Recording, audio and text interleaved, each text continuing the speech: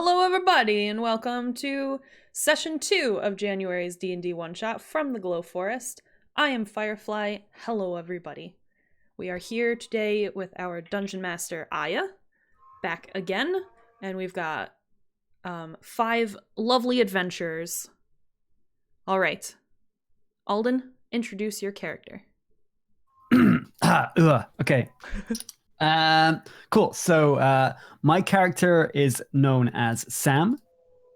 He is a half-elf, drow descent wizard.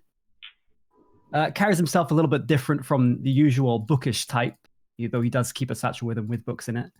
Always carries a blade at his side. There would be a picture. I'll link it for you guys anyway, so the rest of everybody else can see it. He's got kind of quite scruffy white hair, kind of almost icy. He usually is wearing, over the top of some fairly simple tan gray studded leather, a blue and golden kind of robe. And one of the most noticeable things about his appearance that he has on all times kind of bandages wrapped around his neck all the way up to the chin. And that's it. Very cool. All right, Bean? So my character is Yogi. He is a dwarven druid. And one of the things that you'd find odd about him is that he has 2 big horns on his head that look demonic in nature. And you don't really know what they're here for because he's a dwarf, so that doesn't make a lot of sense. But they're here anyway. And he has really long and silky L'Oreal hair. And he is a druid / cleric. Very He's cool. cute. He is so cute. Okay, Lefty? Hello, my character's name is Ekik. She is a fighter, half-orc, and very rough. Hasn't had a lot of social contact out of her village, so is a little quiet, a little rough around the edges. I will put the picture of her in the thing as well, in the chat. That's it. Okay, Apples? I'm playing Buck. He is a human warlock. He's got kind of messy hair and wears cowboy-esque clothes, and he's pretty laid back and chill. Perfect. Ranger?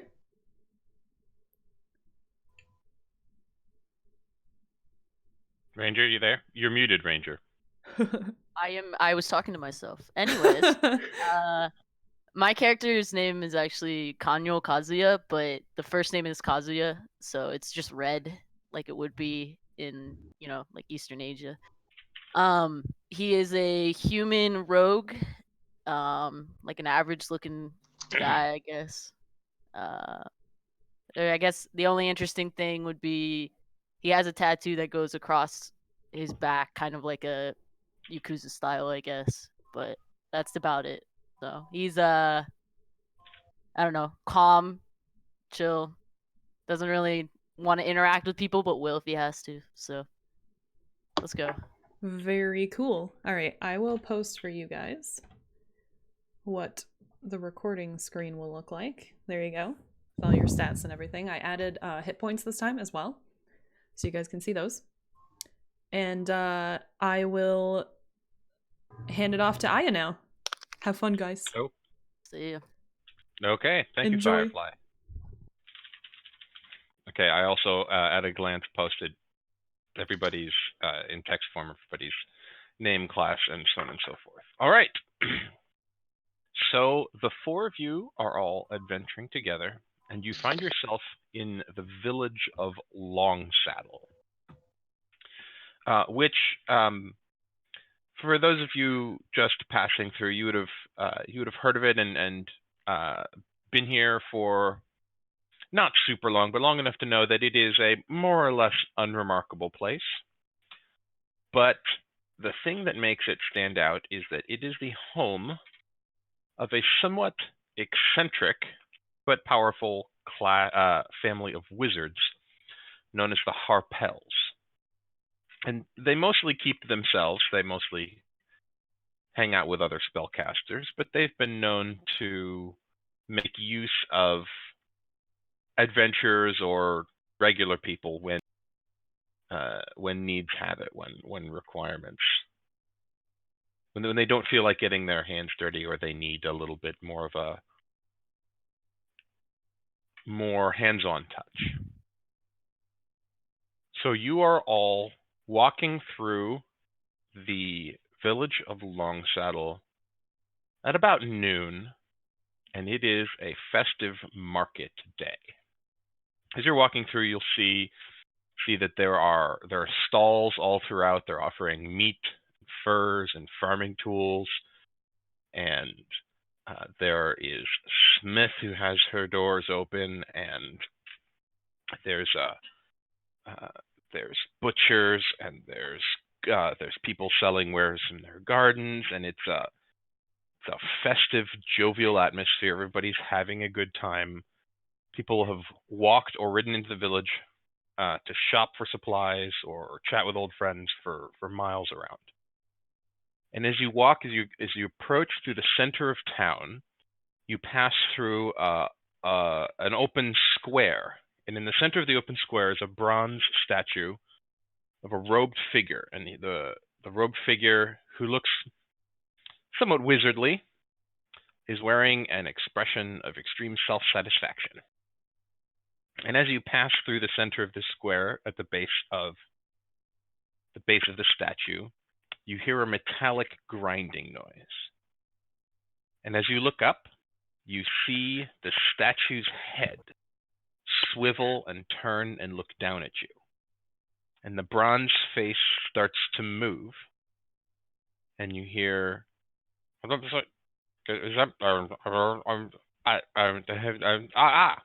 we go. That's what we needed. Can you hear me? And as you look around, and you see he's looking down directly at you. He says, No, not the yokels, the ones with the swords and the armor and things, and you with the horns. Yes? Good. All right. By which, I mean Tristan Harpel, not Great Uncle Humphrey here. I'm just borrowing his statue. I have a need for some of your type. I'm an adventuring, rough and tumble type. And I expect that you probably have a need for, let's say, gold and other shiny things. It's nothing special, really, just a jaunt to the countryside. And in return, I'll supply you with, let's say, 250 gold apiece. Now, I expect you have questions, but we Harpels are not in the habit of discussing business in public, so I won't be answering any. And he kind of looks, you see, he looks off to the side, but there's nothing there, so you think he might be looking like off screen where he is, and you don't know where he is. My colleague Carter will be with you momentarily, and he hand flicks like he's shooing someone away. And I have supplied him with all the information you could possibly want. And there's a little pop above you, and the statue raises its head skyward, and he says, there he is now. And you hear a soft flapping noise. And all of you look up, and let's see, what are our stats for all of you? Passives. So Buck, you, and Yogi, you're the first to notice it. And you see, as you look upwards, you see you hear a soft flapping noise and a small white shape descending through the breeze. And as it gets closer, all of you pick up on it. And a small figure is descending through the breeze, and you see flapping. Does it look friendly, or does it look like it doesn't. It as it gets closer, you realize it doesn't look like it doesn't look like an animal, and it doesn't look like a person. It looks like an origami crane, a flying animated origami bird, folded paper bird. And as it kind of comes in front of you, and it levels up. Ekig, I think you're the tallest. So Hell it the flap of wing beeps come to a stop right in front of you because you're the tallest.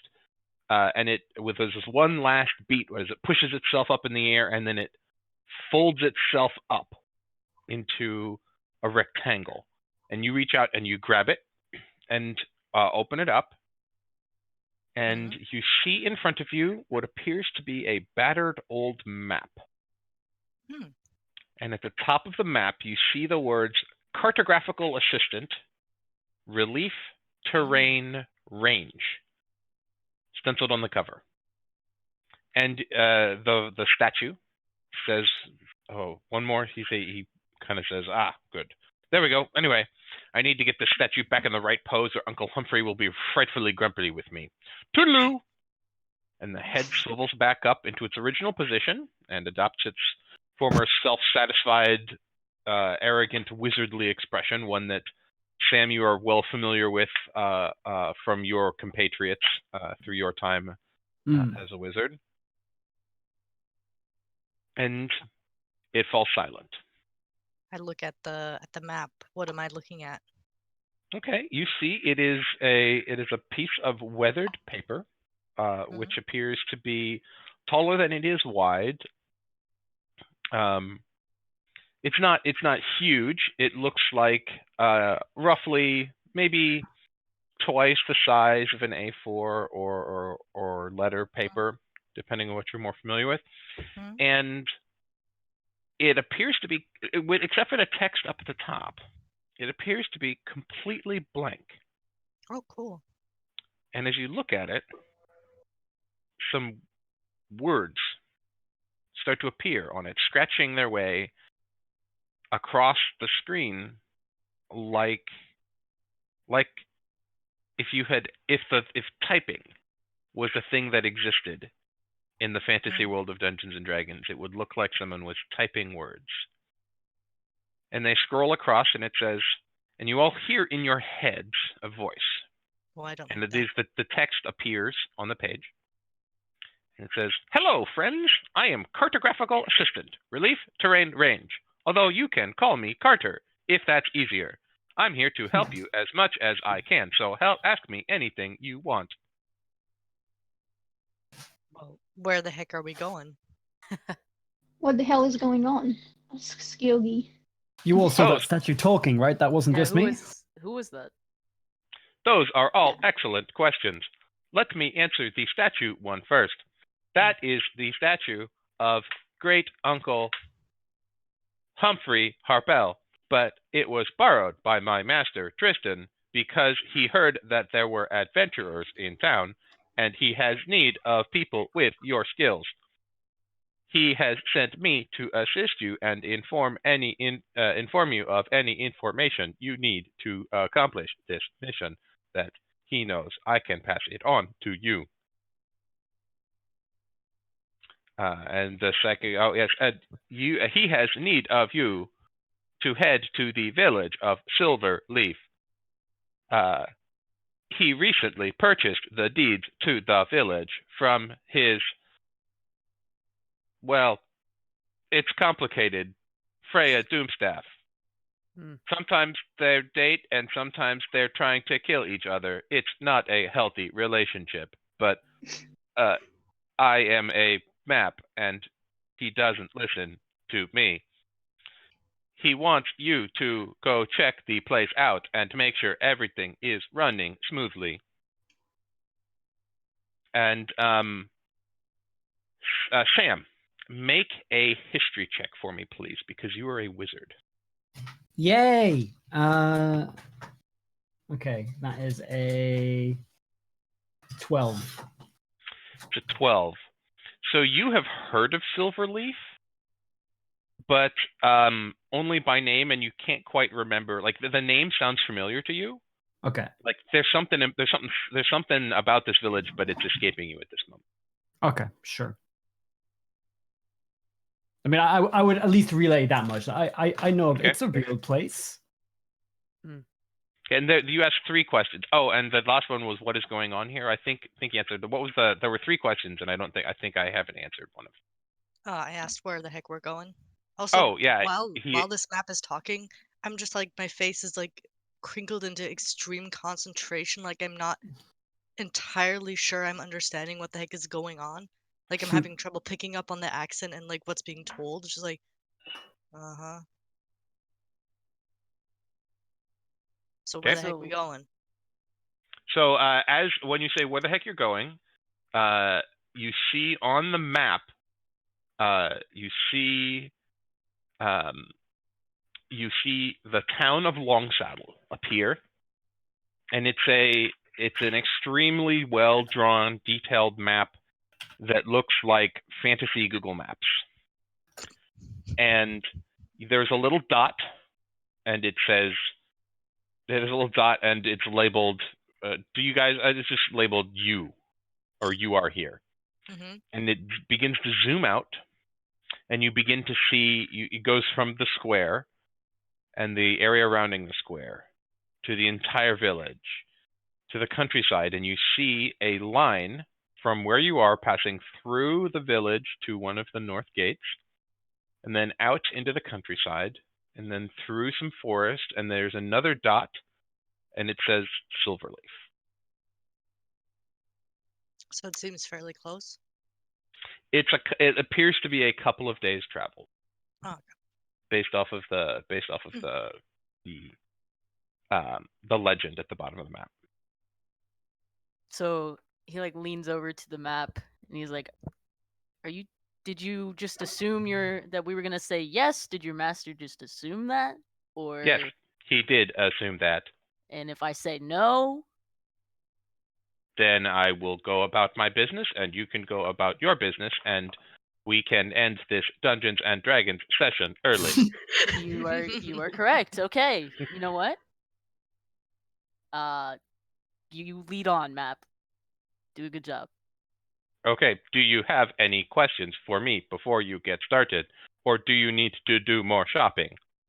I mean, what are we getting out of this? We're going someplace. We're gonna be, I don't know, checking out the place, but like, what's in it for What do we us? expect? You'll be paid. He's promised you 250 gold as Each reward for or- checking each Yes. Okay. for checking this place out and reporting back. I mean, that's a small Sounds interesting. fortune for people like us. Free money. Could be. That's why I was suspicious for a minute. But I mean, it's not really free because we're being hired. that is true. We're probably gonna be in danger. Sounds And fun. you hear Carter's voice pipe up, and it says, "Yes, it is not free. You do have to go check the village out and make sure there is nothing wrong. If you see Derek, tell him that the master is waiting for him." Who? Oh, Derek Dunhill. 4 weeks ago, my master sent his servant there to check the village out, and he never returned. Tristan, master, would like you to investigate and deal with any issues. Interesting. Well, seems fairly straightforward. Okay, do you want to do any shopping? It's market day, and there are stalls and things here if you want to go shopping for any extra stuff. You have those of you who were in the Christmas one-shot should still have some gold left over from that, and those of you who made new characters for this session started with 50 extra gold, and so you can spend that here or not spend that here, your choice. I am good. I'm good. I could go see if there's anything that could be useful. Maybe. Okay, what are you looking for? What kind of shops are there? Well, there's a smithy, and there's what appears to be an herbalist's shop.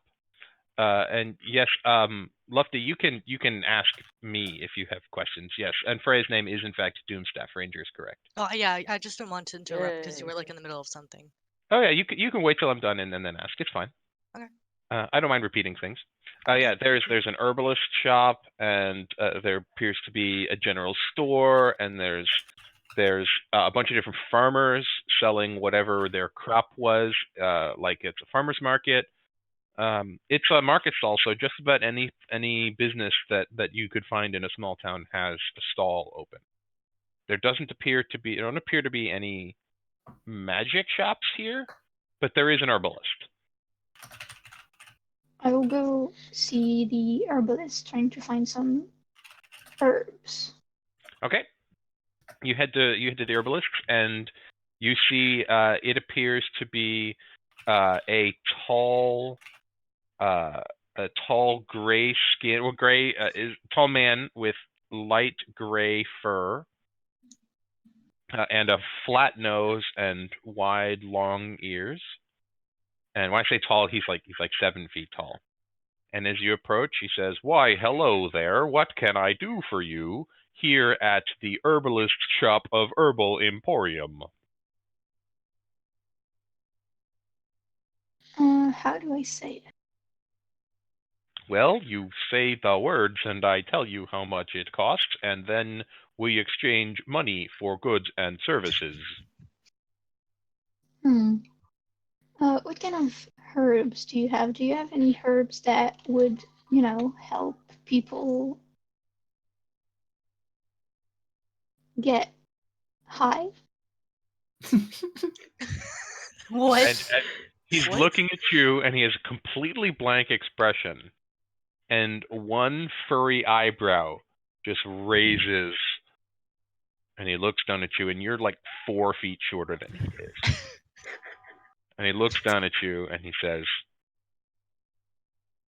"Why, my dear dwarven friend," and as he pulls out a piece of paper, and as he's speaking to you, he's writing something on the piece of paper. He says, "Now, this is a respectable emporium, and we would never sell such things that would corrupt or degrade or influence the mind. This is not the kind of village where you can where such things are legal, and it is highly frowned upon, and as a result, these services are strictly off limits. I am afraid I cannot help you." And he hands you the piece of paper, and make a sleight of hand check to take it without any of the villagers or any of them noticing. Hold on. What's my Are we in the middle of a drug deal? Hell Yo, yeah. guys. 14? 14, yeah. So you manage to palm it without too much effort. You don't drop it or stumble it or anything, and you open it up, and it says, "Back of shop. Be subtle. Keep your voice down." Be cool, dude. Just be cool. Just gonna And stand he here. turns away in sort of a haughty manner and walks into his shop, because he's got a stall out in front of his shop. So he walks into the shop. Okay. So, can I follow him? Yep, you can. And if you follow him, he leads you back. There's a counter, and behind the counter is a door into the back, and he leads you in behind. And Okay. does anybody follow, or is it just Yogi doing this? Just gonna stand and look nonchalant as they drug deal. Okay, make a perception check. Oh shit! All right, hold on. What do I roll the perception with So again? D20, add your perception D20. modifier, which Okay. for you is +4. 23. All right, so you keep a sharp eye out, and you've been a lookout before, and it appears that this was done, and no one has attracted any extra attention. So no one is looking at you. There's the occasional town guard wearing a breastplate and a truncheon wandering through, but they're not looking too closely. Okay. Did anybody else go with Yogi? No. Okay, so Yogi, he leads you into the back and says, "Well, we're going to have to work on your subtlety, but What kind of substances did you have in mind?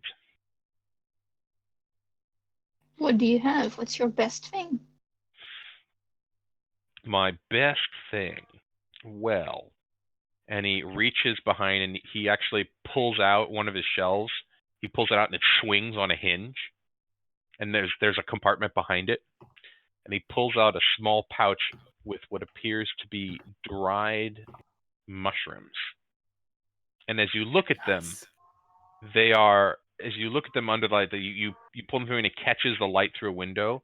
And the mushrooms, which you're used to mushrooms being browns and grays and some brightly colored ones, but that usually means they're poisonous. And as you look at them, these ones are something that you haven't seen before.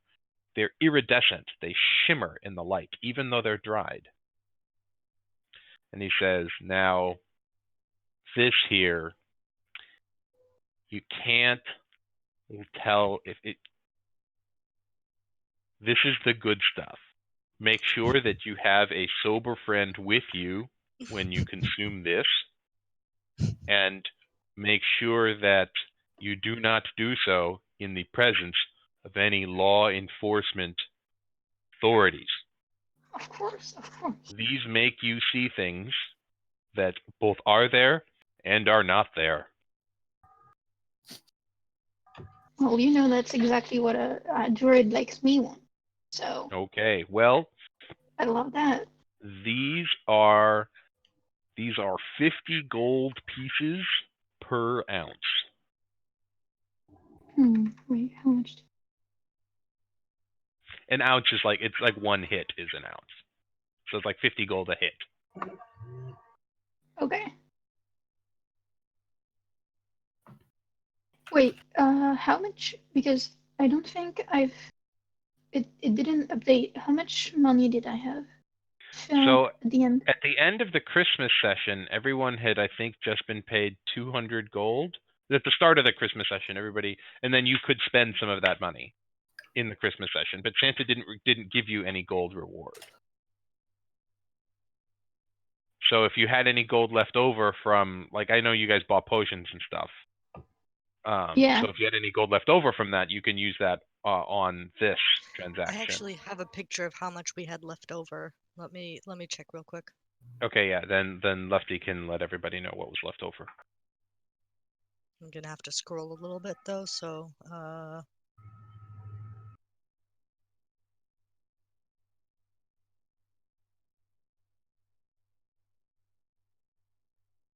My giant D20 just rolled a 1 and then a 20 in rapid succession.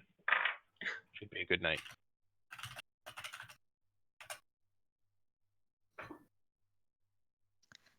overall,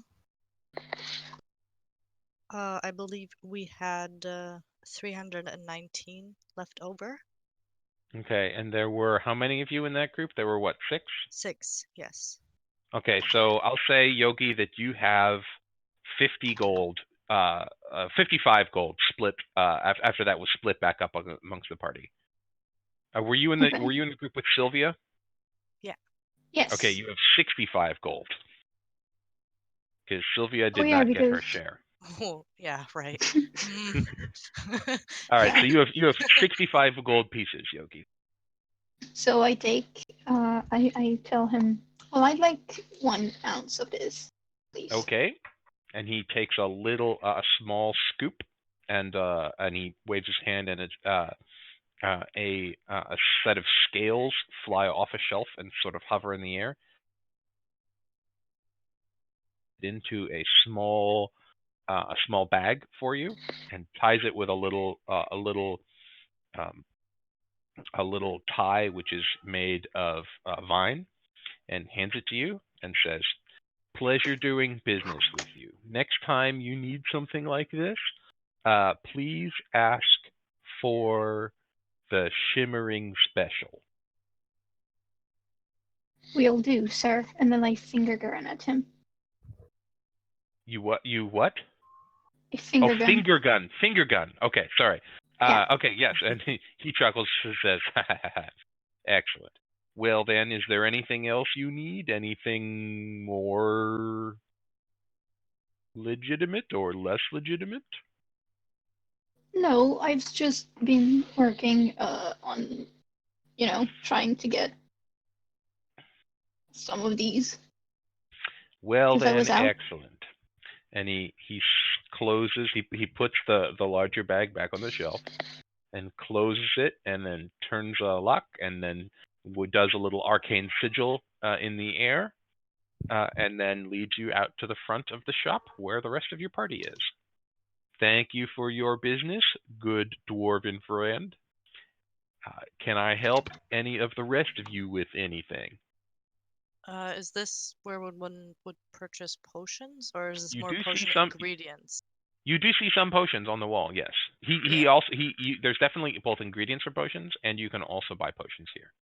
The former would be cheaper, but if you can't make your own, then you can buy potions that are made here. I mean, as much as I would love to see my character try to make potions, I think it would be easier to just inquire. Excuse me, sir. I assume Yes. it's sir, right? Yep. Uh, Yep. how much are the health potions? Well, we got us a regular health potion for 50 gold, and we got 2 of them right now. We're running a little low. There was a big dust up at the tavern last night, and a couple people came in early to heal some of their wounds with some of my stock, so I need to make some more. And I have 1 potion of greater healing, which is 100 gold pieces. And the small ones were 50. Yes, they are 50 gold pieces each. Mm-hmm. All right, I'll take one of them, please. All right. So you give him 50 gold pieces, and he gives you a regular potion of healing. That's 2d4 plus 2 healing. Mm-hmm. And he says, "Well, thank you. I hope you do not need it, and if you do, that you are satisfied. Mm-hmm. Can I help any of the rest of you with anything?" No, I think Aaya, you're good. I have a question. So Yeah. I just realized my thing from Santa last time was a bag of gold. How much gold was in it? Oh shit. You're rich. Yeah, you put me on the spot here. Let's just say a lot, Okay. and we can work out the specific. I'd say it's probably something like 2,000 gold pieces. Oh, okay. Ooh. Hey, you want to buy me a potion? Yeah, can I buy the other 2 potions with that? Yeah, Then? so yeah, you can subtract 150 gold, and you get You could 1 buy the regular whole potion of store healing if you wanted. Just buy the whole store. and 1 potion of greater healing. Yeah, I would say it probably would have been something on the order of 2,000, maybe more. But yeah, it was a lot. It was a lot of gold. Okay. Mm. Which Yeah, one are you gonna give? I completely forgot about that. So did I? Yeah, what was your gift from Santa, Yogi? It was a basket that could produce gooseberries at will. Oh, okay. Yeah. Yeah. And because you took a level of cleric, so I'll say that what that amounts to is that you have a pouch, or a small wicker basket or pouch, which contains at all times 10 good berries without you needing to cast the spell. Okay. And they never. If you take one out, another one takes its place. So since you took a level of cleric, they obey whatever your spell casting is, as if you'd cast the spell. So they now, because you took a level of life cleric, each good berry now heals for 4 hit points and not just 1. Oh, But okay. yeah, so you have 10 at any given time. Okay, they need to be administered like a potion, I suppose. You eat them. You eat them like Yeah. they're just like a little berry. You eat them. Like, I But they mean, follow. if someone is injured or it's, if you want to heal someone with it, then it would be your action. Yeah. Yes, that's correct. Yes, Okay. that's correct. It would be an action to feed someone else a good berry. And I may go through iterations on this to balance that to make that item a little balanced, but that's what it'll be for today. And all right, yeah. So you, Buck, you subtract 150 gold pieces, and you have a potion of healing and a potion of greater healing, which is 4d4 plus 4 healing. Okay. Yay. All right. Does anyone else have anything they need? No, I'm broke. Okay, and just so you know, Yogi, you do have the ability. You are proficient with a herbalism kit, which means you can make healing potions. Just so you know. Oh. Yeah, Okay, if yeah, anyone is but I only proficient have- with an herbalist kit, that's what's necessary. It'll take time, but you can do it for cheaper. Proficiency with an herbalism kit lets you make healing potions. Okay. Because Okay. I have. Where is it in the sheet? It's if you're looking in D&D Beyond, it's at the bottom left. It's under Tools. You see Brewer's Supplies, Cook's Utensils, Herbalism Kit. If you're looking at your PDF sheet, it's on the right side. Below, there's maximum HP, hit dice, death saves. Immediately below that, there's all your proficiencies and languages, and it shows up there. I downloaded it yeah. from your character sheet yesterday, so I know it's there. Okay. Okay. Yeah, I see it. So does anyone else have anything else they need to do at either the herbalism kit, the herbalism shop, or anywhere else in town? Just because I'm looking at that, and I meant to ask, but I forgot. Vehicles in brackets land. Oh yeah, that just means you're proficient in driving vehicles. It's harder for you to get lost. It's harder for you to lose control. You Gotcha, can okay, maintain control Okay, in thank you. combat, things like that. Sweet, thanks. There's also vehicles sea or vehicles water, and in which case it's like you know how to sail a ship. Yeah. Okay. All right. If there's no other business here at the shop, the proprietor thanks you for your business and wishes you best of luck in your adventures. And if there's nothing else you want to do in town, you can just tell Carter that you're ready to go, and it zooms back in on you and starts leading you direction by direction out of town. Yeah. Do we want to like walk, or are we hiring like horses or something? Yeah, was there several days in like cart travel or is it in walking travel? It's 3 days of travel on foot. Okay. And is there's there no any way rush, for us right? to? Yeah, you could probably find stables to rent horses. I mean, up to you guys. I don't care either way. I can walk. I don't mind. Yeah. Yeah, I don't mind either. Walking sounds good. Okay. Okay. That's fine. So as you get along your way, you leave town, and it takes around 3 days, and it leads you through. Now you're in a very picturesque, beautiful part of Faerun, and it is sunny, and it is a very pleasant temperature, and there's no rain. You find yourself leading through hills and through wild, beautiful woods and over expansive vistas of beautiful farmland. And Carter guides you cheerfully and efficiently. He points out good places to camp and where you can find the most spectacular views. And he also leads you around known areas of danger. And you manage to make it to Silverleaf without any complications.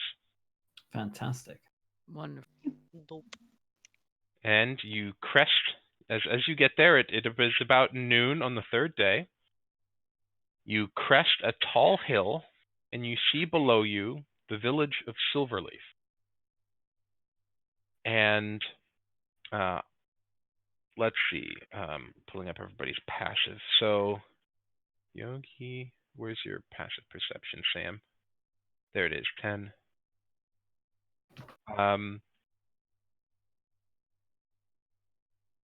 Oh wow, everybody's got passive perception. Oh no, Sam, make a perception check. Okay. Because everybody else is above the DC, and I want to see if you make it. Probably not. It's a solid 7. Nope. I'm spacing out. I'm reading or something. Yeah, everyone except for Sam notices that there is pretty certain that below you there's nothing moving down within the village. But all of you, even if Sam's perception's a little odd, all of you can see below you is that there's maybe a score or so of houses nestling inside the village, and you can see at the center of the town a shimmering silver gleam. And Sam, please make another history check as this jostles your memory with advantage. Well, that's a natural 20, so 26? Hey. Okay, seeing this sight has made you go, oh, right, Silverleaf, duh, how did I forget this before? Incredible impression. Silverleaf is quite famous amongst wizards in the north because of a peculiar orchard that lies at the heart of the village. It is what gives the village its name. An ancient quirk of magic causes the trees at the center of the village to grow leaves of pure silver. And you know, you remember, and you know with this history check that it doesn't produce a vast amount of silver. It's about like a small silver mine. Okay, so they're actual silver, not silver colored. No, they're literal actual magic silver. Okay, awesome. Yep. And so it produces about as much as a silver mine. So it's a little bit of money, but not like enough to start huge gigantic wars over. It's little lighter on the labor, I suppose. Yeah, but it is nevertheless a very prestigious possession. Owning the mine is a very prestigious thing amongst wizards. And Freya, and as you start to explain, I assume you explain this to everybody. Oh yeah, for sure. Yeah, and so as you do, you hear Carter's voice in your head explain to you that Freya signed a magically binding contract with Tristan. So Tristan bought it from Freya. Freya used to own it. Freya signed a magically binding contract, but Tristan is suspicious that she's tricked him somehow. Okay. And that's why he's asked you to come investigate this village. Yep. Okay. So, and so everyone except for Sam can notice that there doesn't appear to be anything moving in the village. So what do you do? I tell everyone that I think it's odd. Some wouldn't know what I'm talking about, but there's no one out and about in the city in the middle of the day. Either they're hiding or something darker is going on. Well, I assumed that when they signed the contract, everyone, the people weren't a part of it, so I would have thought they would still be here. You would think. Well, you standing up here. Yeah, we should go. The sooner we get down there, the sooner we can go back. Okay, so did you head into the village? Yeah. Okay. So after a short walk, it takes you maybe 20 minutes, half an hour to walk down to the village. And it seems to be very pleasant. It's a well-maintained small country village. The cottages are pretty and well-built. And the gardens are beautiful, but they look like they haven't been tended a bit. Everyone who's proficient in nature. So that's Yogi, and anybody else who's proficient in nature. Make a nature check. 14. Anybody else roll? Or is it just Yogi? Not me. Not me. So Yogi, it looks to you, although you're not super experienced with gardens per se, more with sort of wild nature, but it doesn't look like there's been any weeding or pruning of these of the gardens in maybe a month or so. The weeds that have grown up look to be about a month's worth of growth.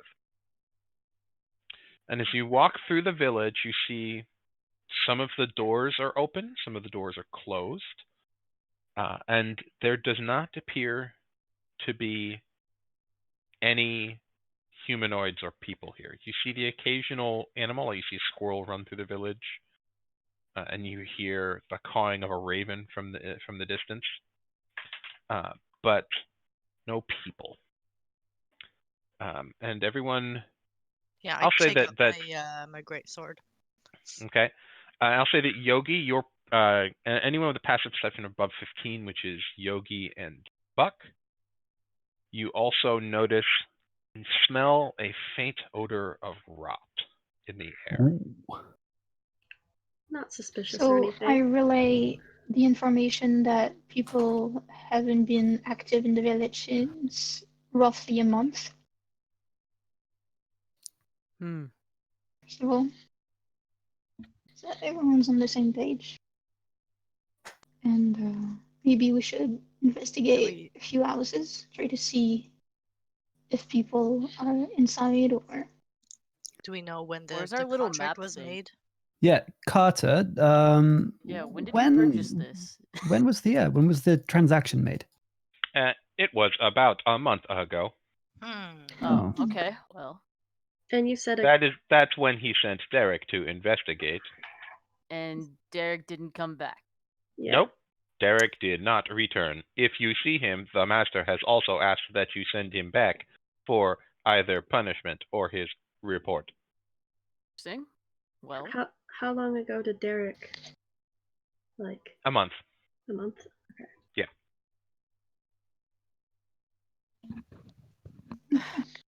You said you Should we relayed that go- it smells like rot.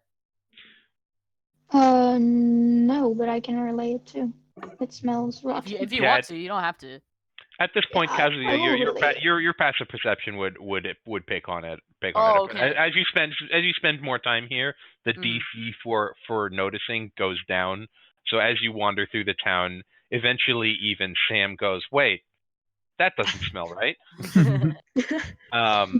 So yeah, you eventually notice that there appears to be a faint odor of rot in the town, and the air there doesn't appear to be a breeze there's a breeze where the orchard is, but there's not much of a breeze here. Taking a quick look around, does it seem like people's doors are like locked, closed? Can I take a peek inside a window, maybe? Yeah, you take a peek inside a window. There does not appear to be anyone in. If you peek inside a fairly average-looking cottage, you see a table that has looked like it was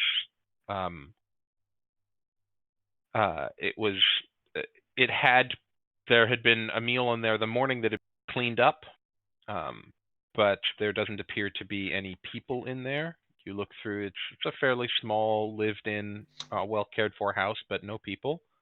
You said you want to check to see if the doors are locked. Yeah. Yeah, you check the door, and the door does not appear to be locked. No. Okay, cool. I'll just take a very quick peek in just to double check, and then yeah. Okay, just make a relay dexterity that. saving throw. Nice. +4. Okay. 22. Okay, you step through the door with no issues. Fantastic. You did not trip over the mantle. Excellent. That's great to know. I just wanted to fuck with you. The door wasn't fair, trapped. that's fair. I just wanted to mess with you. No, the door. None of if each of you check a door, none of the doors appear to be locked here. Can we pinpoint where the like rotting smell is? There like a stronger area where it's coming from, or? Yeah, let's make this. Let's have the entire party roll an investigation check, and we'll see how the party does as a whole. So is that D20 plus? Plus investigation. 13. Natural 20 plus 1. So for skill checks, I need to know the actual number. So a natural 20 is only a guaranteed success on an attack roll. It's still cool, okay? Yeah, it's still no. It's important. So it's important for the cool factor, and I'll take that into account for the cool factor. But Sweet. Sometimes the success DC is higher than 20. Yeah, I said +1, so So 21. yeah, so 21. That's good to Mhm. know. Sam, what'd you get? 23. Rolling high to start. Okay, I think that was everybody. Yeah, so you find without too much of trouble, and in fact, Ekig and Sam, you basically just beeline straight for it, Oh, and the I rest can't of you. smell. I rolled like a 2. Oh, I can't smell. who got? Oh, was That's that me. Apples? No, What? I got Oh, like I'm sorry. I like a 4 or something. I It's got like Kazuya. a 4 with everything. So I literally can't smell. I cannot smell anything. All right. I said Ekig though. Oh, sorry. Okay. Yeah, Ekig, you're the one who got the 21, right? Mhm. Yeah, sorry. I'm trying to make sure I get everybody's voices in my head. Yep. Mhm. Yeah, so Ekig and Sam beeline straight for it, and the rest of you manage to go, oh, right, yeah, that's where it's coming from, and follow along behind them. And the house that Sam has stepped into, you follow the smell, and it leads you to the pantry. And the smell appears to be spoiled food in the pantry. And although the table had been cleaned up, the dishes hadn't necessarily been fully washed, sitting in a basin on the counter. And the food appears to the leftover food on the dishes is also been spoiled. Okay. There are Oh, no dead that's- bodies. Yeah, that's Interesting. better than I was expecting. So Looks like Is they might have there, left in a like- rush. This is kind of Yeah. weird. Well, Is they there a simply mayor disappeared. or, someone who is, like, the town leader? I A don't think town hall, anyone's. perhaps? We could head there. Yeah. Maybe that's where Even, Derek. even if there's no one, maybe there would be information in the house that we could find about it. Mm, What happened? Sounds good. works for me. Okay. I'm going to need you to, because there's nobody here to guide you, Yogi, you're going to need to roll investigation.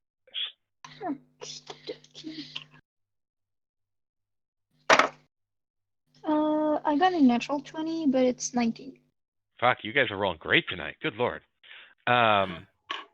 So yeah, you find you step out of the house, you look around, and you see a slightly larger building than the rest. The rest of them look more like houses, and this looks like it might be like a meeting building with some offices or something like that. And you head there, and it looks to be like a fairly small town hall municipal building of sorts for a very small village. So it's not very big. There appears to be a small office inside it that has a desk, and there's the word there's the mayor mayor of Silverleaf on the little placard in front of it. And before we left the house, I did want to take a quick look to see if there were any like fight marks or like anything that Struggle. would indicate that they were like forcibly removed from their home or something. You know what I mean? Okay, roll investigation. Mhm.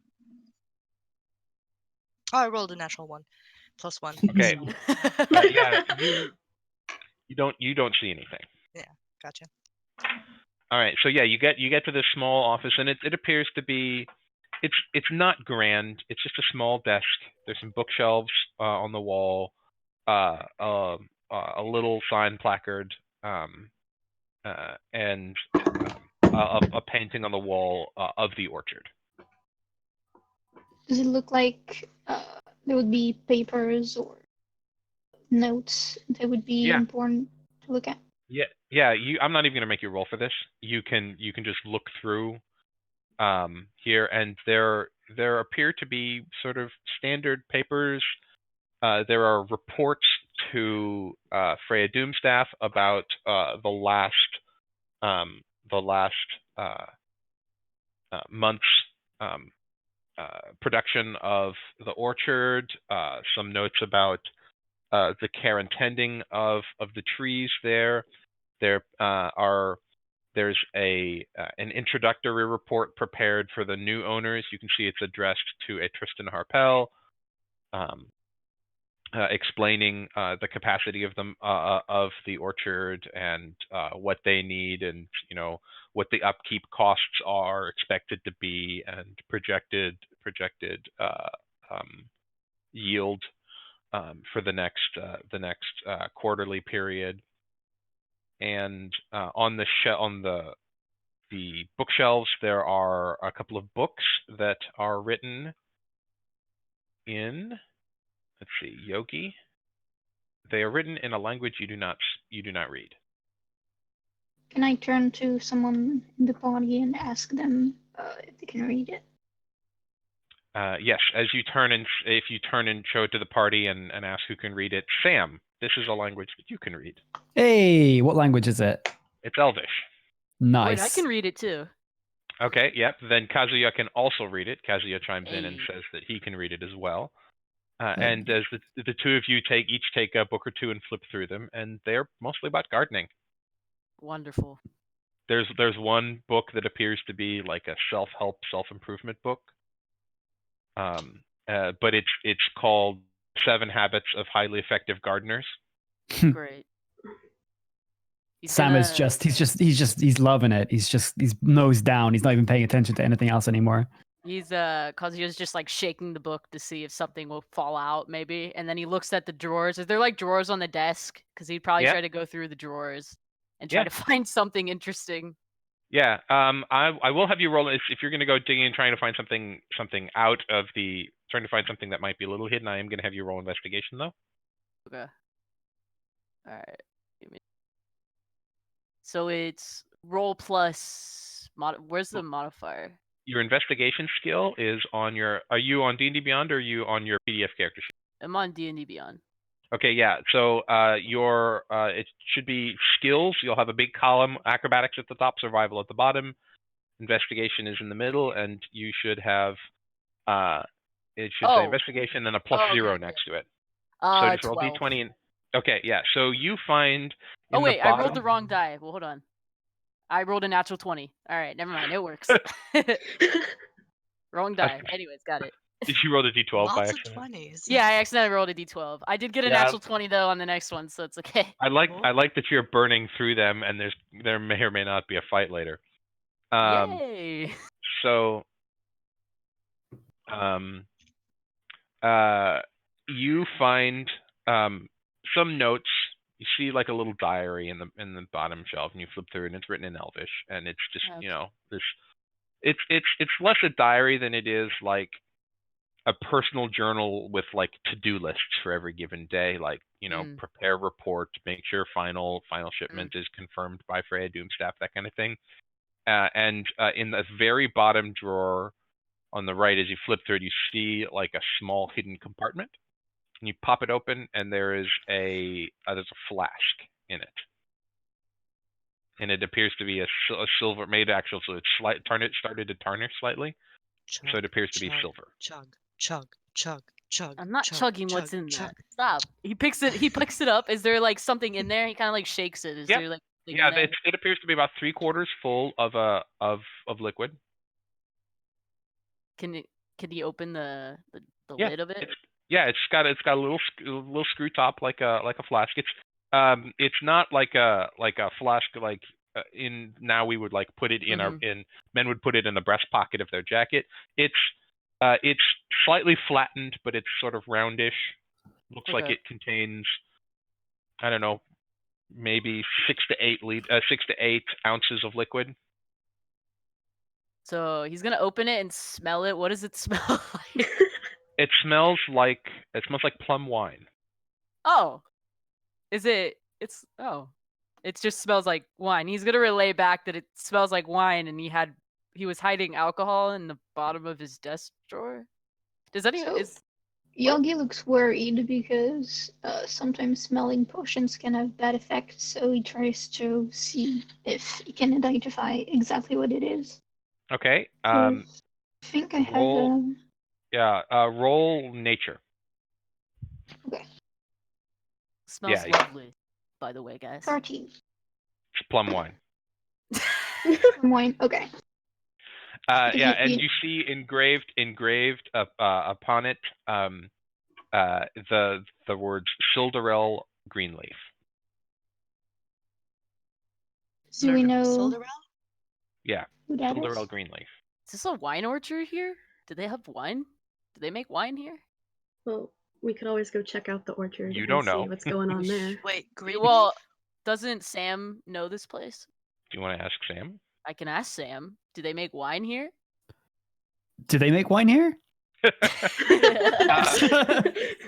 So the majority of the town is the silver orchard in the middle, but there are Yeah. some small personal plots with gardens in the back, and it's reasonable to infer that someone in here probably grows plum trees and someone in town makes wine. Okay. Interesting. Okay. Can I screw this back on and pocket this? Yeah. All right. He's gonna pocket You know. the wine. Yeah, you now have a flask which belonged to someone called Silderel Greenleaf. Silderel Greenleafy. SIL''DAREL.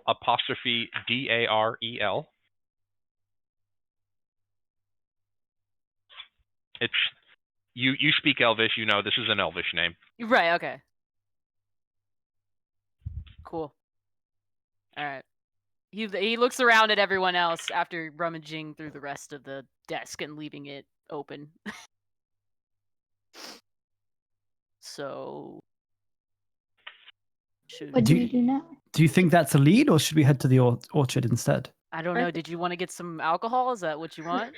I should probably not. Alcohol and weed.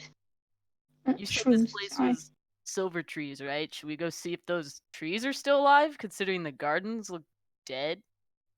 Oh yeah, Yogi, Probably a good idea. did you tell anyone what you bought in the back of the shop? I don't.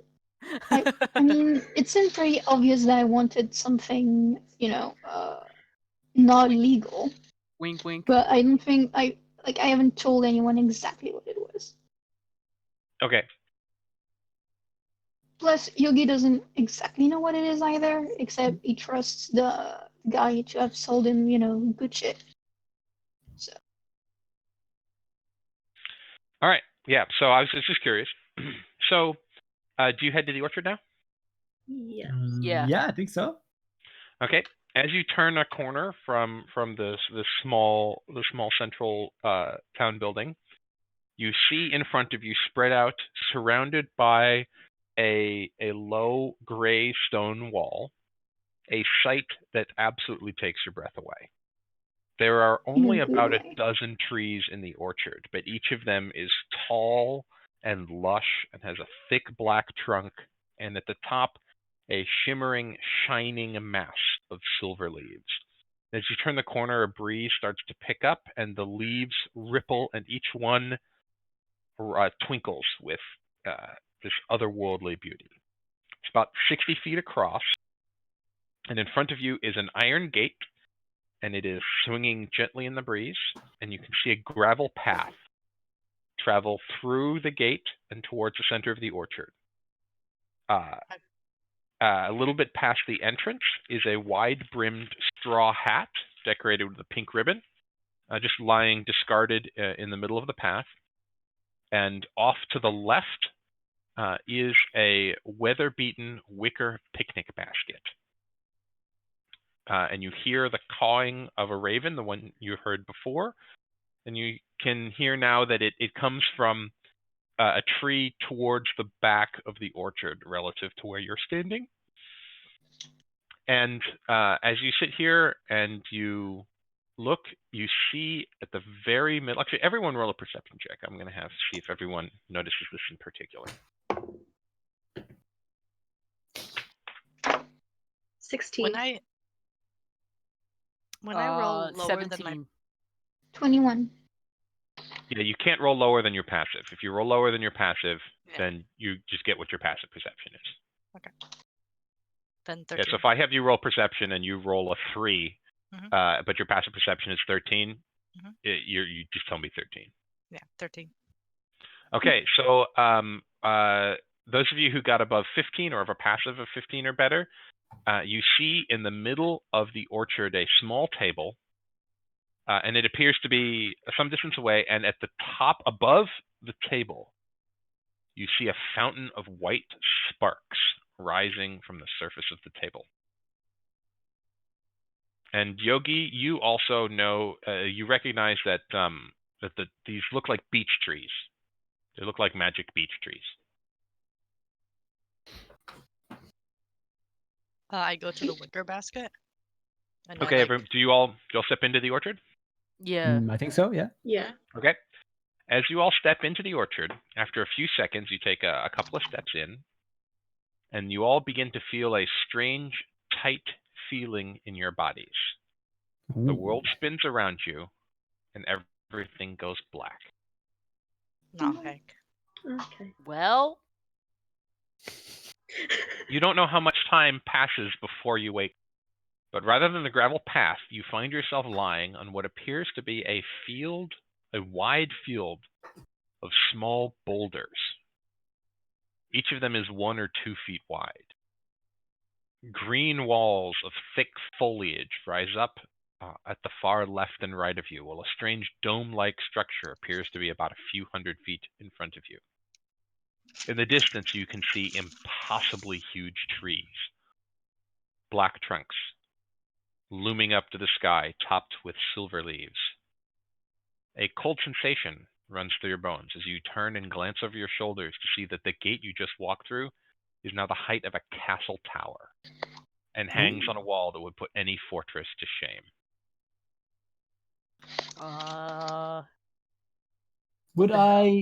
How long would it take for me to realize that we basically shrunk? Roll investigation. Sure. the wall got massive. Well, that's another natural 20. So Yeah. 26. Yeah, you recognize immediately Nice. that you've I'm been small. and the more so, you recognize that you are about 1/60th of your normal size. So Ooh.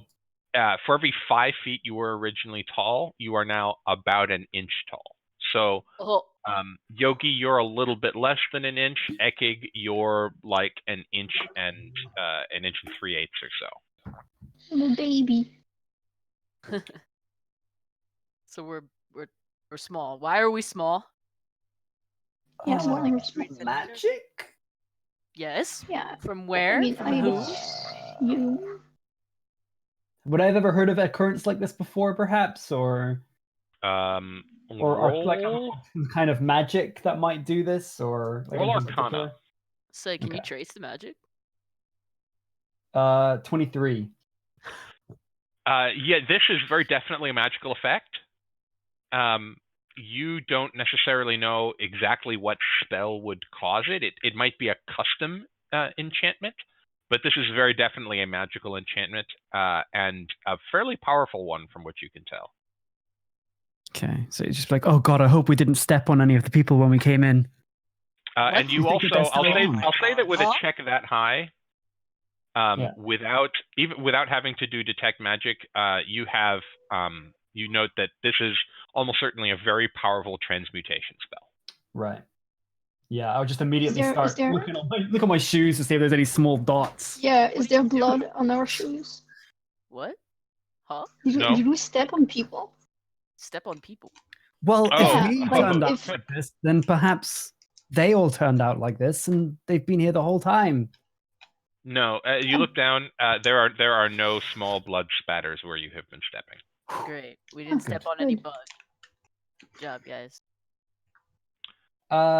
Could we look around, or maybe Sam would raise the idea of everybody taking a look around to see if they can see any signs of movement of anybody who might have also been shrunk, like any signs of passing or activity.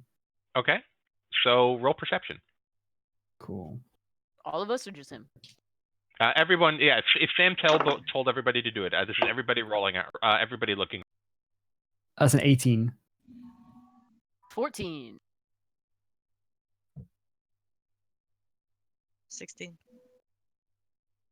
Just 15. realized a squirrel could beat the shit out of us. Yep. So I heard a 15, a 16. Anybody else beat a 16? I got an I 18. got a 16 as well. Yes. So Yogi, Kazuya, and Sam, you all see up ahead of you, the dome structure ahead of you is the hat. Yeah. And what was, maybe 6 to 8 feet inside the orchard is now maybe 120, 180. It's about 180 feet away from you. Is this the straw hat? and you see peeking out from underneath it some hulking furry figures. Ooh. Do they look friendly? You don't know. You're 180 feet away. You are right. Do you want to start moving? Sam Yeah, would we start can moving start over. moving. Yeah, you would start moving towards them. Okay. Yeah, we As you approached start, them. as you approach them, you see them rustle. You see some movement underneath the hat, and you see them pull up underneath of it, out of sight. How close do you want to get? Say how close. Sam's not that wise, so I'm gonna keep walking up a little bit more. Okay. He's more fascinated and curious than anything else. So, do you get 30 feet away or so? Yeah, sure. Okay. What's your AC? It is, I believe, 16. Okay. Hold on, I need to flip to a page.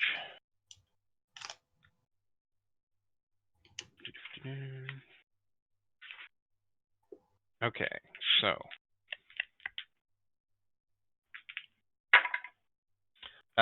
21 hits, right?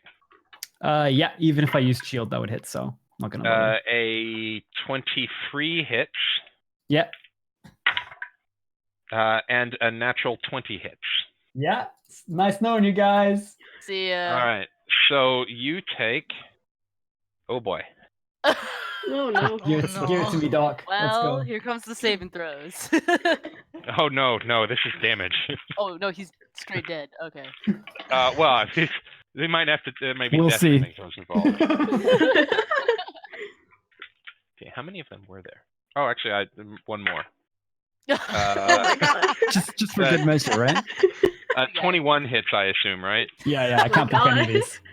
Yeah. What the heck? Well, All right. So you see what happens is all of you see this. You see Sam walk up, and since he's just gleefully walking up, you see from out from under the brim of the hat, you see 4 javelins just come thudding out from underneath and just all thud right into Sam. Oh. And Sam takes that's 10, 20, Yeah. 27 plus. So I'm after 27, I'm down. Okay, yeah. So Sam just is immediately because it's 27 plus 8. Yeah. Holy So shit. Was there a 4th attack, right? Yeah, there were a total of 4. Yeah. Oh, Yeah, no. you took 8d6 plus 8. Seems about right. Points of damage, and you just these javelins just all thud into Sam. Everybody roll initiative, please. Okay. Sam, you still need to roll initiative. Yeah. Still roll. 7. natural 20. 20. Okay. Okay, everybody, give me a second, so I have to roll for them as well. Yeah. All right, they're rolling good, so that's good. You So guys we all just got watched burned all your Sam natural die. 20s. Yeah. Sam's not dead yet. He's only We watched him mostly- get Yes. knocked out. Like Yes. KO. He's partially dead. He flies backwards. God. I'm just Wow. dead with extra steps. It's fine.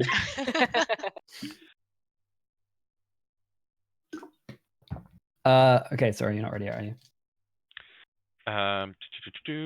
They rolled in. All right. So we're gonna go in alphabetical order by character name. So Buck, please. 16. Kazuya. 20. Ekig. Natural 20 with 2 extra, so 22. Sam. 22. Good lord. Yogi.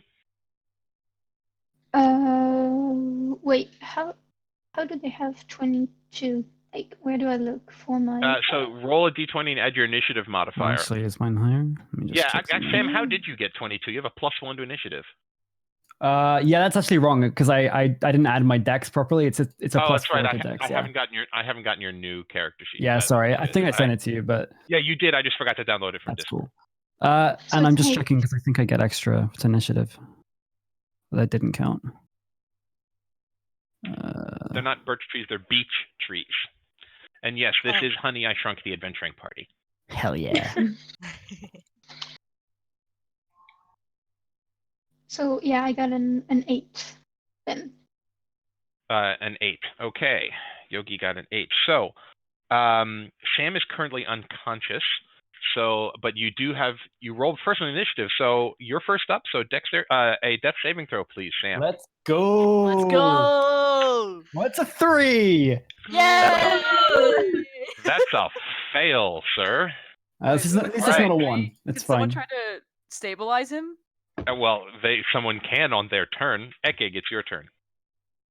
So you see, as these 4 javelins come thudding out, you see from underneath this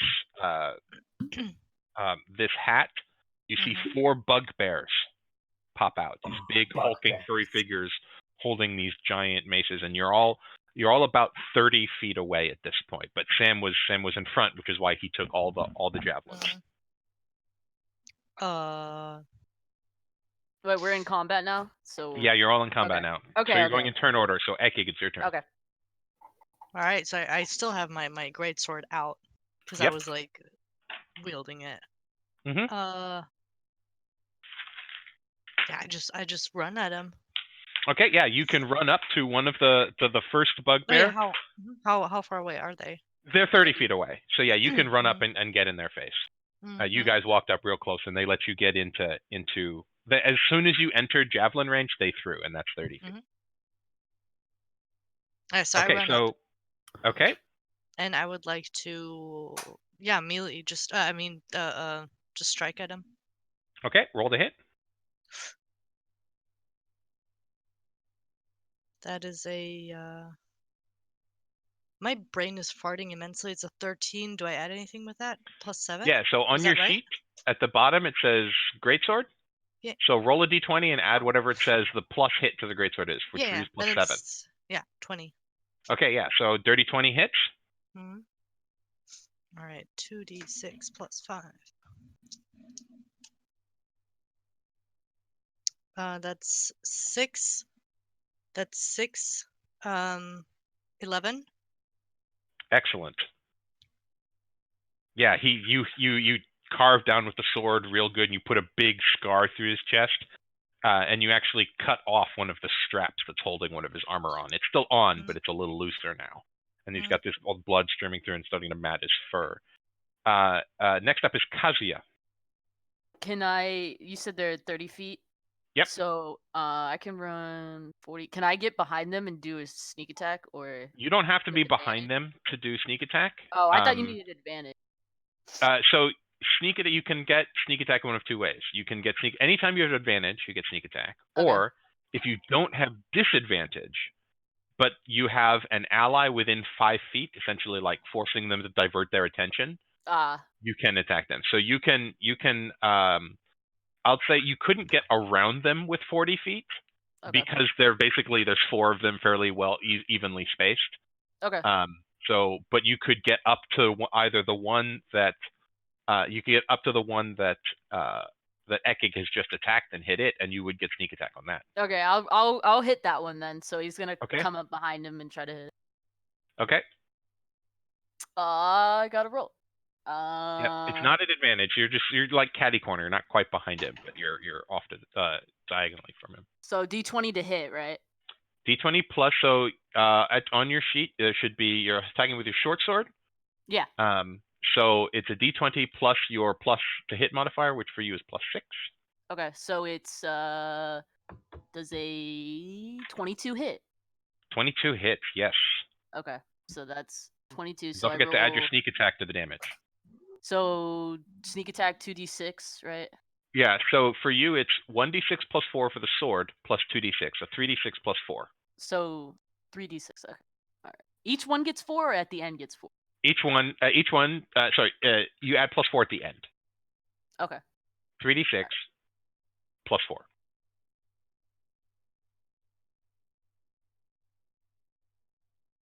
14. Total. 14 damage. Nice. Yeah, you see as you see Ekig's greatsword has just left this gigantic slash on his chest. You come up and you see it's opened up a hole in this this armored kidney belt he's wearing, but the slash has left a gap right at where his kidneys are, and you just stab in there with your short sword, and you see he's barely on his feet at this point. He is extremely hurt. But it is now the bugbear's turn. Oh. And the one who's you've just barely barely not killed is going to turn and hit you, Kazuya. Oh. He's going to hit. That is what's the plus to hit? That's a 19 to hit. I assume that hits. Yeah, that hits. Okay, and he hits you for 7 plus. Hits you for 9 points of piercing damage. And the one next to him is going to swing at you. That's a 22 to hit. Oh, okay. There's 4 of them. Each of them gets 1 attack. And he hits you for 16 points of damage. And the other 2 are going to swing at Ekig. That is a 17 and a 10. Both don't hit. Yeah, so they both one of them just misses completely, and then one of them just clangs off of your armor. Oh, So forgot to do my bonus action. I could have just dipped did? out. You did forget to do your bonus You're action. right. But I didn't forgot ask I if had you one. Yeah, so just remember that for next time. Because we can't unwind combat that far. Yeah, no, that's okay. I I mean, totally if we don't just get remembered. total party killed here, so you know. Yeah, so it is that's the bugbear's turn. Buck, it is your turn. Okay, how far away is Sam from me? They're all your party is maybe 25 feet away from you. In front of the bugbears, the bugbears about 30 feet away. Okay, can I run Oh, up? and Sam. Oh no, Sam is like immediately in front. He's like 5. Okay, I'm gonna go to Sam and give him a potion of greater healing. Okay, roll 4d4 plus 4. 4d4 plus 4. Did piercing damage do extra damage? Because right now I'm at 2 hit points. No, it didn't do extra damage. It's just the type. Sometimes you can be resistant to certain types, or it varies. So there's different types of melee damage. Okay. I'm at 2.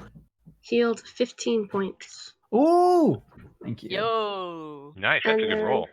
So is that just an action? Do I still have a bonus action? Yeah, it's an action to feed your potion to someone else. So you still have a bonus action. Bonus action, I'm gonna Misty Step away. Okay, where do you want Misty Step back? Yeah, like farther back. Okay, just so everybody knows, when we're describing feet, they're essentially relative feet. So like 5 feet as perceived by you. Not 5 feet in absolute terms. Oh my god, that'd be insane. Yeah, so this is just 5 feet as perceived by you. So 5 feet is just an inch in front. But yeah, you can Misty Step 30 feet back. You're now 60 feet away from the bugbears. Yep. And do you want to move? You could just walk back. You're not in melee with. Yeah, then I'll just walk back. Yeah. As far back as I can go. Yeah, you can just walk back 30 feet. You're now 60 feet away. You still have a bonus action if you want to use it, and you've preserved a spell slot. No,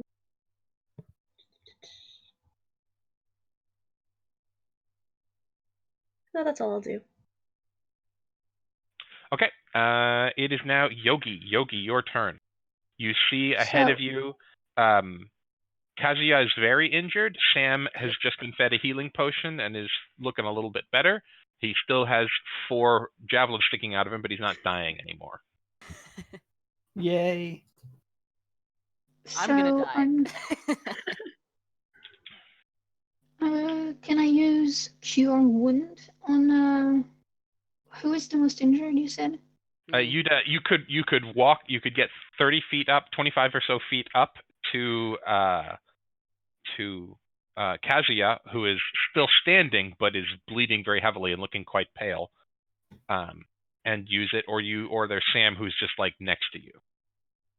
Yeah, but Sam just got an healing potion, and Precisely. he's not like in melee. He's not dying. So I think yeah, I'm gonna go up to Kazuya. And use Cure Wound. Oh. And that is.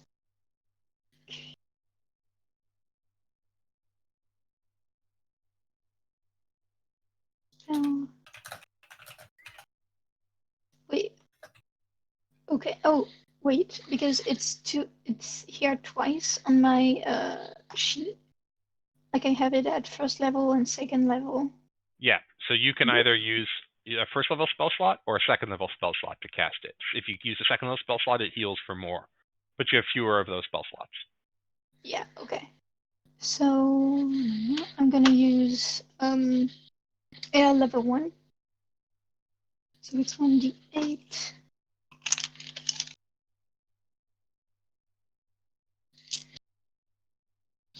So it's, well, I rolled an 8 plus spell casting modifier. So plus spell attack. Do I use that? No, Or so is it on your sheet just there is, let me pull up you're using your PDF sheet? Or no, I using was D&D Beyond? I mean, I'm switching from both, but here I was on the D&D Beyond one. Okay, so let me It's the pull you plus up. And 4. I can pull you up. Yeah, it's plus 4. So 12. Yeah, so you Yay. heal for 12. And then Yogi, Bean, if you pull up your character sheet, if you click to the spells tab, Yep. in the bottom right, you'll see all the spells. If you click Cure Wounds, you click Cast next to Cure Wounds, you'll see that it gets checked off as having been cast. Oh, you haven't prepared your spells. I forgot to tell you to prepare your spells. Oh, yeah, right. Because Yeah, so before your next round, if you click Manage Spells, you can click Known Spells, and then you can prepare your spells. So you need to prepare 2 more spells for your druid, and you need to prepare 4 more spells for cleric. So just choose your prepared spells, and okay. then when you choose it, so like if you click Cure Wounds, the effect will say 1d8 plus 4, and it'll say actually tell you in your sheet what the effect is. All right, so we're back up to the top. Sam, you are conscious but prone. Yay! Okay. Kind of just using Buck to kind of like grab in the arm and just pulling myself up. I imagine the javelins are probably falling out. Yeah, you can just pull them out as a free action, no big deal. I think Sam is going to. Okay, yeah. I'm gonna go with Ice Knife. So I'm just gonna double check what that does so I don't misread it. Okay, cool, yeah. So kind of like pulling out his water skin, just pulls out, like lets a single drop come out of it onto his hand, and then kind of points his finger forward with a shard of ice beginning to coalesce at the end.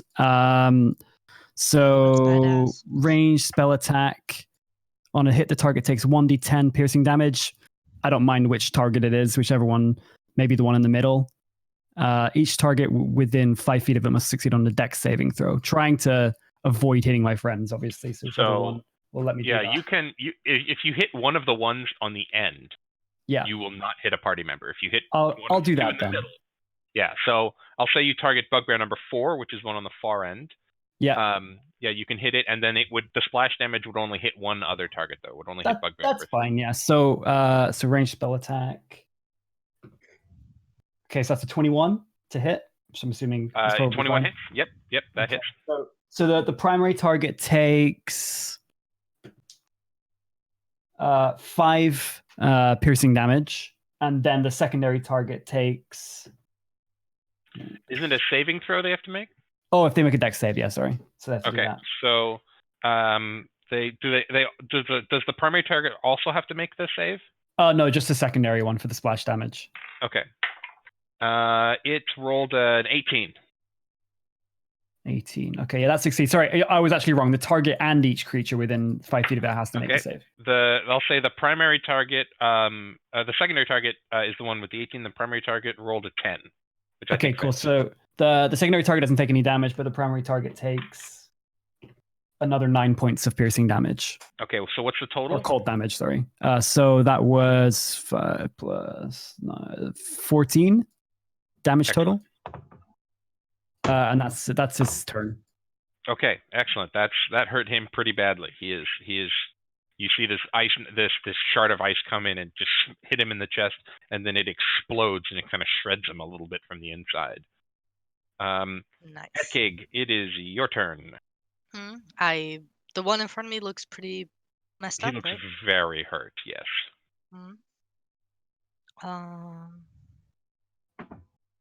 Yeah, I'll swing at him again. Okay. That is another 20. Hits. 7 plus 5, 12. 12 Yep. damage. Yeah, as you hit him, and he was just barely on his feet, and you carve through his neck, and you see a little bit of blood spurts out, and he collapses on the ground. He is dead. Then, Yay! GG. Then I because that was really cool, I do like a badass pirouette and do like action surge. So I strike again. Hell yeah! Let's do it. Go ahead. And I hit the person next to it, the one that was attacking Kazuya. Okay, good call. That's smart. Thank you. That's a 17 to hit. 17 beats it. Yeah. 17 hits. That is 11 damage. Okay. Yeah, you again, you're carving it, and it's not wearing armor over all its body, and as you've just cut one head off, it looks a little shocked as your blade just catches another part of its body where it is regrettably not wearing armor. Kazuya, your turn. So there's one still standing. How many are still up? There's 3 still up. 2 look injured, and 1 has not been hurt. Okay. How far away are the other ones from us? They're kind of all up, clustered together around you. They're between 5 and 10 feet away. Some are like, there's one on the opposite side of Ekig from you, but there's 2 that were facing you. Okay. I think he's gonna try to attempt to like hide, so disengage. Okay. Where are you gonna try and hide? Like you can duck down. You can duck like behind the hat. They've all come out from behind that. You can duck underneath the hat and try and hide under the hat. Yeah. I guess that's where he goes. So he's gonna try to hide away from dash out. So it's you can cunning action, bonus action, disengage. Okay. And then you can use your action to hide. Yeah. So roll a stealth check. 20. Okay. It's gonna be. Wow, I hate my life. 13. Okay, as you duck around, you see one of the bugbear's eyes track you. I can't just hide. I thought. No, they get a perception check to try and see you. Okay. I thought I had a feat that I could just like Maybe not. Like, no, I don't. No, so you can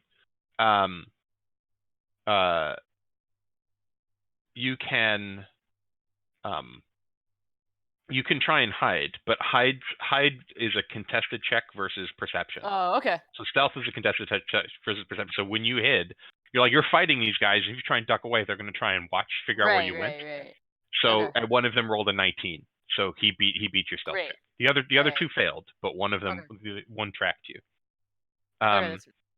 It is now the bugbear's turn. The 2 who lost sight of you are going to swing at Ekig. Bring it. Sorry, buddy. That's a 20. Fuck yeah, that hits. And the other one's a 14, which does not hit, I assume. Yeah. No. All right, so 2d8. Oh shit. That's 17 points of piercing damage. Okay. Rolled an 8 and a 7 on 2d8 plus 2. And the one who was tracking you around the corner is going to turn around and swing at you, Kazuya. It rolled a natural 1. Oh yeah, stab itself. And as he goes to swing at you, his morning star gets snagged in the brim of the in the brim of the straw hat, and it slips out of his hand. He goes as he's swinging through, it catches, and the momentum of his swing just pulls his hand off of it. So he is currently disarmed. He's going to use his free action to reach down and pick it back up. But that is the end of his turn. He is looking a little frightened. Buck, your turn. I'm going to summon my gun and shoot one of the bears. You have a gun? She does. What? Yeah, he does have a gun. Like Buck, like Siege Buck? That's what it made me think of. Rainbow Six Siege Buck. That's awesome. You'd have to ask Hub. Hub's the one who originally made it. Oh, okay. Apple's got Buck in the Christmas one shot character. Oh, okay, cool. It's a 25 to hit. That extremely hits. Yes. Okay. This one. 7 damage. 7 points of damage. Now, which one did you hit? Did you hit the one that Ekig just hit with a sword, or the one that Sam hit with his ice knife? The one that Sam hit. Okay, and it was 7 points of damage? Yep. Okay, great. Yeah, he looks quite hurt. You just blow a hole in his shoulder, and the paw that isn't holding his hand that isn't holding his mace just reaches up and grabs it, and he looks disturbed. Do you want to do anything in bonus action or movement? No. Nope. Okay, Yogi, your turn. So how many of them are still alive? 3. Okay. So I will use my what's it called? When I turn into something. You're going to wild shape? wild shape? Yes. Okay. So I wild shape into a bear. Great. Yogi the bear. Who would have thought? Yay. And Are we familiar with this, or is this the first time that we're seeing? You've seen Yogi do this before. Alright, The alright. curious thing is that the Yogi's sort of weird demonic horns, which are not usual for dwarf, when Yogi wild shapes into a bear, horns stay. It's very strange. Yeah. Excellent. Bear with demonic horns. That's awesome. So how far away are they from me? I'm next to Katsuya. You're next to 2 of them. Yeah. So Kazuya walked away actually. There's yeah, right. 2. There's 2 fighting Ekig, and there's one who's taken a couple of steps away to follow Kazuya. Okay. So the closest to me, I use my. Yeah. Wait. Sorry. I'll just say that's the one that Ekig just hit. The one. How does it look? He looks quite injured. Okay, and the one that is running after Katsuya. The one running after Kazuya doesn't look hurt yet. So I go towards the one that is running away. Well, Okay. running away from me. Yep. And I use my multi-attack that the bear has. Okay, as you step away, one of them swings at you with his Morningstar and misses. Oh, well, okay. So I can bite.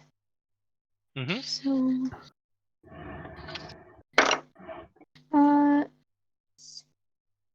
does a 14 hit? No, 14 does not hit. No, it reaches up and it just bats you away with one of its armored arms. God, some worst. 7. Also does not hit. I'm afraid. Sorry. Well, I became a cool bear for nothing. I mean, well, you're a big meaty bear tank. Looks cute. So. Yeah. Yeah. I'm sure they're really threatening scary. but cute. As all this happens, you hear a voice ring out, and it say, "Get out of the open! It's almost upon you. Come here!" And anyone who looks over, you can see there's a woman off at the edge of what you now know to be grass at the edge of the path, which is about 60 feet away. And there's She appears to be elvish, and she's pointing up at the sky. And as you look up, you see the largest bird any of you have ever Oh seen. Amazing. God. This is That a bird the motherfucker. size of a planet. Excellent. Fuck. And it is descending down towards you, talons outstretched. Sam, it's your turn. What do you do? So, can I get a recap on the bugbear situation right now? Okay, yeah. There is one bugbear who is dead. Yeah. There is one bugbear who has followed Kazuya and is sort of more or less under the hat at this point, Mhm. and is being tracked by both Kazuya and Yogi in bear form. That one, it has not yet been hit. There's two bugbears fighting Ekig, who are both quite injured. And those are the only bugbears. There are 3 bugbears total. Okay, and sorry, how far away is this lady in the grass? She is about, I'd say you are at the center of the path. She's 60 feet away from you at the edge of the grass. The path is about 120 feet wide. Okay, so if I started moving, because I think I'm still about 30 feet away, right, from the melee. Yes, you're 30 feet away from the melee and 60 feet away from the edge of the grass. Okay, so I should be, if I kind of start moving towards her, 30 feet, then I'm still in 60 feet for Toll of the Dead cantrip. That's correct. Yeah, so I'll dump that on one of the weaker looking bugbears on Ekig. Okay, I'll say you dump it on the one that looks weakest, and that is sounds a great. wisdom save, I believe. Yes. Okay. It rolled a 3, so Okay, it takes and damage. It is very much missing hit points, so roll the d12. Okay, that is 9 damage necrotic. Okay, so those of you who are far away can't see this, but Ekig, you hear faintly the sound of an enormous funeral bell toll faintly, Oh God. and it's just faint to you because you're in the area. And this bugbear's eyes roll up in its head, and blood starts to pour out of its ears, and it collapses. You have killed Cool. it. Well done, Sam. Fantastic. So yeah, I basically use my 30 feet to start moving towards the lady. Okay, you're now 30 feet away. Ekig, it is your turn. Okay, so the grass is 60 feet away, Yes, that's correct. and the hat is how far away? About 10 feet away.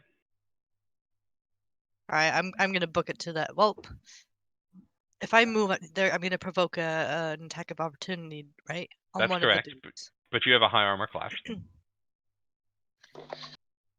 Yeah. You can disengage as your action, but then you won't be able to attack. I mean, that's fine since I'm gonna run away anyway. Yeah, I'd rather do that. I'm gonna disengage and I'm gonna book it to the hat. Okay. So you and use go your 10 hide feet there. 10 feet movement to get into the hat. I roll a stealth check. Yep. 1 second. D20 plus 2. Okay. Okay. That's a natural 1. Okay. You're also your armor. You have disadvantage on stealth checks because you're wearing heavy armor. Oh, okay. Well, I mean, But you it's can't get natural worse 1. than natural 1 Can't anyway. But I'm tell just her letting what. you know. You're good. Yeah, she's Ekig is wearing this gleaming, beautiful plate armor, which has a greenish tint to it. And Sam, you would know that this armor that Ekig is wearing is made of adamantine. Ooh. But it makes her quite loud. She not because it's made of adamantine, just because it's plate armor. Yeah. So you go and you kind of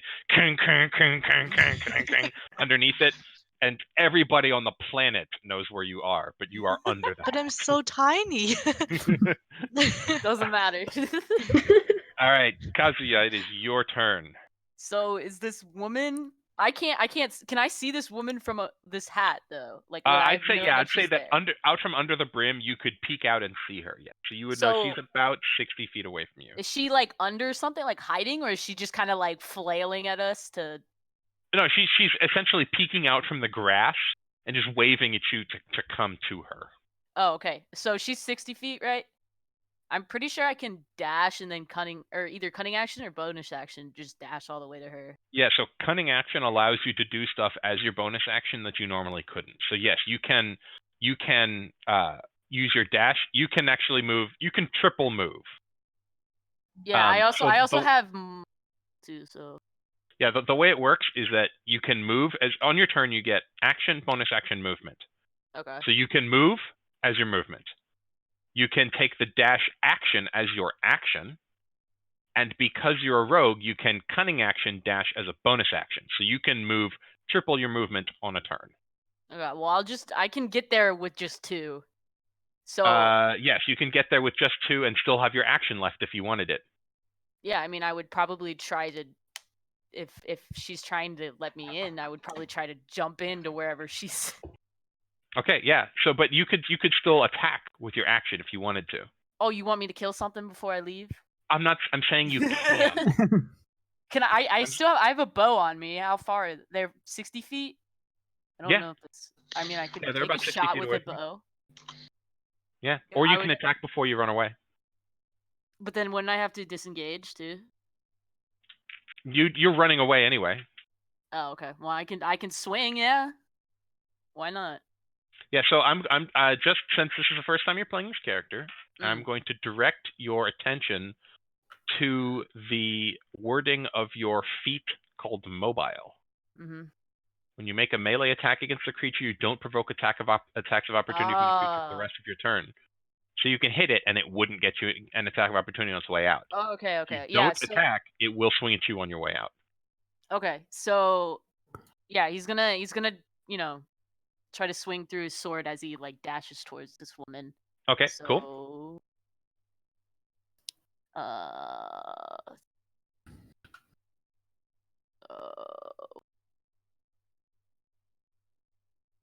18 plus, what was the?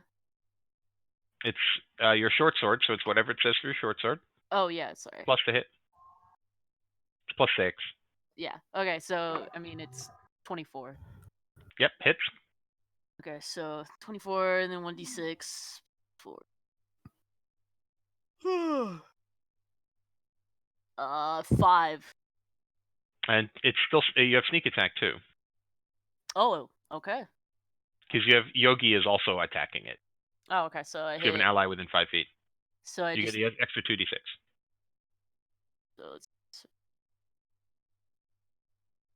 So 16 total then. Okay, great. So yeah.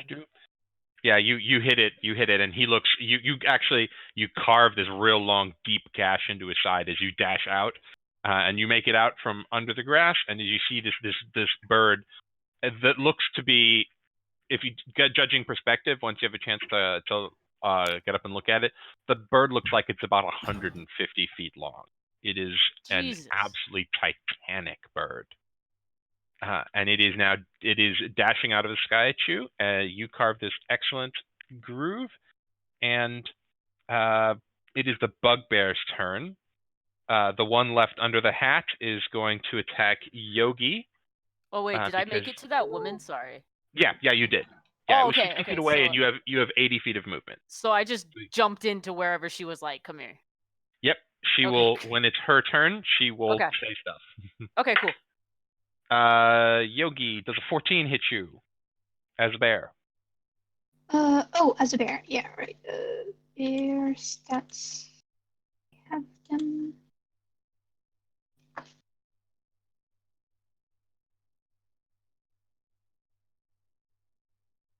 Armor class 11. No. Well, yes, it hits. Okay, great. So it does 15 points. 17 points of piercing damage as it smashes into you with its mace. The other one attacking you, Ekig. Yep.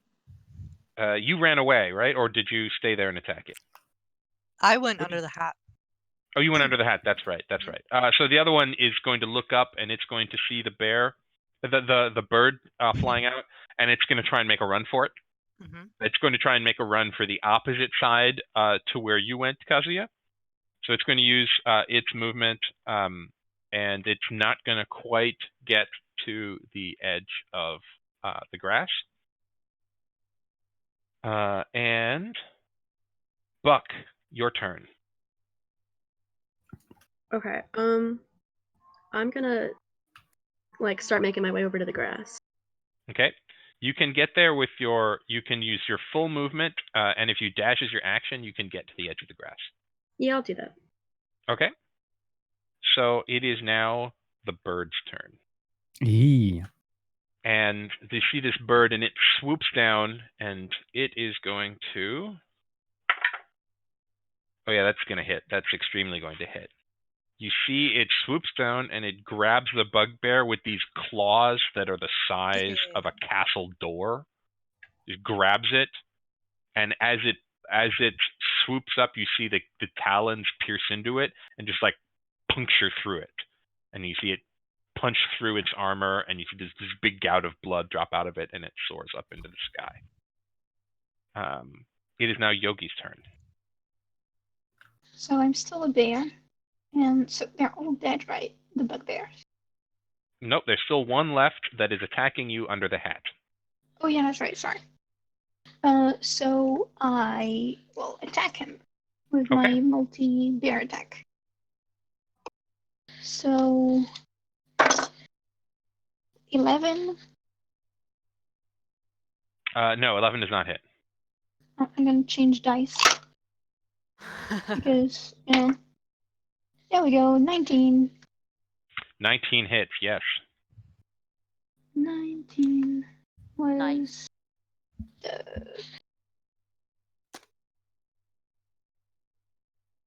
I lost my. I'm sorry. That's all right.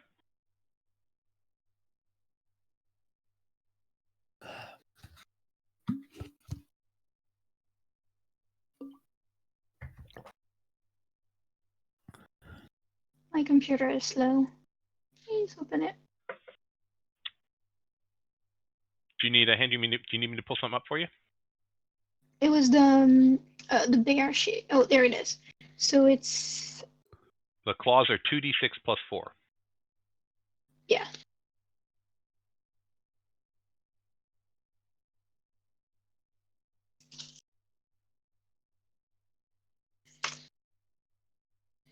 Okay.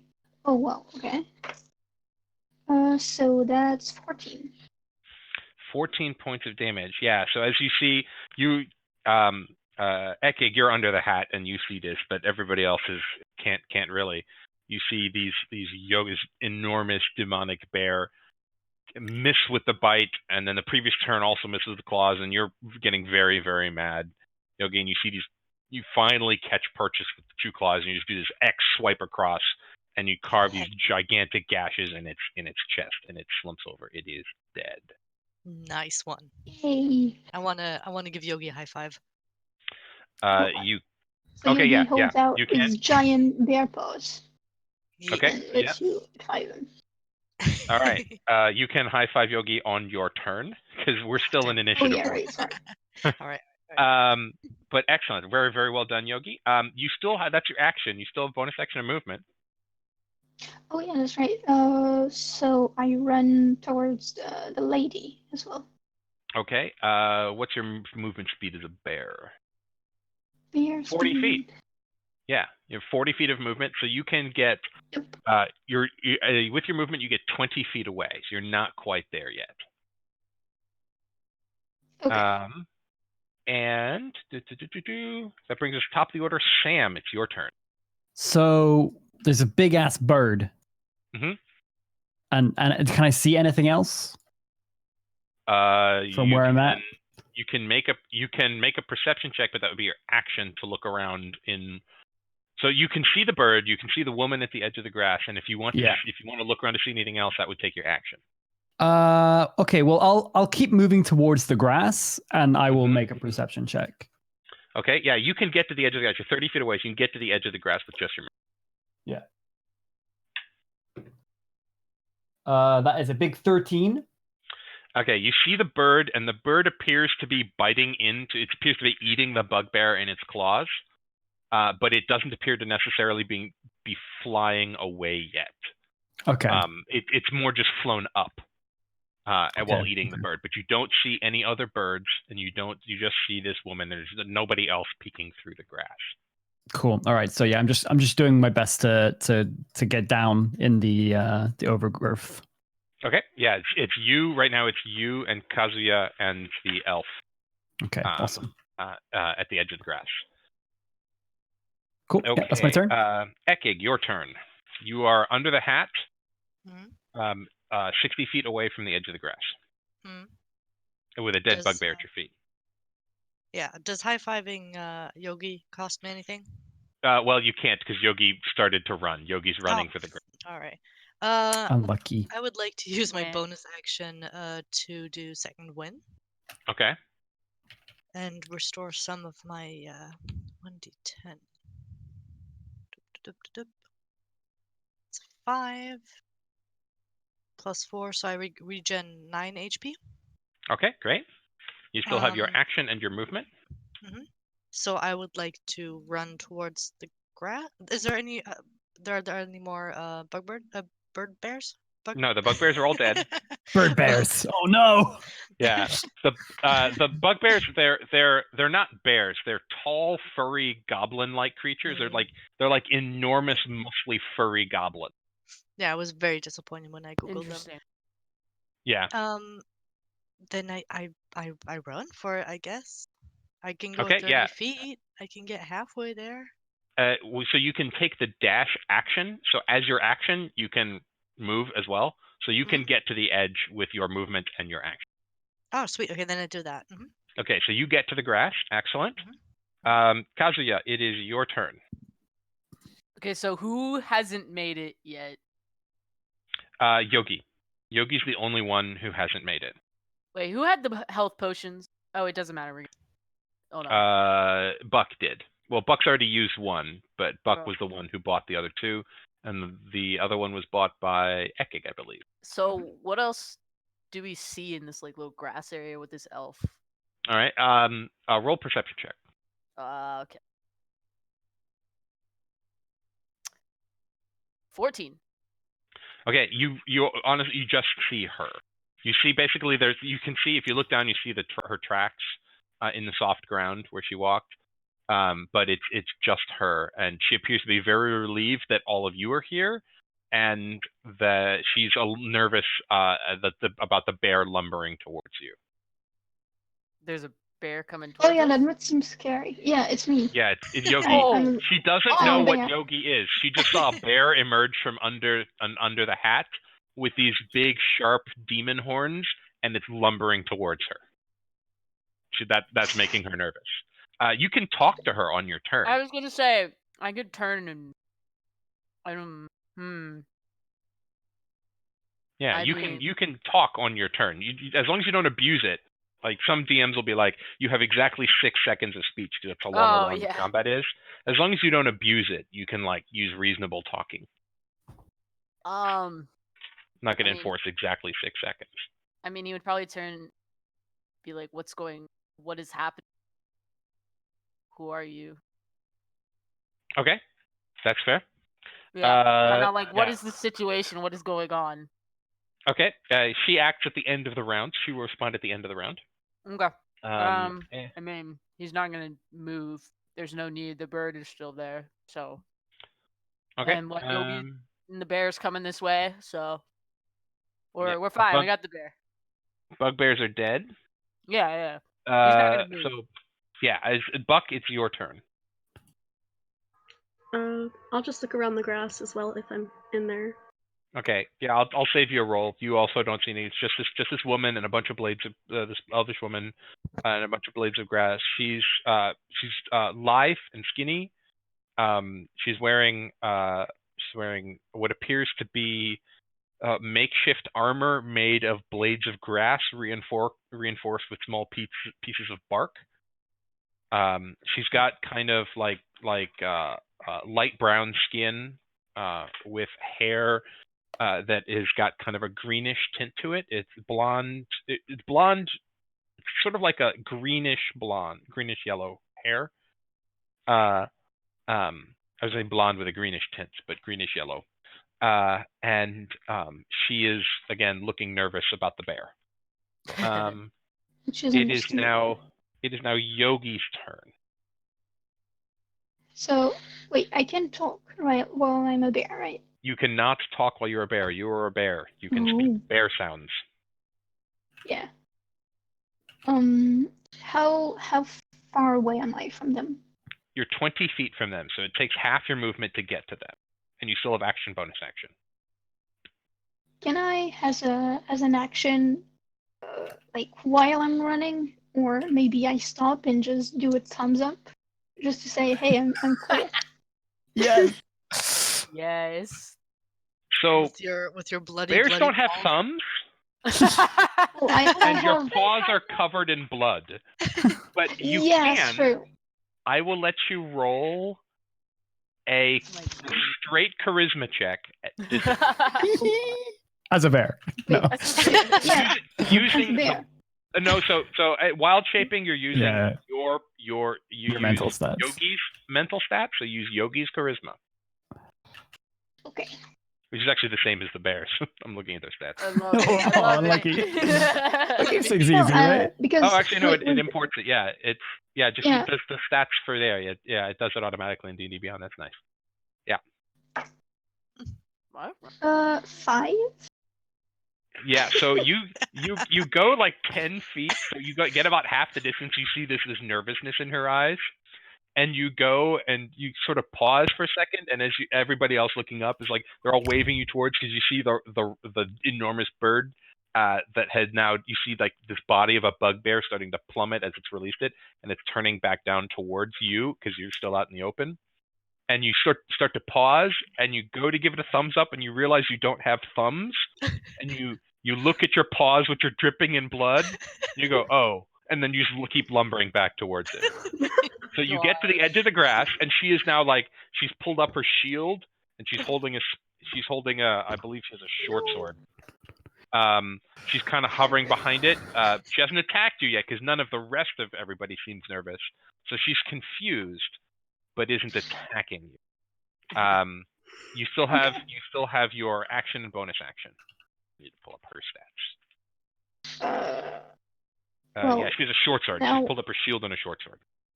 Okay, so if I turn back into a human, well, a dwarf. Yep, you can do that as a bonus action.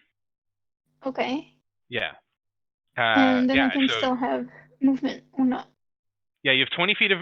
You would have about, I'd say, 10 feet of movement left. So And use I half need of 10 it. feet of movements to be next to her. Oh no, you can get to her with your movement. Yeah, that's not an issue. Yeah, you can get there with your movement. Okay. No trouble. So since I see that she's a bit frightened, then I turn back into a dwarf and keep moving towards her, like being like, "Hey, I'm friendly. I'm And cool." when you bamf back into dwarf form, and you shift back into dwarf form, she goes, "Oh, okay, druid, right." She doesn't say it out loud, but you see a recognition in her eyes. She's a wood elf, so she's at least seen druids before. So she's not super familiar with it, but she's like, "Oh, okay, this is." She's a little. The horns are freaking her out a bit, but she's not like, she lowers the shield and the sword. All right, so everybody, and as you see as Yogi makes it to the grass, you all kind of like shrink back into it, and you see this enormous black bird, which looks like a raven. It's a huge raven. It swoops down and kind of just buzzes the top of the grass about 10, 20 feet above you, but it can't really see you in the grass, and it just flies off back up into the distance. Nice. And the woman looks at you and she says, "Oh, thank God! That could have gone very, very badly. I'm glad you guys ran. It's very important that you keep out on the open. The raven will eat you. It has eaten several of us already." Huh? Did you give it a name yet? Does the raven have a name? No, yes, the I mean, lady usually when someone eats all of your friends and family, you give it a name. No, we At just the call very it, least. just call it the Damn. Raven. It's a Raven. Actually, no. Now that you think of it, that does sound way more ominous. Sam, dude. Wait, you were asking about the bird's name before Oh wait, her was name? wasn't she supposed to answer me? From talking to her? Oh yeah, what did you say? I'm sorry, I Well, forgot I what you asked said. her like who she is and what's going on. Oh right, yes. Thank you. Thanks for reminding me. Yeah, she Yeah, says, no. "Oh yeah, my name's Saoirse. How do you spell that? And Saoirse. It's the Irish name Saoirse. All the L's in this adventure have Irish names. I love Excellent. it. If you guys ever play Phandalin with me, any of the starter sets, everyone in Phandalin has a Cajun accent, because the first time I've ever played that module, I threw my voice in an accent for the first NPC and got stuck. They're all Cajun now. Team there. All right, so yeah, her name is Saoirse. She introduces herself as Saoirse. And she says, "Oh, it is very unsafe on the path. You have to keep out from undercover because for the Raven. But if you want, I can take you back to the basket and you can meet everyone else." Are you basket? one of the villagers that lived here? Oh yes, yeah. We were tending to the orchard, and then everything went dark, and we woke up like this. And she kind of gestures to herself. Oh, so same as us then. Yep. Yeah. It appears to happen to everyone. It happened to the bugbears too. They've been, and you actually, those of you who got under the hat would have seen like insect carcasses. They've been feasting on insects. And yeah, they've been hiding under the basket and hiding under the hat, trying to ambush people. But we saw them kind of come in, so we've avoided it. But so it's just insects. But it looks like they tried to take harder prey, and well, maybe that was not a smart decision on their part. She kind of looks impressed at you guys.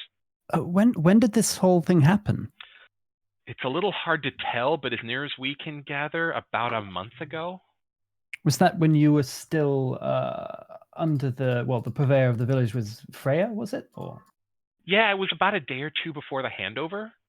Yeah, before the sale. We mean we're not the village. Well, not so much the village. The village is just kind of takes care of the orchard, and whoever owns the orchard is who we work for. They don't own us, obviously. They just obviously, yeah. There was about a day or two before the handover. Wasn't 100% sure. I was I just worked in the orchard. I didn't really take care of the paperwork. I knew we were going to be under new management soon, but that's about all I know. How? Sorry, you go for it. I was gonna ask, who is I don't remember how to say the name. CL Silverleaf, the name on the flask. Oh, Silverell Greenleaf. Yeah. Can he?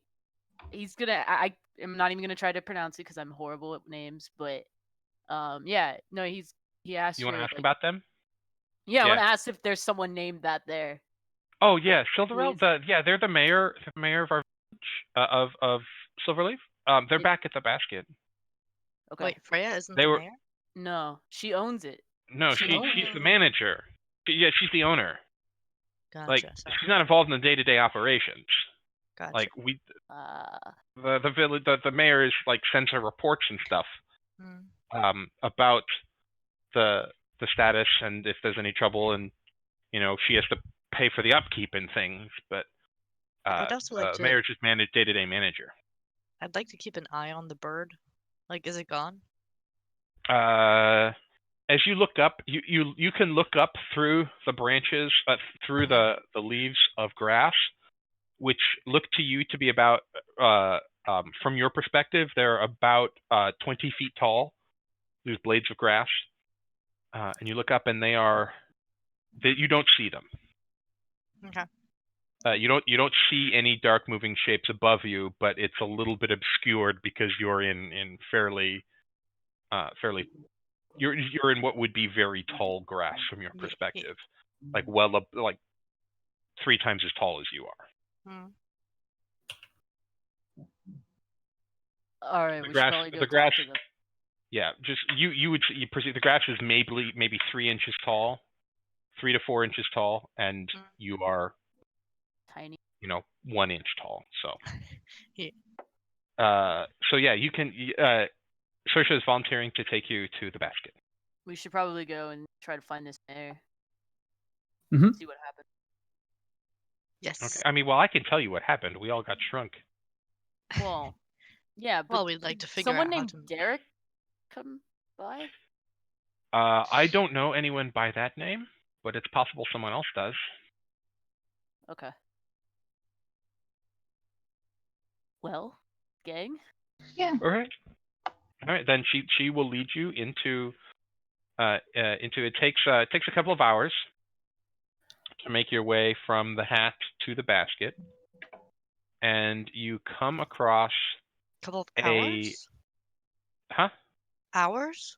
Yeah, like an hour. It takes you like an hour or two. Alright. We small. We very Yeah. small. Yeah, you're very small. It's a bug's life. Actually, I'll say it takes about half an hour. All right. Fair enough. Half hour to an hour, because it's rough terrain. Hmm. Walking through this, and so you get to there. You come across a tall, what appears to be a woven picnic basket, but from your perspective, it looks like city walls. And Oh. she as you get there, she turns and she kind of gestures, says, "We're here," and she puts her hands in her mouth and lets out a loud whistle. And you see from the top of the basket drop a rope. And do you follow her up the rope? Hell yeah. Okay, I'll say that Imagine when between it rains. I'm not even gonna have you roll for it. I'm just gonna say that all of you eventually make your way up into the top, and you make it up to the top of the basket, and you can see that it is covered by what appears to be, from your perspective, a thick canvas cloth. It would probably just be a fairly light gingham, red and white gingham, from normal perspective. What? But as you're shrunk, gingham, Gingham. It's just a red and white checker pattern. Oh, okay. It's a Yeah, sorry. weave. It's a weave of cloth. Oh, yeah.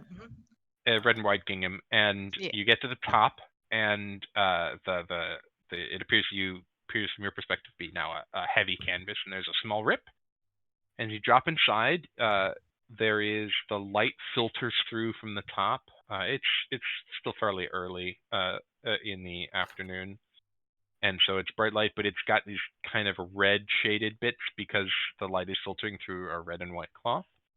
And there are about 30 wood elves packed here into the confines of the basket. It also contains several large chunks of extremely stale bread, some cheeses, what appears to be an enormous hollowed out salami, a jar of mustard, which it appears, if you look over, you can see a small child swimming in the jar of mustard. Ew. Oh no. Okay. Okay. That's not hygienic, is it? Yeah. As you look over, you see another wood elf trying to get them out. Like they've jumped in and are playing around in what is effectively this real viscous mud. Love it. Mustard like mud, and the parent is trying to pull them out, like chastising them for doing something they're not supposed to be doing. And as you look around, you can see that the workers have actually hollowed out the bread and, to a lesser extent, the cheese and salami. They've hollowed it out into furniture and dwellings. The bread has gone stale and is hard, and they've hollowed out chambers into it. And there's makeshift tables and these platforms that have some cut off bits of fabric for blankets. And they've used blades of grass to tie things together and flower petals as makeshift surfaces. And they appear to have been camping out here for some time and have made the best they can of their situation. And as she alights back down to you, she gets back down off the rope on the bottom, she relaxes. She says, "All right, we're here, we're safe, the Raven can't get to us here. What are you all doing here?" Looking around? Say, looking around at this place. But why? You're not from Silverleaf. What brought you here? This is not an easy place to find. I pull out the map. Yeah. And I assume that the voice will like activate. Yep, as you do, Carter goes, "Why? Well, that was a brisk and invigorating experience. What happened?" This weird friggin' map thing that talks for some reason sent us here. So that's why we're here. This weird frigging map thing that talks has feelings, and you have hurt them. Hey, you didn't have to. The map didn't deserve that. Come on. Anyways, Well, his master sent us here. Yeah. The new owner of this village, apparently. Yes, my master Tristan asked me to guide these adventurers to this place so they could investigate. Yeah. And Saoirse says, "Oh, well, it's good that someone's come looking for us. Well, do you want to know what happened? I guess. Do you want to talk to someone here? What do you want to know from us? How can we help?" Where's your mayor?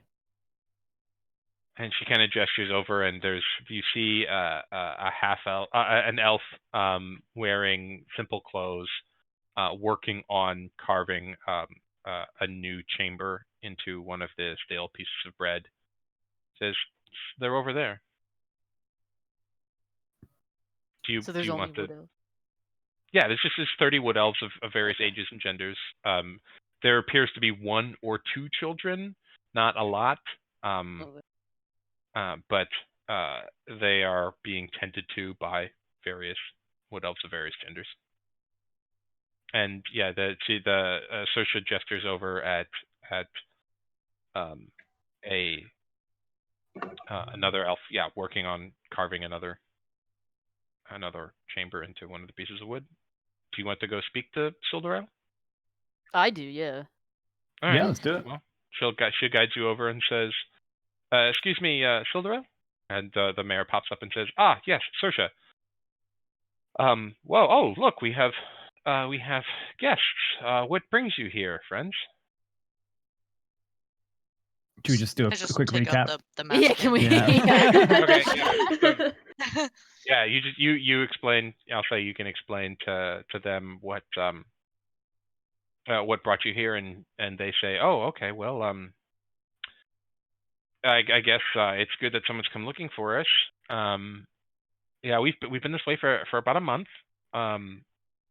We were having a picnic here. There were some of us working on the trees, and some of us having a picnic in the forest, in the orchard. It's something we do on occasion as a to enjoy nature and such. And they're very beautiful trees. It's a very pleasant place to have a picnic, and all of a sudden we all blacked out and woke up like this. And the only thing I can think of is that Freya was at the center of the orchard, and she appeared to be working on something. Like we were having a picnic, and Freya was working on something at the middle of the orchard, but she's a wizard, and I am just the mayor of a small village. I don't know what she was working on. I mean, I'm also a carpenter, but that doesn't help. You know where she is? Maybe. If she's still here, she's probably at the center of the village. She was working at a table. We were off at the edge, where the basket is, but towards the center of the village. And if you look down at Carter, you can see a map of the orchard, and which I am now just going to drop in Discord for you, so you can all see it. I love maps. Love me a map. Let's go. Oh, look, you guys have been posting stuff in Discord. Oh yeah, we have. I have the PDF of the adventure up over that screen, so I haven't seen it. I'll scroll back to it later. Where's the map? Oh, Oh, here's it's just random things. We're just saying random crap. okay. I mean, So this this is kind is of what if we. you see it sans label. So just like pretend like you don't see the labels. But you see the hat, the basket. There's a stream running through the center of the orchard. You see, it's more heavily wooded than this, but he's highlighted. It looks like Carter's highlighted the larger and more magnificent trees.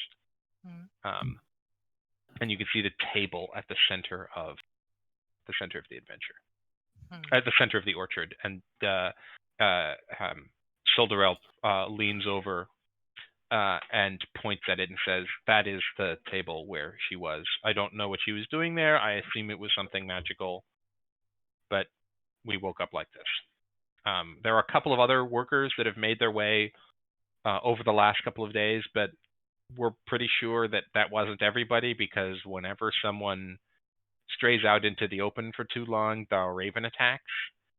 So the raven is the sort of apex predator. It looks like it's just us, just like the bugbears and the elves and other like sentient creatures that got shrunk. The animals do not appear to have been shrunk. The insects, by the way, are enormous. Oh, great. Don't like that. Like the ants are as big as we are. It's pretty scary. Actually, the ants are like up to their hips. Like the beetles and stuff are as tall as they are. You guys all seem very helpful, and Saoirse's been an excellent scout. She's retrieved a couple of people here for us, but I'm afraid there's very little that we know here. We're just trying to stay alive and keep the kids alive, and if anybody else comes, we bring them here and try and keep them safe, but we're not really equipped to venture to the center of the orchard. You all seem like you can handle yourself. We're actually looking for someone. His name is Derek. Do you know of anybody here? I do not know. No, there's no one in the basket by that name. Okay. And no one has come through the basket by that name, and I don't personally know anyone by that name. They were sent here by. And actually, he thinks about it for a second and says, "Wait a minute. I've never met him, but some of the letters from Tristan were signed by Derek. I think Derek is Tristan's assistant." Yeah, they were sent by Tristan here like a month ago. Yeah, I've never met him. We've exchanged letters because Tristan Arpel's the new owner of the orchard. Yeah. But I have not met him. All right, so he never made it here. F for him.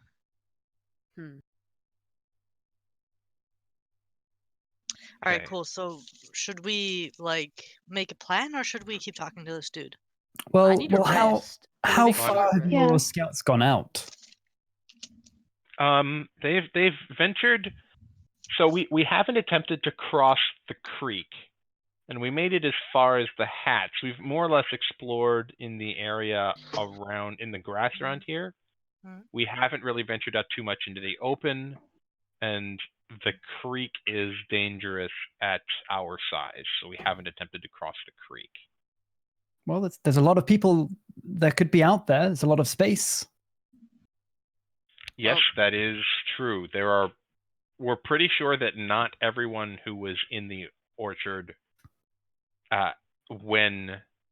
this isn't the whole village in here. There were probably people in here, in the orchard, who are not in the basket. There's probably people still out there, or people who've been eaten by the raven.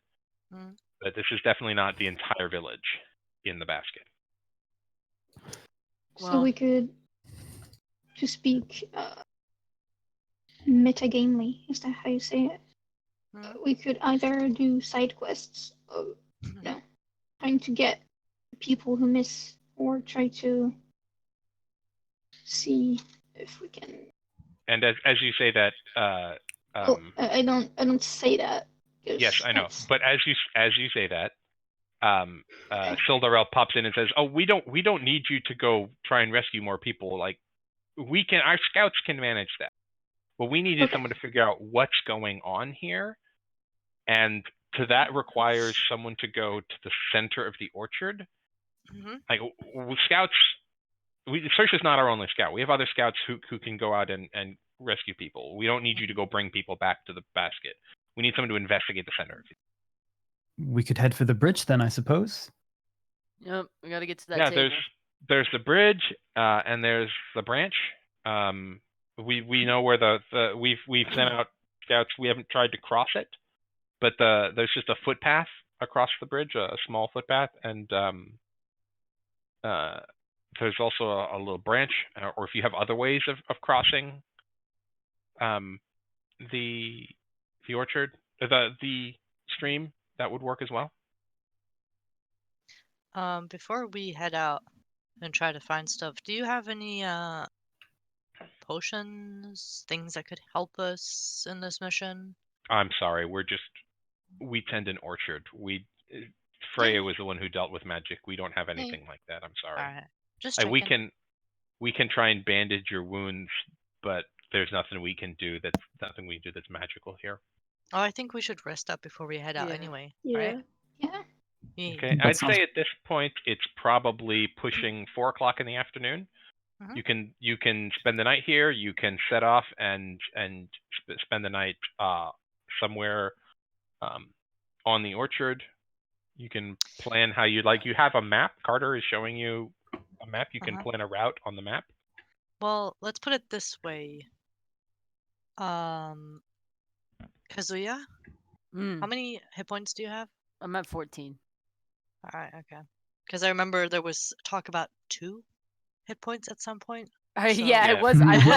I was like, I was maybe we dying. should rest first. We should definitely Kazuya- rest. I'm at You half guys of my can- health.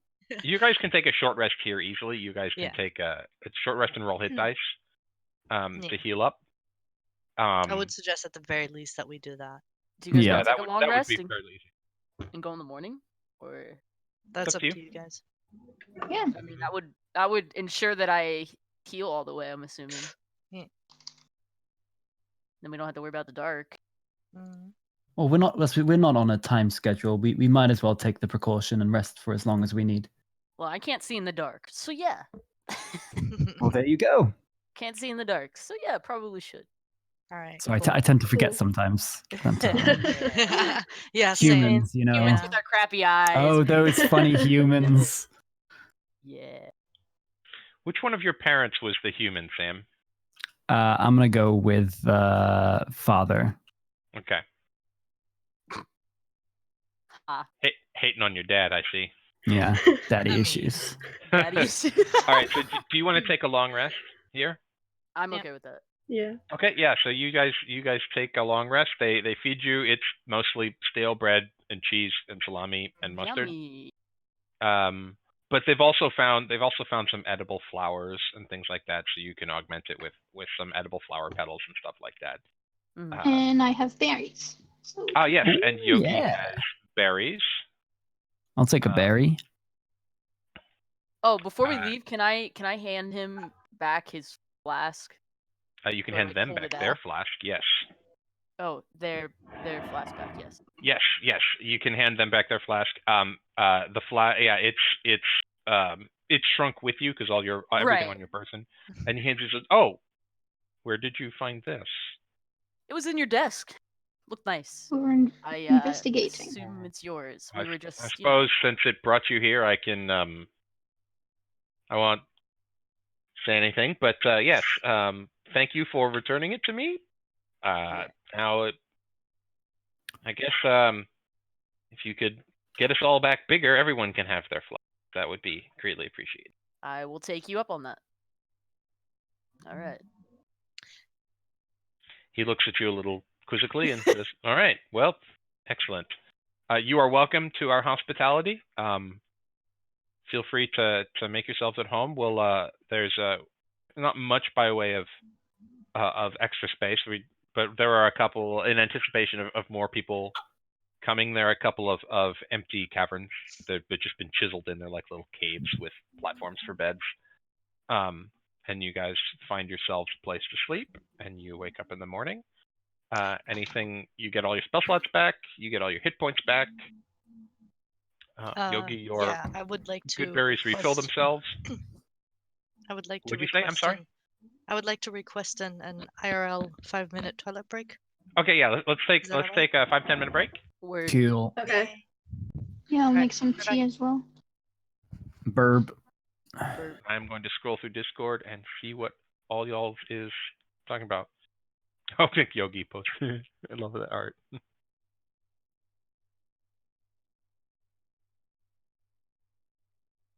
Well, there's more coming.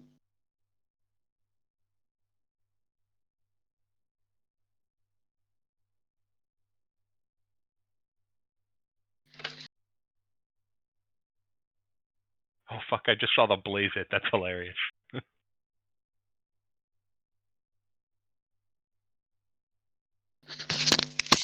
Yeah. So, fun fact: that was my first ever drug deal.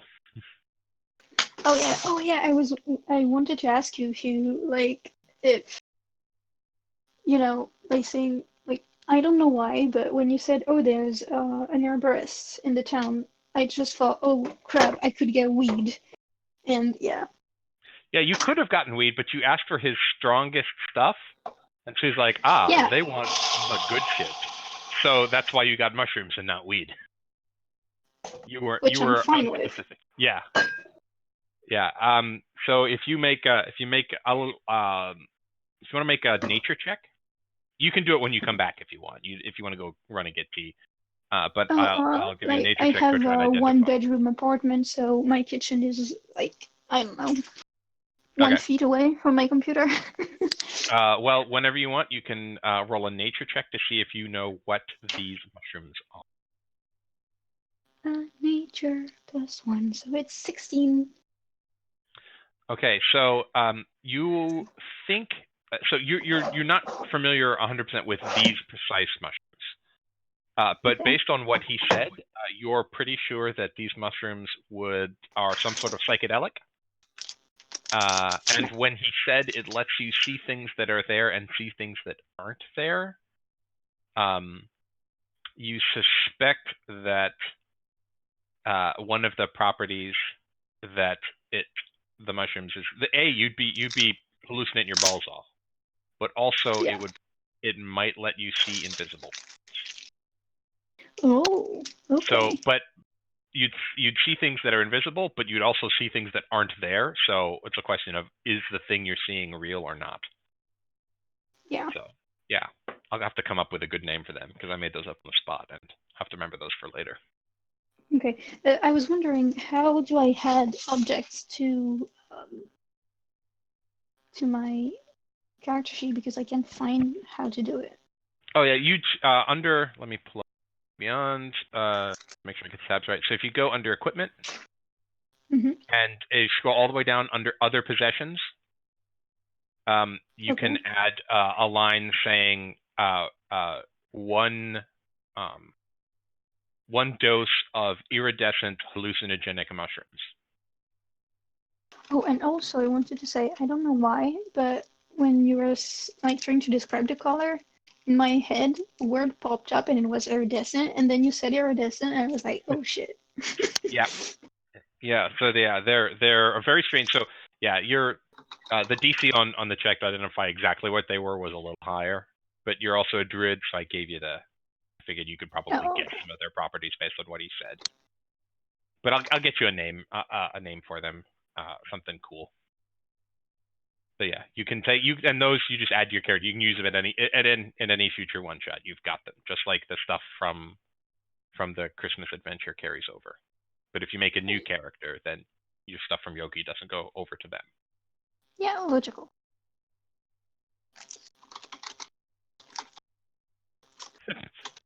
Firefly, first 25 minutes, argued against continuing with the entire plot hook. Got weed. It's important.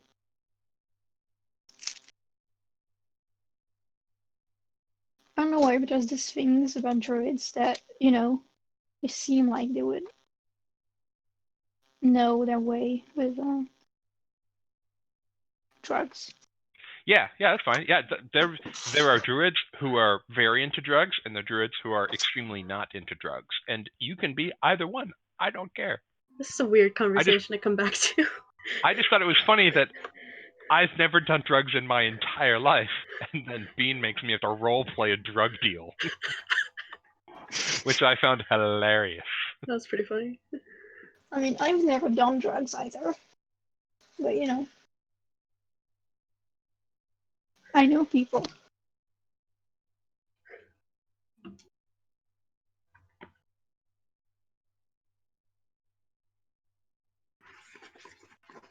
Wait, this goes on YouTube, right? Yeah. Yeah.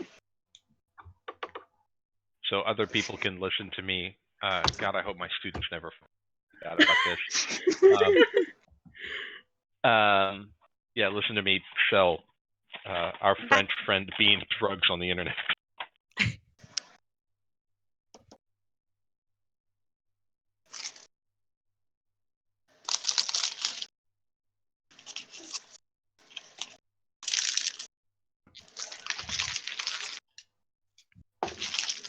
What you crankling?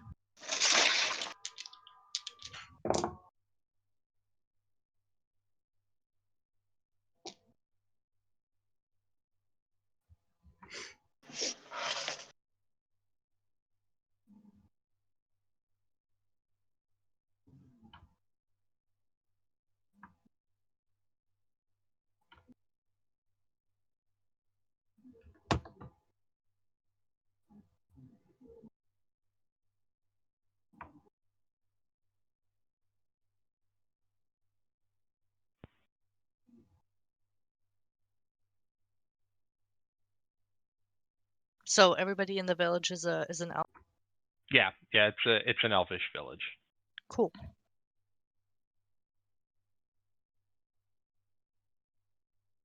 Yeah, they're not looking they're not looking askance at any of the non-elves in the party, but there just happens to be a village consisting of elves. There might be a half elf or two in here, but no obvious humans or others.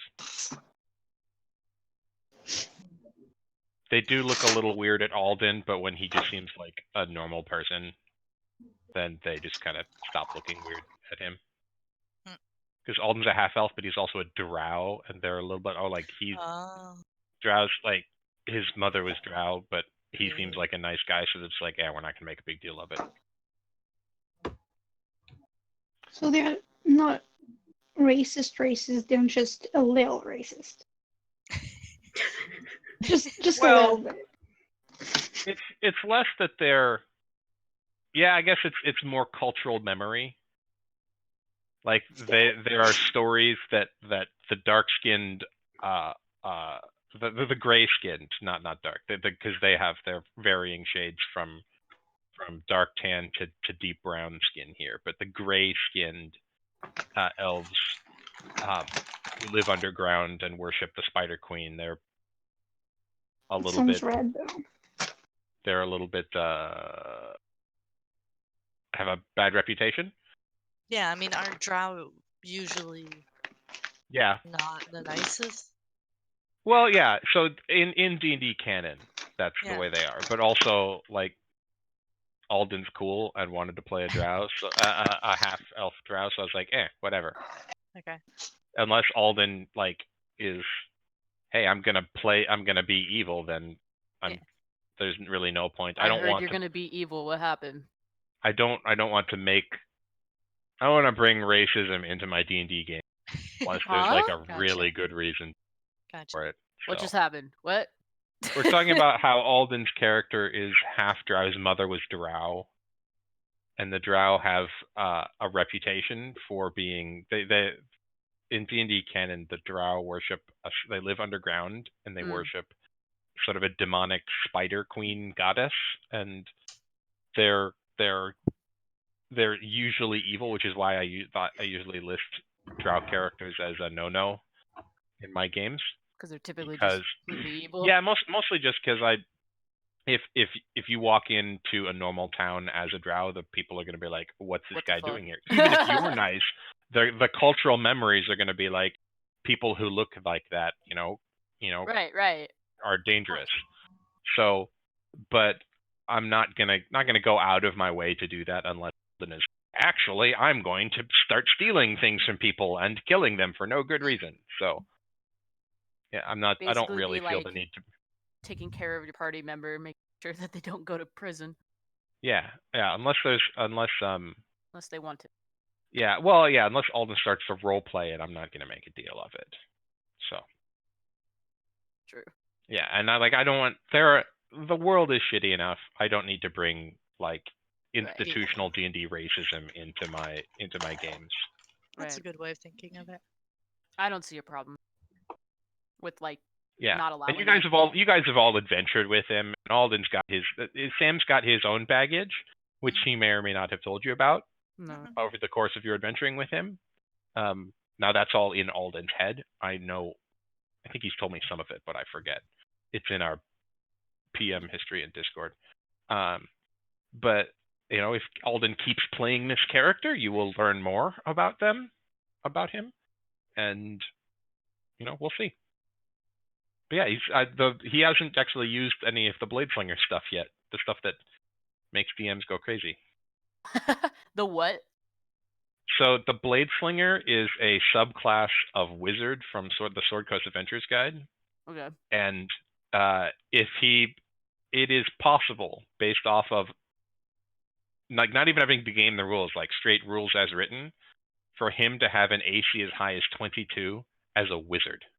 Jesus. After Yeah. casting one spell. So he's That's- busted. Oh yeah, the blade singing completely breaks the wizard.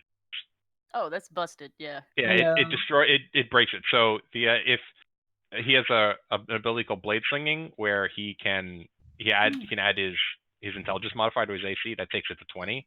And if he casts haste, it goes to 22. And then he can cast shield, which makes it go to 27 for a single round. He's busted.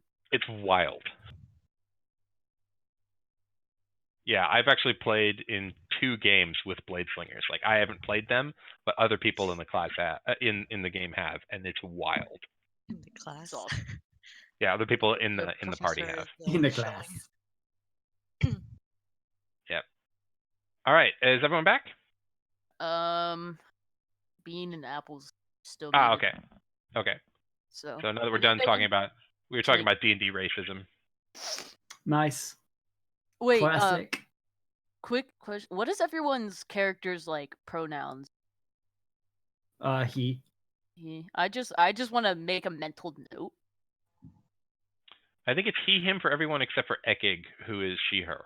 Mhm. Okay, cool. Yeah, there was the doc I sent to Firefly actually had everybody's pronouns in it.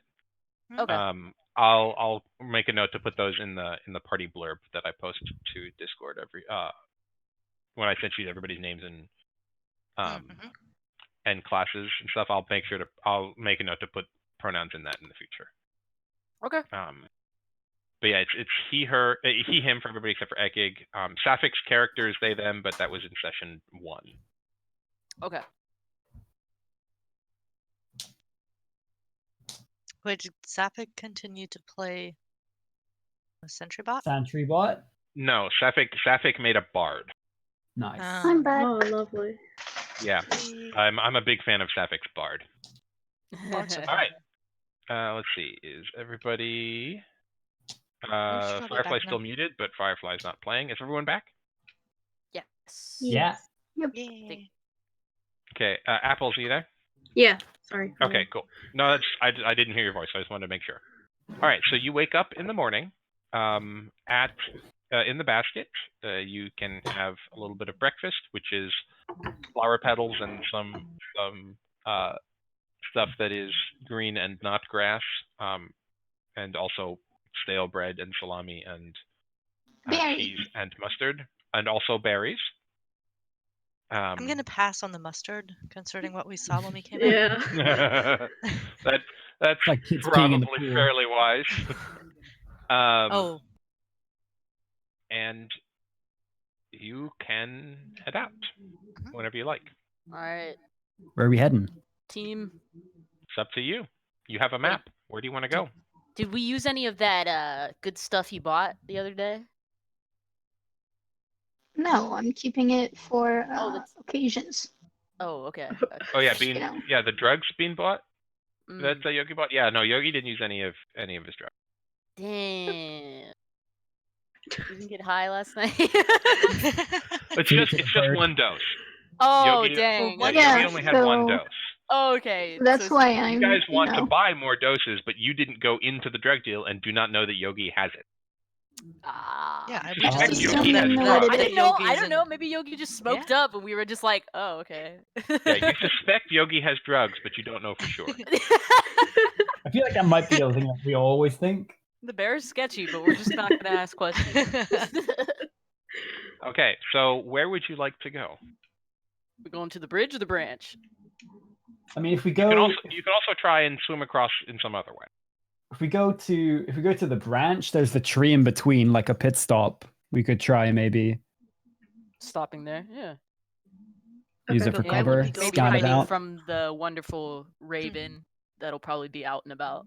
Could be Oh, some but- mega but- squirrels. The mega squirrels. But there are more trees. Those are just like the most prominent ones. Yeah, this is the most prominent ones. Okay. Yeah, that's just the map that was provided with the adventure, but there are more trees. It's fairly heavily wooded in here.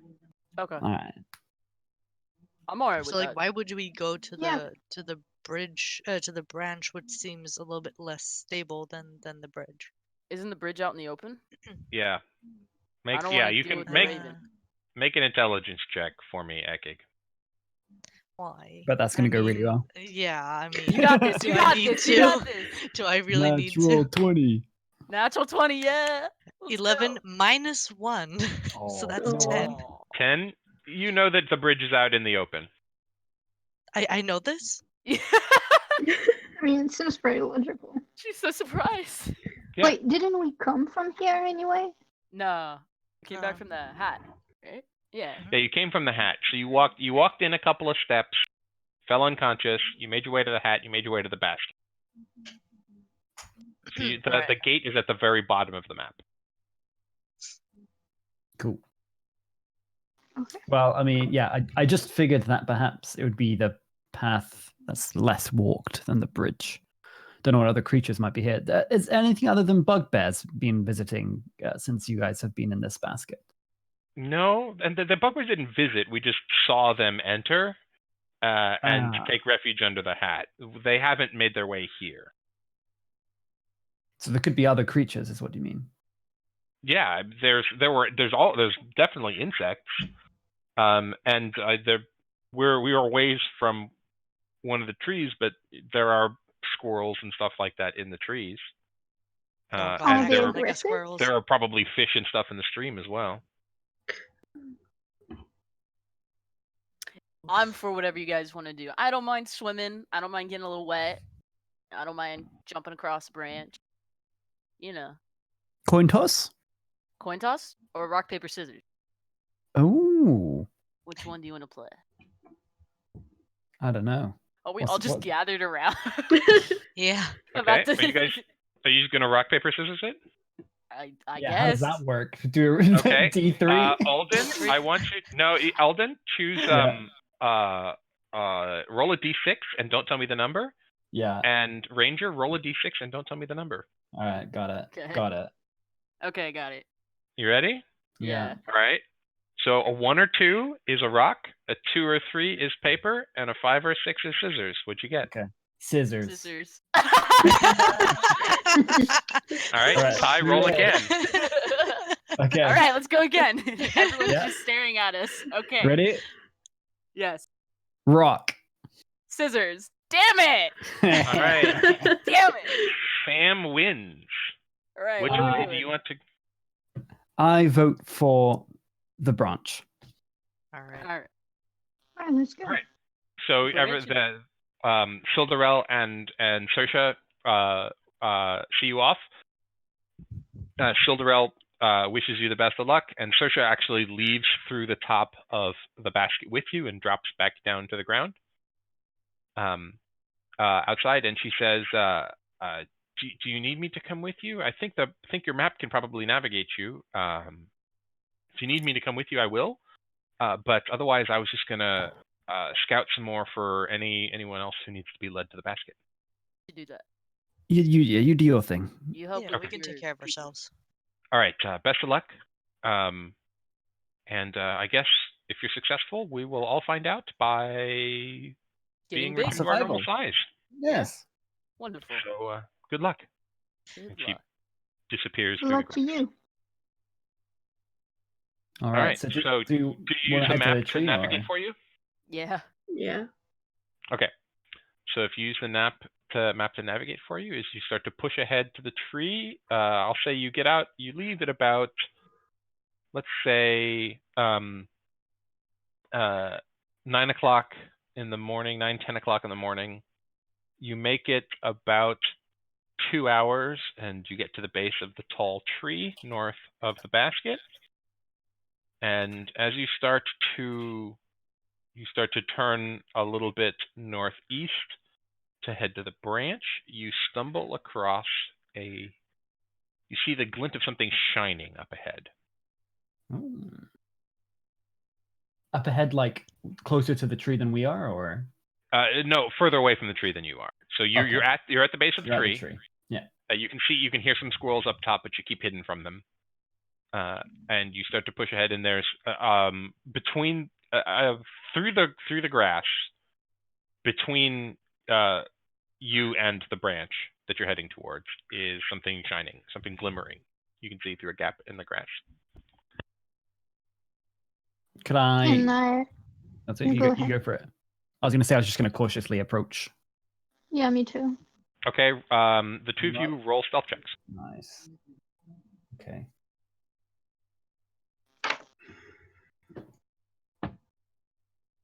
All right, I got 11.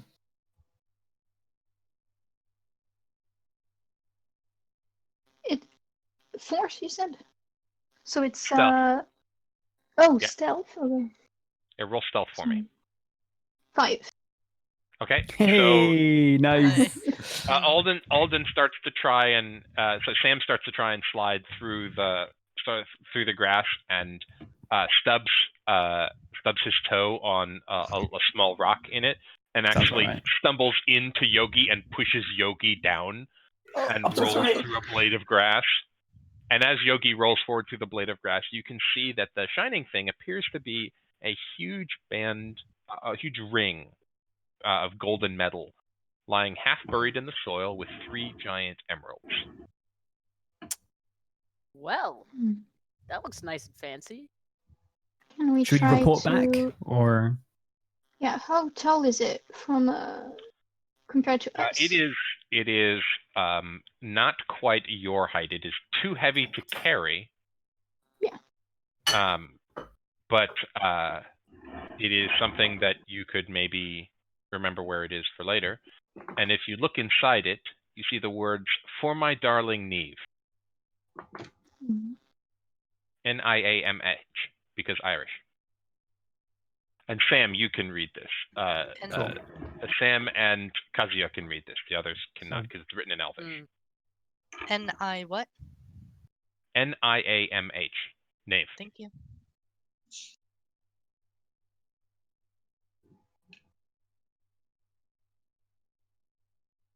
And that was further up towards the stream, was it? Yeah. So you started to head away from the tree, and you think that maybe that this might be a thing that would either be valuable in its own right or worth a reward.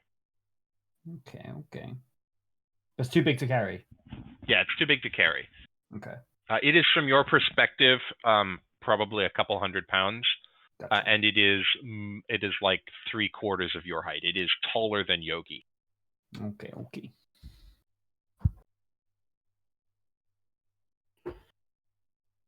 Do you want to press on or? Yeah, I'm good. I Yeah, talk we to could the try map, to- and I tell the map to set a pin to where the ring Excellent. is. Yeah. Excellent. That is Custom mark- explicitly said. That it is explicitly written in the adventure that if you do that, yeah, a pin drops, and Carter will remind you where it is once, Nice. if you ever need to return to it. All right, so you push on through, and you start you manage to see here. You see some insects rustle through the grass, but you freeze and they don't really accost you. And as you get to the branch, you step out through a clearing through the grass at the edge of a stream, which appears to you to be hold on, it appears to be about 180 feet wide, and it is rushing quite quickly. You could swim it if you had to, but you are at the branch, and as you approach it, I would like to keep a lookout for the bird. Okay, so yeah, you keep an eye on. You hear cawing from the back of the orchard, but you do not see the raven circling right now. Okay. And there are the branch appears to be a fallen branch from a silverleaf tree, so there are twigs and silver leaves still on it, and they provide a fair amount of cover. So you think you can get across the branch without exposing yourself to the open too much. And as you see that there are, let's see, Buck, Kazuya, and Yogi, you can see that there is a web strung between two twigs, providing the most obvious path across the branch. Wow. A spider web? Yep, a spider web. So I warn the I others. hate that. Tell them That looks there might be not gonna lie. a spider. That means there's I a spider hate that. somewhere nearby. Yep. All right, team, let's go. Does the web look dusty? What? Or does the web look dusty, or does it look, to be New. well Like, how stable is it? taken care of? Make perception check. 14. 7 plus 17. 16, sorry. It appears to be fairly stable. It also does not appear to be old or tattered. It doesn't necessarily, it's difficult to tell if the web is new, but it appears to be in, for lack of a better phrase, good repair. Yeah, because that's what I meant, when there are spider webs, but the spider doesn't live on the web anymore, and then it has dust on it. Mm-hmm. That's what I meant. Like, maybe Yeah. there's a spider web, but there's no spider. Yes. But no. Let's see. Do you guys want to try and look out for spiders? Yes, please. Yes. Okay. Are we moving towards the branch? Or are we keeping a distance for now? I don't know. It's up to you. I How think it close would do you want to get? We should try to move towards it. Or Yeah. it's either this or the bridge. But the bridge is a few hours of walk away, I'd assume. Yeah. I think we should move closer. We won't know if there's even anything there until we're a bit closer. Yeah, so. you break out, so you can get about 60, I'd say about 45 feet away from the branch and where the webs are without escaping too much cover. Cool. Without exposing yourself. And once you get to the branch, you can follow twigs and leaves under the branch without exposing yourself. All right, let's get to 40 feet away from it, and then just do a general checkup of the area. Okay. So everyone roll perception for me, please.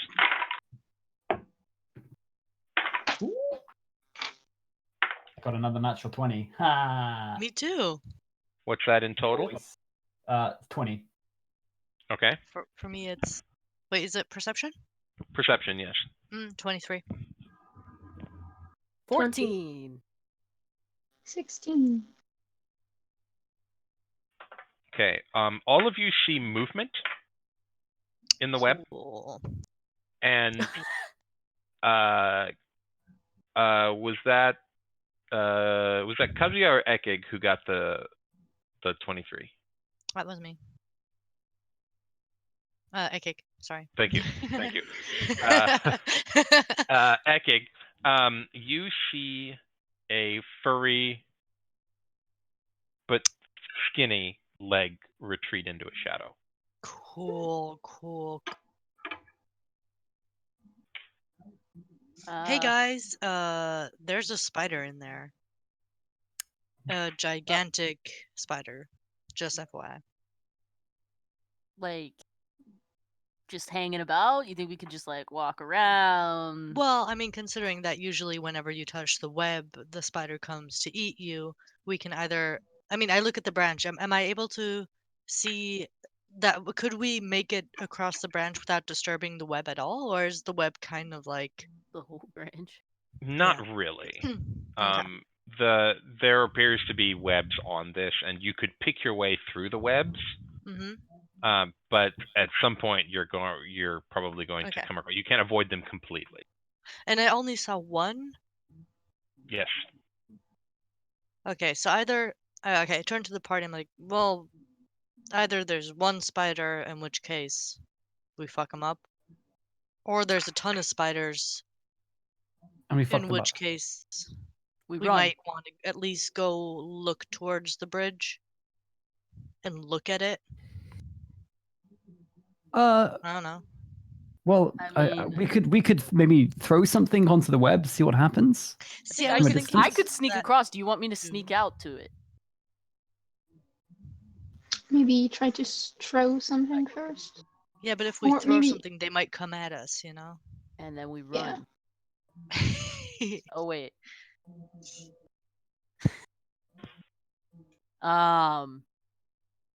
Okay. Wait, so where is it like hidden? It's like so you have the You can't really see. but you The but only like person the who saw was Ekig. None of Okay. the rest of you saw. And Okay. Ekig just saw a couple of legs in the shadows. Whoa. See, and I should have won rock paper scissors. See, this is a bad choice. They'll be rolling for rats instead. That's fair. Well, we could swim or we can try something else. I think we should really just see what happens if we force it to react. We can I stay think in we cover. could fuck it up. We're accomplished adventurers. You know, Yeah. the giant spiders, relatively Sam almost speaking. died are the already. same. Yeah, I mean, Fine. All right, I take out Pretty my much. great sword, Okay.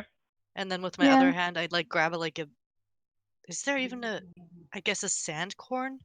A pebble would be corn. big. I think yeah, Grain you of dirt. could grab a grain of sand or a small pebble. Yeah. That's awesome. And I just toss it towards the web. Oh, I could have All right. snuck across. I would like that's I'm gonna have this be a ranged attack to see if you hit the web. Roll a d20 and add your strength modifier. Oh, I'm strong as fuck. Yeah. I rolled a natural one. No. As you throw it, it goes completely over the bridge of the branch and just plops into the bridge. Plops into the stream. Good throw. Nice. well, you looked confident. I cough and I'm like, it's the great sword. It threw me off. I sheathe in the great sword and I grab another. Wind, I'm like, right? I got the yeah, wind yeah, is way yeah. stronger when you're this small as well. So there's Yeah, that. yeah, exactly. Do you want me to go exactly. across? Do you guys want me to sneak across and see this little? Maybe I can find a path, and you guys, even Clunky over here, could get across. I look around. That's Looking for who you're talking about. That's you. Anyways, can I? I'm gonna have to make a stealth check if I want to. Can I try to like sneak around this web if it's possible to step on it? Yep. Yeah, you're trying to avoid contact with the web? Yeah, I'm trying to avoid contact in general, so I'm trying to like stealthily move across like as quietly as possible, hopefully, and without disturbing anything. All right. I am going to need you to. So you get up to the bridge. So he steps out about 45 feet. Kazuya steps out about 45 feet from the rest of you, out to the branch, and starts to pick his way across it. Make a stealth check for me. Is that D20? Yep, D20, add your stealth. 16. Okay, and also, as you try and pick your way through the web, make an acrobatics check. So is that another D20? Actually, I'm just have this be straight dexterity, not necessarily acrobatics. Oh. Dexterity would be 23. Okay. You rolled a 19? Well, didn't you say it's just straight dexterity? Oh, do I have to roll for dex? I thought it was just my dex. Oh, sorry. Yeah. Okay. Yeah. Sorry. You rolled, so this it's a skill check that doesn't involve your proficiency bonus. So roll the d20 and add +4 for your dexterity modifier. Okay. Hold on. 22. Oh, nice. So you pick your way through, and you get a fair ways across. Do the rest of the party follow Kazuya, or do you just watch him get across? Guys, Just watch. guys. Wait, he said he was just gonna scout. Yeah. I was going to try to find a path for you, but you can follow me. I'm gone now, so I can't really tell you that, but... So we'll just wait here for him to get back? Yeah, you see Kazuya. How far across do you want to get, Kazuya? Just far enough that, like... can I, like, peek over and see where this, like, thing would be hiding in shadows, or, like, I can't see it at all, no matter what? You can make a perception check. I can definitely try. Natural 20! Hey. Which is a total of? 20 plus 24. You see some dark shapes in the shadows, and as you do this, roll initiative for me, please. No! Bye, guys. Good night. Bye. Yeah, Well, it was remember, you have fun. 120. You did. You managed to avoid the webs, I did. but they saw you. Hey, What? I was Kazuya? sneaking. What are you talking about? I had stealth. Yes, Kazuya- you were sneaking, and stealth isn't immutable. You can be seen. True. You got far enough across that you got close enough to them that they saw you. It's not Well- Skyrim stealth. Yeah, I know, right? I was really hoping they would be like, huh, what's that noise? And then just not you even just, pay attention. Yeah, you just crouch and then it's like, oh, where'd they go? They're gone. Oh my god, it's crazy. You stopping to look for them and kind of peering around is when they notice. Damn it. Okay, well, all right. I rolled an 11. Okay. I have to Hey, roll for them. Yeah, they're gonna Can you beat the shit out of try- me. Can you try to not let your body fall into the water so that we can loot you? So that you can what? Loot. Oh, loot Take- me? Oh yeah, yeah. yeah, sure. I have Okay. like 20 coins on me though, so I'm not really worth that much. We But can your sell your possessions gear might and be. stuff. Yeah. We can sell your body, your gear. Oh yeah, that too. Your organs, you know. I appreciate that you guys are looking out for yourselves after. And my death. I'd like everybody else to please roll me perception. Okay. There will be one round before everybody else can join. Oh yeah, you guys get to watch me Natural get my shit 20. beat in. Cool. Can't No, wait to 26. Yo, she's already there. Yogi is definitely seeing this. Yogi. 15. Okay. 16. And So, Ekig? I rolled under my passive perception, so I would count. Okay, just take, yeah, Oops, sorry. then just take passive. Yeah, 13. Okay. So as actually let me roll. All right. What was your original stealth roll? Kazuya? Mine? Yeah. What was it? Oh god, I lost it. Where was it? What was it, like a 18 or I think? Okay. 18 or 16, I think. Okay. Yeah. Then that actually makes a difference. So tell me, is it an 18 or a 16? We'll just go with 18. Okay. That's smart because only 2 of them are going to shoot at you now. Oh, yay. All right. So yeah, one of them. So these are. I rolled perception again to see how many of them got to see you this. So oh, that was a journey. It's a 16 and a 20. Sorry, a 16 and an 18. Do either of those hit you? The 16 is what my AC is. So... Yeah, if it ties, it beats. So they both hit you. Yeah, they both hit me. Okay, so as you're sneaking through and you pause, and I'll say you got, it's about 180 feet across, and you rolled very good on your acrobatics. So you made it about, I'd say, a third of the way across, 60 feet, and you start to look around for the spiders. And as you start to look around for the spiders, you catch a glimpse of one of them. And it rears up and spits out from it between its giant mandibles a web. And right at my face. Yep, you are hit actually by 2 webs. Boom, boom. Oh. And you are restrained. Guys, Yay. bye. Bye. Woo! Can I still move my legs, or am I just stuck? I'm still No, you are stealthy. Let me you are steal- stuck let me in sneak over place. the branch. Oh, dude. And at this point, as I'll assume that actually it's your turn. My turn? Yep. What do you do? Oh. Can I try to pull one of my smaller daggers out and try to cut myself out of this, or? Let me double check the restrained condition. Yeah, But yes, I think you can do that. I just need to double check. You have where's my? So look these up every week in my game, and I should just put a bookmark on it because my DM never freaking remembers. After the spells, here conditions restrained. All right, so yes, you can. Yes, you can try and slash at the webbing. You can try and break it either by forcing your way out or by slashing at it with your sword. You have disadvantage as your arms are restrained. You have disadvantage on the attack roll to hit it. Okay. Cut the web. I'm kind of stuck, so he's gonna try to pull out his sword or dagger or whatever would be closest to him to. Your choice. It makes a difference. It makes a difference on damage. Yeah, it makes a difference on damage. So let me know what you take. Yeah, let's just take the sword. He's gonna grab his sword. Okay. Oh, you pull it out and roll to hit. Let's see. 21. 21 hits. Yes. Was that with disadvantage? What does disadvantage take off? Roll 2d20 and take the lower value. Oh, 2. Okay. Oh, 20. So. Yep. It still hits. Yeah. Okay. So yeah, he slashes the webbing. Does the whole thing come off, or is it just? Just roll damage. What was the damage? Oh, sorry. Yeah, the web has hit points. The web does have hit points.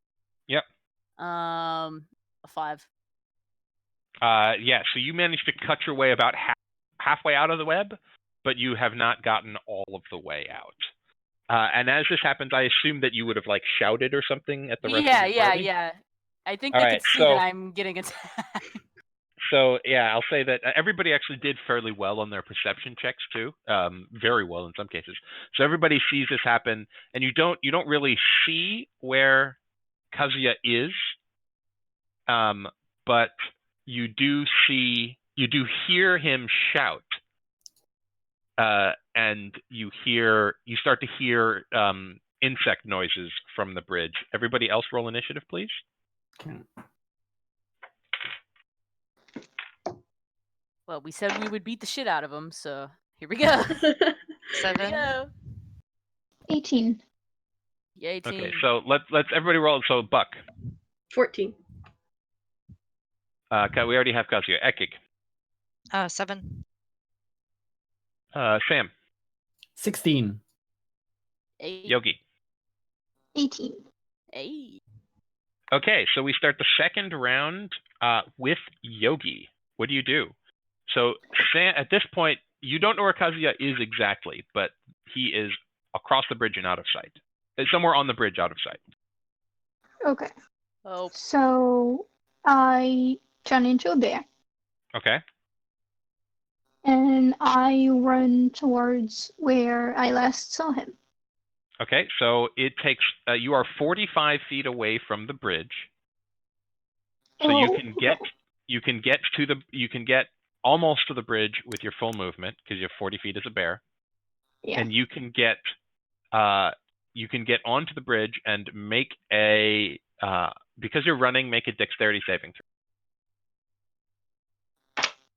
throw. Oof. Okay. And now my modifier. That was a really good noise. It was very positive. Yes.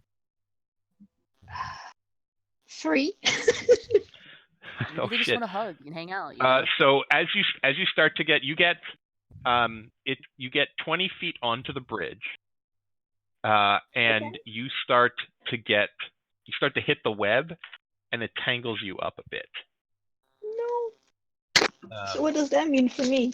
It means at this you only get 25 feet. Essentially, you're at that point you're not restrained by the web, but you get to the point where like you get caught up enough in it that it costs you the rest of your move.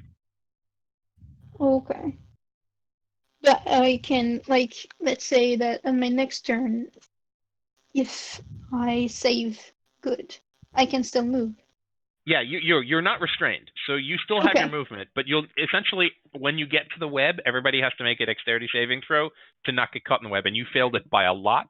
So instead of just restricting your movement, it like you got tangled up in it. Okay. So Okay, so I'm you nowhere are near.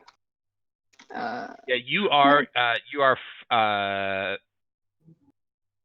35 feet away from Kazuya at this point. I will, however, let you make a perception check to see if you see him. Okay. 16. Yeah, you see a tangle of webs and then a struggling, wearing black and red armor with a sword trying to hack at the web, which you are pretty sure is Kazuya. Okay. All right, so that is Yogi. It is now Sam's turn. Okay. So about how far is it from where we are right now to the thing? About 45 feet? It's 45 feet to the branch. Yeah. Okay. Then I will, as a bonus action, so free action, I'm going to draw my sword. Yep. My scimitar, and then bonus action, kind of like he almost reaches down to the ground and then pulls the shadow that the light casts on the floor to cast Shadow Blade in the other hand. Dope. And then just goes movement action dashing towards the thing. Okay, make a dexterity saving throw. Yeah. Okay. That is a 17. All right, yeah. So you managed to make it. What's your full movement? Is movement and dash is 60, right? Yes. Okay, so you actually get almost all the way up to Bean. You're about 10 feet away from Yogi, but you are not caught up in the webs. Awesome. And then make a perception check for me. Sure.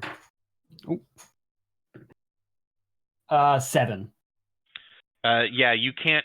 Is that below your passive? That's below your passive. But either way, the DC was still higher. It's 12. Okay. So yeah, you see Kazuya. You do not see Kazuya struggling up ahead of you. You can't really see around the struggling form of Yogi. All right, no problem. Hello. All right, Buck, your turn. I will use all my movement to get 30 feet, like move 30 feet towards the branch. Okay. Do you want to dash or just move 30 feet towards the branch? Just move 30 feet towards it. Okay. And I will hold my action to shoot a spider. Okay. Roll a perception check for me. That'll just be your sort of standing, do you see the spider check. 15. Okay. That's pretty good. And that is Buck. It is now the giant wolf spider's turns. They only have one target, and it's Kazuya. So there are two of them. They are both going to walk up to you. And at this point, Buck, you see both of them, but I'm going to roll their attacks or you roll your attack on them. Okay. You are restrained, so they have advantage on the attack against you, Kazuya. So let's see. Bye. That's a 19 and a 9. 19 and a Hey. 12. Yeah. One whiff. So let's see. Yeah, the other one, so the 19 hits and the 18, I'm assuming hits, Oh right? yeah. Because there were 2 of them. Oh, I thought the one rolled a 9. No, sorry, that was my bad. I shouldn't have said the 9. Yeah, that it's lower of the 2 rolls was a 9. So you take it's a D6. So you take 8 points of piercing damage, and please make 2 Constitution saving throws because you are hit by hit by 2 different spiders. Oh, okay. So D20 or? Yeah, roll a D20, and you should have a on your character sheet. It's bonus, right? Yeah, there should be a saving throws on your character. Yeah. So on your character sheet, it should be saving throws, and then let's see. Roll 19. 19 makes it. What's the other one? Oh, I have to make a second one? Yeah, you have to make 2 because you're hit by 2 spiders. Each of them has poison. Okay. 18. All right. So you made both saves. So for the first one, you take 2 points of poison damage, and for the second one, you take 4 points of poison damage. So 14 total hit points is what I lost. I don't remember what I said for the bite, but yeah. Okay. Cool. Okay, and now you're going to be attacked by 3 giant spiders. Come up, but actually, I'll have you. Buck, you can get your shot off. Okay. So go ahead and roll the hit. What's the range on your pistol? It's really long. It's 30 or 90, I think. Or wait, hold on. 30. Yeah, you have to double check. 90 feet is the range. Okay, 90 feet. You are, you are at 90 feet, so you are rolling at disadvantage to hit. Okay. Oh, I'm sorry, no, I'm sorry. It's still a disadvantage, but you're not at 90. But yeah, so you're at 75 feet. Okay. I'm reading. I have a number line here where you all are. 19 to hit? 19 hits. Yes, roll damage. Okay.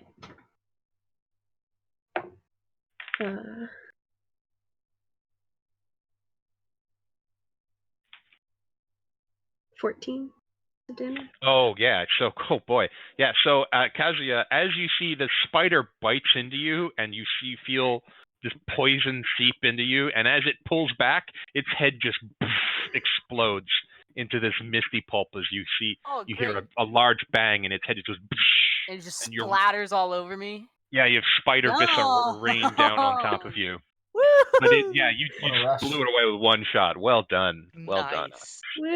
He's just shocked. He's just terrified, like shocked. Oh my god. Yeah, Buck's gun is good. I gave Buck a really nice gun. Jesus. Hub did a great job with that character design. I'm a big fan of that character, and Apples plays him really well. Yeah. All right. So yes, now you take 3 attacks from the giant spider, all of which are at advantage. Bye. Mercy! The first one rolled a 5 and a 3. So the first one misses you. It was impeded by the exploded body of its former compatriot. Die. The second one is a dirty 20 to hit. Bye. And the last one is a 19 and a 2, so that's a 24 to hit. See you guys. So the first one hits you for... Actually, let me just roll both d8s at the same time. Where'd my d8s go? All right, so... fuck, man. Every time I roll 2 d8s, I roll an 8 and a 7.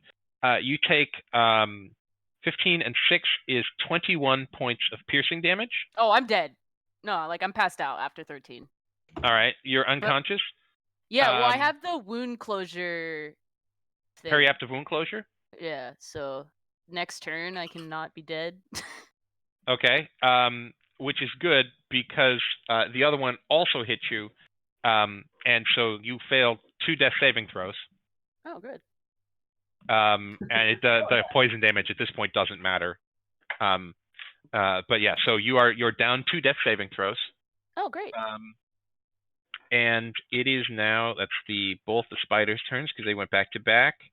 Kazuya, it is your turn. Roll a death saving throw. Oh wait, Isn't I thought the there thing. only Oh no, three? it stabilizes you on your turn. Yes. Yeah. Good So- call on the parry apt. Hey. Yeah, so your death saving throws are now reset. You are stable. So I'm just Awesome. passed out in Yeah. this You are web. unconscious and restrained by the web. I'm just gonna chill here. All right. So I guess I Cool. just collapse over with the web still kind of holding me. So that's nice. Ekig, it is your turn. Okay. Hey. So my range with my longbow is Mhm. 150. However, if I use my my movement to walk 30 feet, I'm like 10 feet away from the branch. Yeah. Yep. You're 10 feet away from the branch. Can I even shoot at a spider? Do I even I'll see let you. it? If roll up. What's your passive perception? 13. Roll a perception check for me.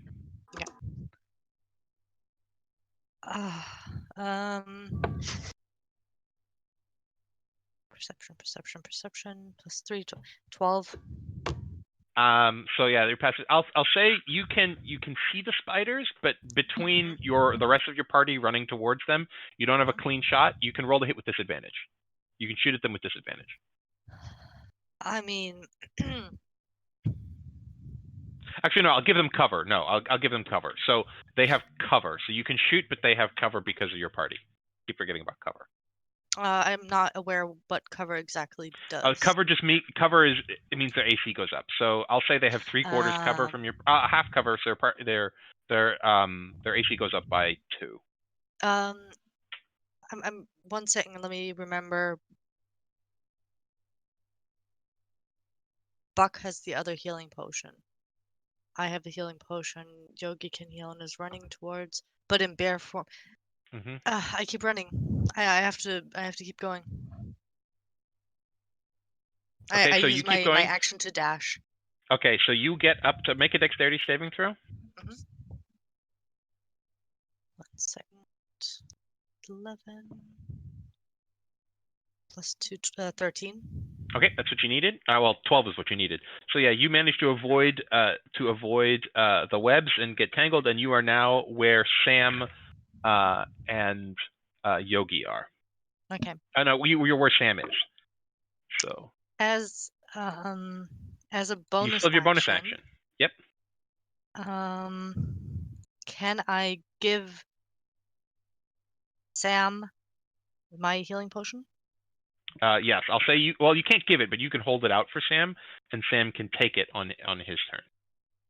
Would the taking be a bonus action? No, it would be an interactive object. It's a free action. You get one Okay, free yeah. interact with object on your turn.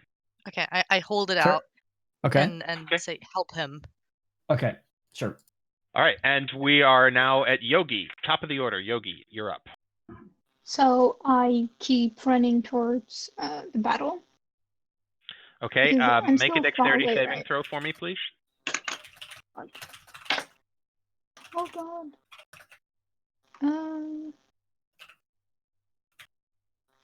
6. I'm gonna Yikes. switch dice again. Yeah, your dice are not being nice to you. I have only 2 of them, so I'm just switching and putting one in the jail and putting one out of the jail. And Okay, so I will say that actually, what's your strength? You have make a strength check for me. This will help see if you can pull away from the oh my stuff you're on now. god, they're all bad. 6 again. You rolled a 2? Wait, is it a check or a saving throw? It's a saving No, throw. it's a check. So I rolled a 3. You rolled a 3? So so plus 3. No, it's plus 4 because you're a bear. Oh yeah, that's right. Yeah, so it's 7, which is still not good. Yeah. No. So yeah, I'll say you have half your movement, and you can. Yeah, I'll say you have. If you dash, you can move 20 feet. So you're struggling with all these webs. So you can get 20 feet closer, which would put you 15 feet away from Kazuya. Yeah, but So I can dash, right? Yeah, if you dash, that gets you that distance. So like you're moving at a quarter speed through these webs. But can I dash though? I don't think I can dash, right? You can Yeah. always dash as an action. Yeah, dashing is always an action. Everybody can dash as an action.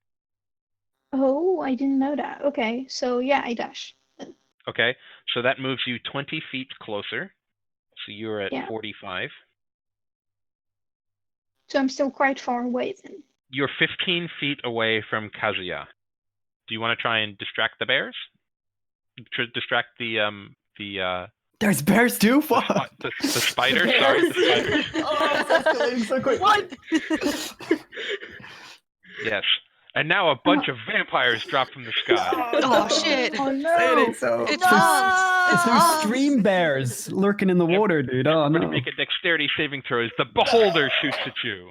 Oh I shit! can. I'm out. Just Like- dump me into the river. Like, that's fine.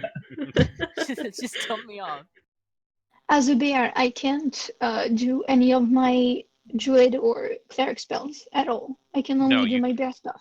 Not until level 17, no. Oh my god. Oh Okay. no. Don't like that. Yeah, How do you So really can do I that? try to roar really loudly at the spiders? yes. Make an intimidation check. Do not fail me, dice, please. Fuck's sake. God! Intimidation? Yep. 8. That is going All right. well. The Yeah, bear you're roars at the scared. spiders. The spiders are currently preoccupied with their current prey. Yum. I'm doing my Uh, best, though. Sam, your turn. So how far away am I from Kazuya now? You are 45 feet away from Kazuya. Ah, shit. All right. I'm so dead. Bye. Well, I'll take the potion first of all. Okay. Yep, That's interact with being object. offered Take to it. me. Offer I was just a gonna say quick you're gonna nod. drink the potion. I'm like, excuse No, you. no. Yeah. Oi! I thought full that as HP, well. but who gives a shit? You're And gonna so eat it at me? I will. I'll use my movement first of all to go 30 feet. Okay, make a dexterity saving throw. Okay. That's an 18. Yep, you make it. So you get up to where Yogi is. Okay. I You're 15 feet will. away. Okay, so I won't have close enough to use the potion, but I will take a quick second to take more of a sort of almost performative stance and go into blade singing. Okay. And then I will produce my bonus action. So I'm just going to move up kind of between the spiders and Kazuya. Okay. I'll have you. To try and make you seem like more of a threat. Roll intimidation. Okay. 16. Okay, yeah, you basically make yourself big and loud and start swinging your sword around. Your sword made of blackness, and you are now at Kazuya. Yeah. Okay. It is now Buck's turn. I sleep, man. I sleep. Can I see any of the big boy spider? I'll say that that there's you blew one away, and you can see one of the larger, more dangerous. There are 3 big, dangerous-looking spiders, and there are 2 smaller-looking spiders there as well. So there are a total of there were 5 spiders. Now there are 3 big spiders and 2 smaller spiders because you killed one of the giant wolf spiders. So the stabilizing thing, does that mean that he doesn't have to do death saving rolls? He can still be killed, but when he automatically stabilizes on his turn. So he never has to make a death saving throw. Oh, that's cool. Yeah. That's Thank really God. if he's hit while unconscious, he automatically fails him, and if he essentially is destabilized. So if he's hit twice while unconscious, he dies. Twice even, not 3 times. It's not 3? It's an automatic crit if you're within 5 feet while you're incapacitated. Oh. Okay. And a crit is Bye. 2 death saving throw fails. Bye. I got you, fam. Don't worry. I hate myself, apparently. Cool. Never putting the big boy pants on ever again. Never You got again. too far away from the party. I Split the party. thought I could help and, sneak around, but That was no. your first mistake. First mistake All was Trying to Buck, help. what are you doing? Can I cast a bonus action before my action? Yeah, you can do bonus action. You can even break your movement up. Yeah, you can do them in any order. Okay, can I cast Branding Smite? Yes. And then... Yes, you can. Does that Try to- require a melee attack? I don't think I so. think that's the one that's like just a weapon attack. Yeah. Yeah, it is. Okay, yeah, then you definitely can. And then try to shoot one of the big boy spiders. Yep, shoot one of the big boys. Roll to hit. Do I have It does have disadvantage? some. Or is it... No, it does have some cover from you, so its AC goes up a bit, but you can still hit it. Okay.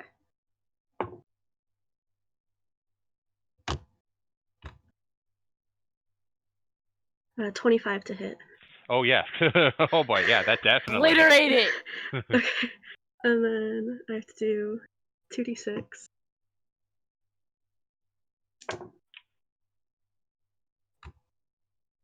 And then...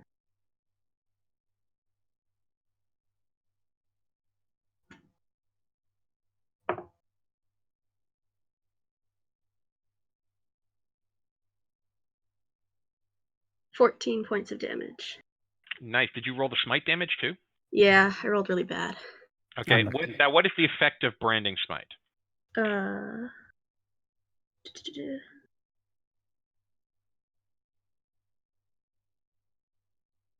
The creature becomes visible if it's invisible, and that is it, I think. Oh, it sheds dim light in a 5-foot radius. Okay.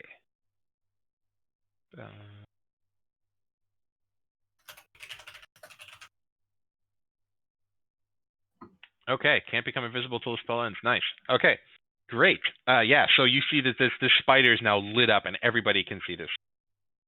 It is now the giant wolf spider's turn. Let's see, what is the intelligence of these things? Not big. The giant wolf spiders are smarter than the giant spiders. Ooh. So they are going to attack the dangerous thing, i.e., the wizard. Yeah. Not Attack a the sentence wizard. that should ever be said in melee. Attack the wizard. So it's just one, Okay. but it rolls. Fuck. I hate fucking blade slingers. Actually, it's going to. No, it's just gonna make a straight attack. Because it goes first. It's a 17, which Does not hit. doesn't hit the wizard. Slap it. Slap it aside with the blade. Okay. So that is the giant wolf spider's turn.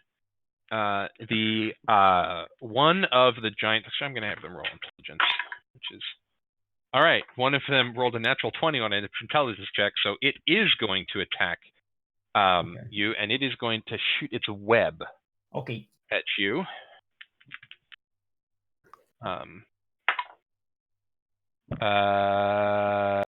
16. How much? It's a web. Does it hit you? 16. Oh no. No, it doesn't because Blade's the game. Technically, that one wouldn't have hit. Well, no, it would have actually because it's a 16 AC. Yeah. And the last one is going to make a. It's going to make a shove attack against you. Ooh. So roll a strength check. Gotcha. It's a natural 20 minus 1, so 19. Rolled a 12. Just like, you So yeah, Fuck. it goes to try and knock you down, and you just push it off to the side. Nice. Throw it off the bridge. Throw it off. And the Get it last Call me one, the muscle wizard. Yeah. the last one, actually, the last one was the one that got shot by Buck, and it's going to flee. It runs away. I thought he got obliterated. No, one of the wolf spiders got obliterated, but there are 5 Oh. spiders. Oh, lovely. Yeah, run Lot of away. spiders. Yeah, You better run. you better run. Sleep talking. Yeah, it ran away. It is now the spiders' turns. It is now Kazuya's turn. I sleep.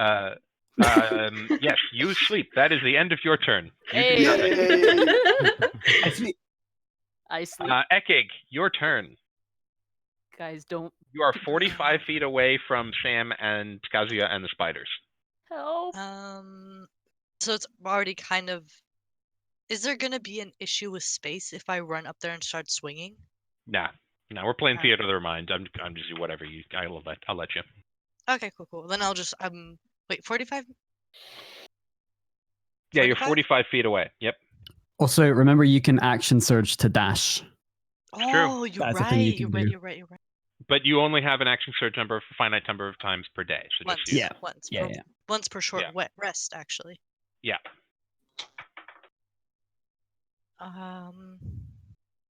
Yeah, but if I use my action surge to dash. Oh no, that's movement action, right? Yeah. Action surge just gives you another action. Mm-hmm. Yeah. Okay, yeah, So then I do that. All right. So I make a use my dexterity action saving throw. surge.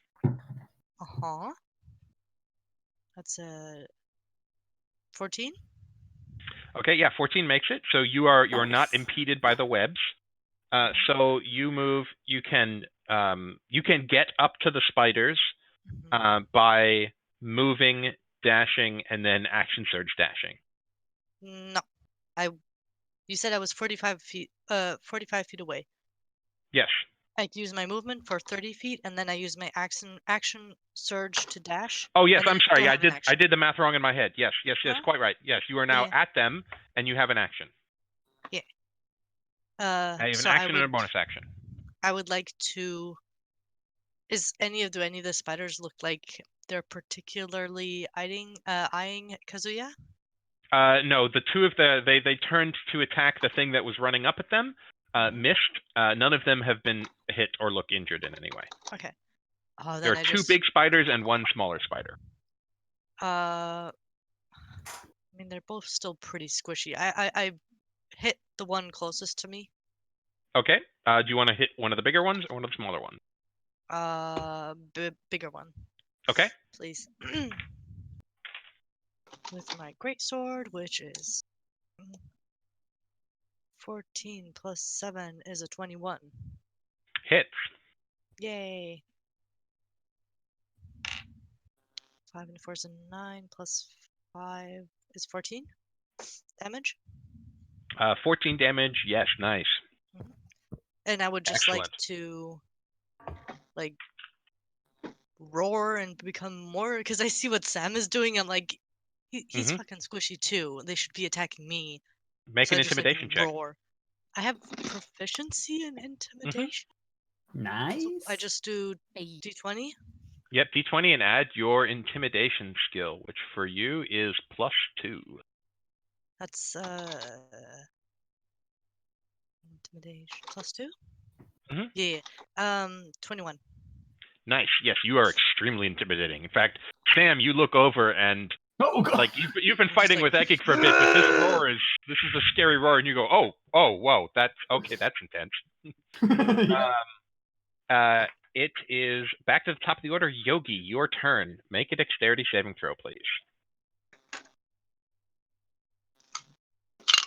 Ah, I dropped my dice. Hold on. I'll just use the other one. Oh my god, 1. Hold on. What's my modifier? Not enough to beat a 12. 2.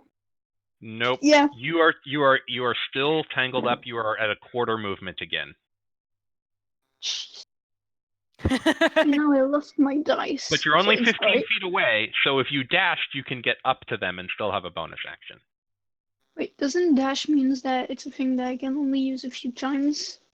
No, so dashing is like in chases, sometimes there are rules for how many times you can dash before you get exhausted. Yeah. But this isn't really a chase. You're just trying to force your way through the webs, and you're a big bear and you're not very dexterous.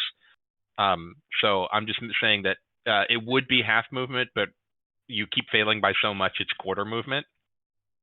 So you can move 20 feet on a dash, which would put you up to Sam and Kazuya. Can I Eke, try excuse me. to? Can I try to claw at the webs? Oh yes, you can absolutely attack the webs. Then I do that. Yes. So do I need to do like if I were attacking a person? Yeah. It's just a regular attack roll. So it's claw. So well 20. It's a 20. It's a 20 hits. Yeah, 20 to hit. Yeah, you have to do damage. Yeah, okay, and damage is 2d6.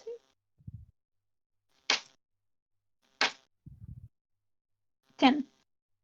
Yep. So you shred your way out of. So you're no longer tied up. So even with your terrible dexterity saving throw, you're big and forcing your way through the web. So you're at half movement, but you can get to Ekig and Sam right now, and I will let you use the other half of your multi attack on a spider when you get there. Okay. So yeah, I run towards the spider with the rest of my movement. Mm-hmm. And wait, you said I could attack them? Yeah. So I'll say you have multi attack. So you have a Oh, yeah, bite that's and a right. claw. So I'll let you bite a spider when you get there. You use your claw to free you from the webs, and I'll let you bite once you get there. Okay, so I'll bite Using the other half of your attack action once you get there. Okay. So I'll bite the spider then. Okay. 26. 26 to hit? Yep. Holy shit, nice. Yeah, I that used to hits. roll terribly, and now I roll okay. So it's 1d8 plus 4, so it's 10. 10 points of damage. Which one do you hit? Oh, I thought there was only one. The one that is the most injured. All right, so the one that's the most injured, so you put it, and it looks very, very hurt. Nice. That was the giant spider that Ekig attacked. Which great job. You are messing them up extremely well. Sam, your turn. You are up. There's three spiders. Two big ones, and one small one. One of the big ones looks real hurt. Okay. Did you want to do anything with your bonus action, Yogi? I could give some. Can I give someone berries as a bonus action, or is it Nope. an action? They have all merged with your bear form. Oh yeah. Shove berries down my dead fucking mouth. Yeah, when you transform into a bear, all of your belongings are basically sucked into your bear form, including Okay. all of your berries. Okay. Your bear berries. And it would be an action to feed something to another person anyway. Okay. Can I try to intimidate the spiders? Yes, you can. Roar at them and roll intimidation. There we go. And It's since you're up better. close, use your strength modifier instead of charisma for this. Ooh. Wait, with the bear it's different. It's a +4 for the bear. 17. Yes, that hits. Nice. Wait, did you roll a natural 20 on your bite attack? I roll a natural 20 to hit. Yeah, Not so on the so when you roll a natural 20, that's a critical hit. That does double damage. Oh. So roll an extra D8. I was wondering how you got 26 without a crit. Yeah, roll an extra D8. I rolled a 2. That's exactly what you needed. You killed it. Hey. Yeah, so as you bite So- down, like you get it right in the joint. Actually, no, you can tell me if there's a way you want to do it. Go ahead. Yeah, I bite it right at where the head attaches with the rest of the body, Mhm. and I crunch, and I just throw it away. Throw the head as far away from me as I can. So fun story, Bean. That's literally exactly what I was going to say. That's exactly what I was going to say. So yeah, great. Yeah, that one is extremely dead. There is now one. There are now one big spider and one small spider still left. Sam, your turn. Oh yeah, Yogi, roll your intimidation. Again? I mean, did you roll it before? I missed it when you said it to me. Yeah, I said 17. Okay, cool. Sorry. Yeah, thank you. Now, Sam, your turn.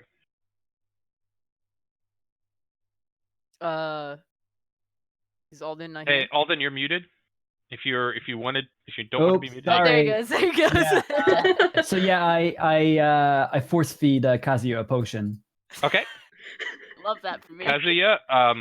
It's a 44. Now, do you have a healing 44. potion, Alden? I did not I have picked one. it up from Ekig. Oh, that's right. Yes. Yeah. So that's just a regular one. So that's 2d4 Yeah. plus Yes. 2. I'll roll it for you. Hang on. Dang. I'm kind of, Yeah. dead. So that's 7 healing.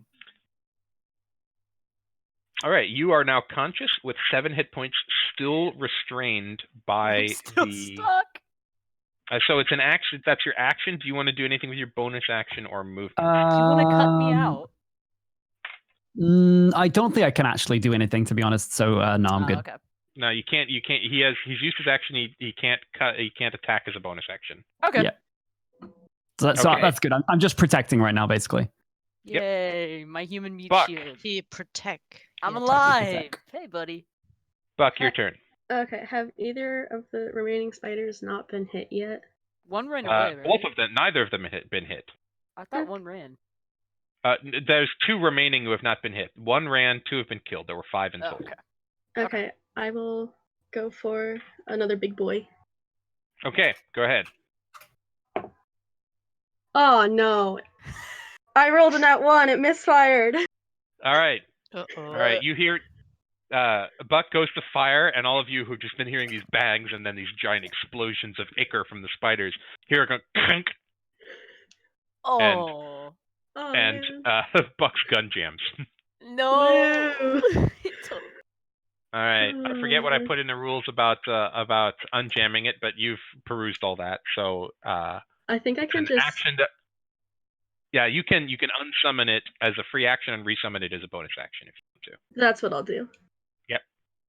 Yeah, the nice thing about being a warlock is you don't really have to ever try and clear the jam if you don't want to. You can just be like, all right, fuck that, let me have a new one. Yeah, that's what I will do. All right, so you still have your movement. Do you want to move?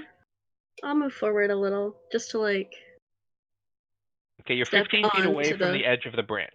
step onto the branch. That's what I will do. Okay, step onto the branch. Okay. And it is anything else you want to do? There's nothing else I can do, I don't think. All right. It is now the giant wolf spider's turn. It is going to attack the scariest thing it saw, which the highest intimidation roll was Ekig. Hell yeah. So it is going to attack Ekig. So, nope, a 12 is not going to get there. Good. And the other one, the giant spider, is going to attack also the scariest thing. So it's also going to attack Ekig. Come at 17. Does a 17 hit you? I don't think it does. No. Okay. So let me. Okay, and yeah. Either way, even if it shot, it got its web back, but even if it shot the web, it still didn't hit. So that's the spider's turn. Both sets of spiders, because they go back to back. Kazuya, you are conscious. Yes. So I'm back. Can I? I'm gonna attack the webs again to try to get myself Okay. out. You're still restrained, so you're still at disadvantage to hit. Right.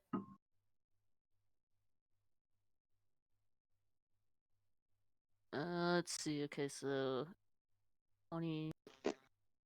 Sorry. It's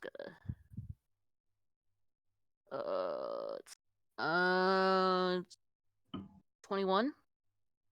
21 hits. Yep. Roll damage. This is not sneak attack, by the way. You cannot sneak attack an object. That would be nice. What do you mean? Yeah, that would be nice. 6. 6, that's enough to free you. So you managed to Hey, slice away enough of freedom! the webs. You are now freed. You have used your action. You still have a bonus action under movement. How far is the other side of the bridge? It is another 120 feet away. It's 180 feet across the branch, and you are at 60 feet now. And didn't one of the spiders run that way? No, well, yeah, maybe, but it just ran away. So it's like gone. It's not coming back. Yeah, they're just looking for a meal. When you start to hit them, they're like, oh no, this is dangerous. No, running away. Yeah, I should probably. I don't know. Oh, there's one left, right? There's 2 left. 2 left. Which one's closest to me? They're both up against you. They're both 5 feet away from you. You can hit either one. Fantastic. But you've already attacked. But you can use a bonus action to attack with your offhand if you want. I should probably. I probably want to dash away. Okay. Yeah, Or you can disengage. just movement. Yeah, you can bonus action disengage and move away. Yeah, I'll probably just do that. Okay. Make a dexterity saving throw. Oh, okay.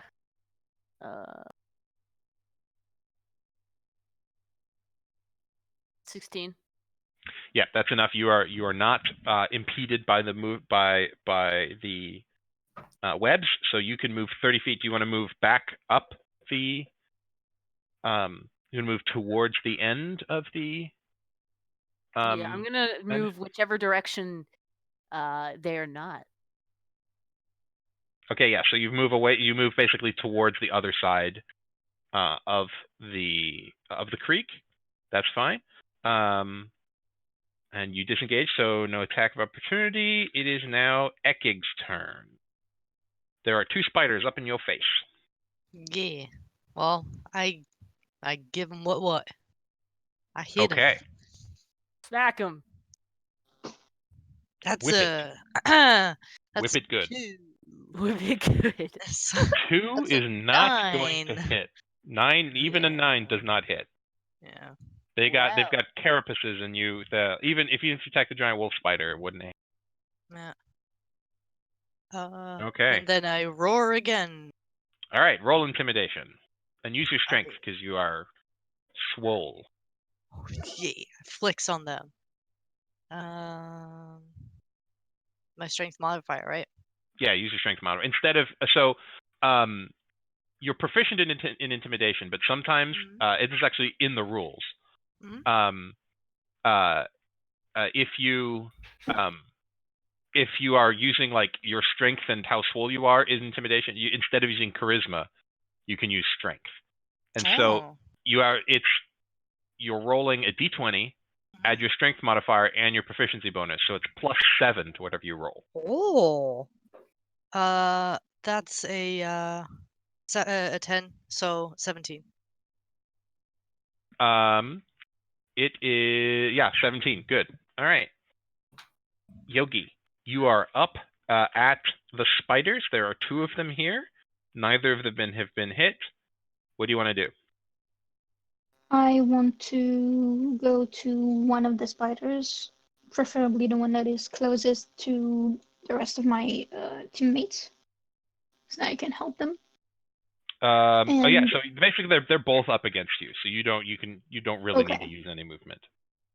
So the one that is closest to, I don't know, either one of them. Okay. And I multi-attack them. Okay. Like the big one or same the small spider. one? The big one. Okay, attack the big one. So 21. 21 hits. D8. 12. Okay. And now go ahead and claw. 13. 13, excellent. Does that 13 to hit? Yeah. Okay, yeah, 13 does not hit. No, I'm sorry. Oh, Okay. No. You go and bite, and you go claw it, and your claws just like clank off of its exoskeleton. No, its AC is 14. Sorry, does not quite hit. Okay. And that means Yogi's turn is done. Sam, you're up. So I still have one in melee range with me, right? Yep, you can attack either the big one or the small one easily. Okay. So main hand with the shadow blade, I'm gonna attack. Okay. That is a 16. Attacking the big one or the small one? They're both within 5 feet. Yep. Let's go for. Is the big one look injured? Yes. That's actually, the one that Yogi just bit. Okay, yeah, I'll go for the big one. Okay, it hits. Okay, so 3, 8, 11. For 15 damage, psychic from the shadow blade. Okay. You see as you do this, its head just kind of like its eyes just like out of its head, Perfect. and it slumps onto the ground. It's dead. Yeah, blade Oh, just thank slices right through with no wound. And then bonus action, I'll do offhand attack. That's cool. Okay. That is a 21. 21 hits. Yep. So it's just 3 slashing damage. Okay, got. And all I'm right. staying there. Great. So that's Yogi and Sam. Buck, your turn. Let's try this again. All right. I'm gonna use a luck point to try to. Nice. You could have used a luck point on the natural one if you'd wanted Yeah, I forgot about it. to. Okay, 18 to hit. 18 hits, yes. Cool. Yeah, even with cover, 18 hits.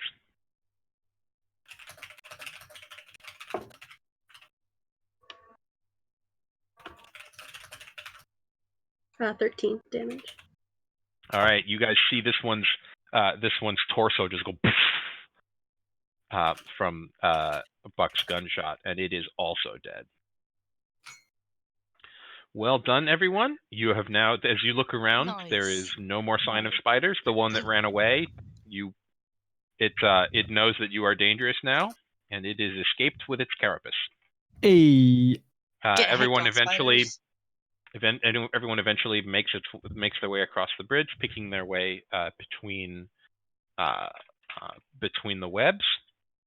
Oh, wait, hold on. Can I try to, because I think I have flasks, can I try to gather some of the spider's venom? Not as a bear. You can do so as a dwarf. Yeah, but I mean, yeah, I turned Yeah. back into Well, a dwarf. you could have stayed a bear, is what I'm saying. It's up to you. But yes, as a dwarf, yes, absolutely. Make a nature check.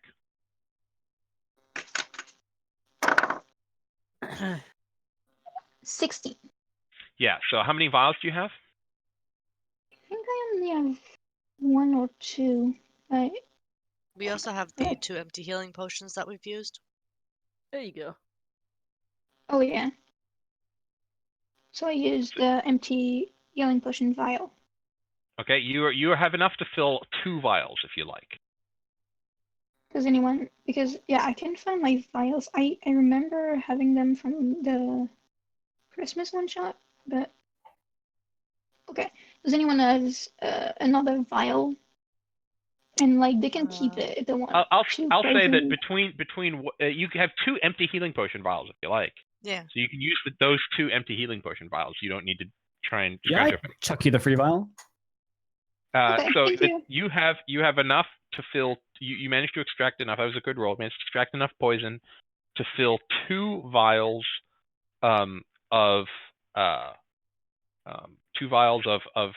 with poison, and you now have 2 vials of poison, which are a standard D&D item, which you can look up in the player's handbook.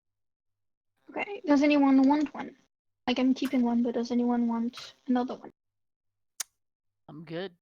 I don't want to see those spiders. Yeah, I'm good. I mean, if you I've don't, had well, enough. I would take one if you're giving them so out. I give you.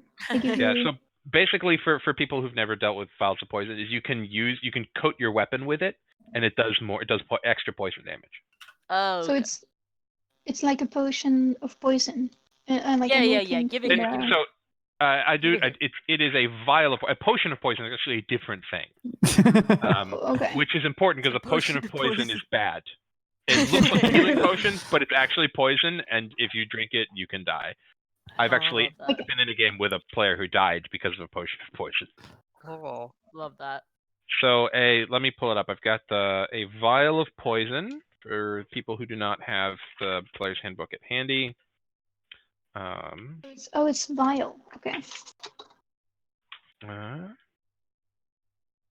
Basic poison, I think it's called in the PHP. Yeah, poison basic. Thank you. Yes. So you can each one is one slashing or piercing weapon up to three pieces of ammunition. Applying the poison takes an action. A creature hit by the poison weapon must make a DC 10 Constitution saving throw or take 1d4 poison damage. Once applied, the poison remains its potency for 1 minute before drying. Okay, so it would have to be like applied directly before battle. Basically, basically like, oh shit, something's happened. Let me put poison on this weapon. Now I can stab with it, and it lasts for a minute. Okay. Or maybe I can Or like give. if you know like something's about to happen, you can apply poison and then run into battle because it lasts for a minute. If an enemy were to be like kind of unconscious, maybe if that happens, can we like put the poison in their mouth, or like use it as actual poison to poison a drink or something? Yeah. You could use it for that. The saving throw DC would be the same, but I'll say that if they were to ingest it, it would probably do a little more damage. Okay. We'll cross that bridge when we come to it. All right, so you managed to make it safely across to the other side of the stream. So well done, everyone. Yeah, hey, we did it. We made it across the stream. I mean, as you make your way towards the table, it's another couple of hours on your table, and as you do, wait, can we short rest? Yeah. Please. I'm Yes, dying, you can. please. Yeah, please. Sure. Yeah, go ahead. All right, cool. Anybody else want to do anything besides heal up on short rest and get some of their cool abilities back? What do I get back? Can I put poison on my blade? Yeah, it would last for 1 minute. Never mind. I want to see what it looks like, dude. I just wanted to take a look at it. Never mind. I'm going to use Arcane Recovery to get a spell slot back. Okay, cool. Wait, what do I roll to get health back? So hit dice are a little confusing. So you've played, but it's been a while, right? It's been a while, yeah. Okay, so yeah, you have 4 hit dice, which are d8s. And on a short rest, you can roll any number of hit dice up to 8. So you can roll up to 4d8 and get that many hit points back. Okay. And you regain half of your expended hit dice on a long rest. So if you use all 4, after a long rest, you get 2 back. I think my thing lets me do like double, doesn't it? Yeah. Yep. Periaptive of wound closure helps. Yeah, so you can roll 1, say, okay, that's not enough, and roll a second one. You don't have to say, I'm going to use 4 and roll them all at once. Okay. You can count up. So let's take a quick break to use the bathroom while you guys take a short rest. And then we will come up to the end stretch. Firefly said she wanted to do something. So Firefly, if you are in a DM, so Firefly, if you are listening, I don't know what you wanted to do, but we're taking a quick break. So if you wanted to entertain people, please feel free. Oh, by the way, I said in the Discord, but I have to go in an hour. Hope that's okay. Okay, we'll do that. We can have someone. You can Jaeger my me. My suggestion was that the bird swoops down and picks him up.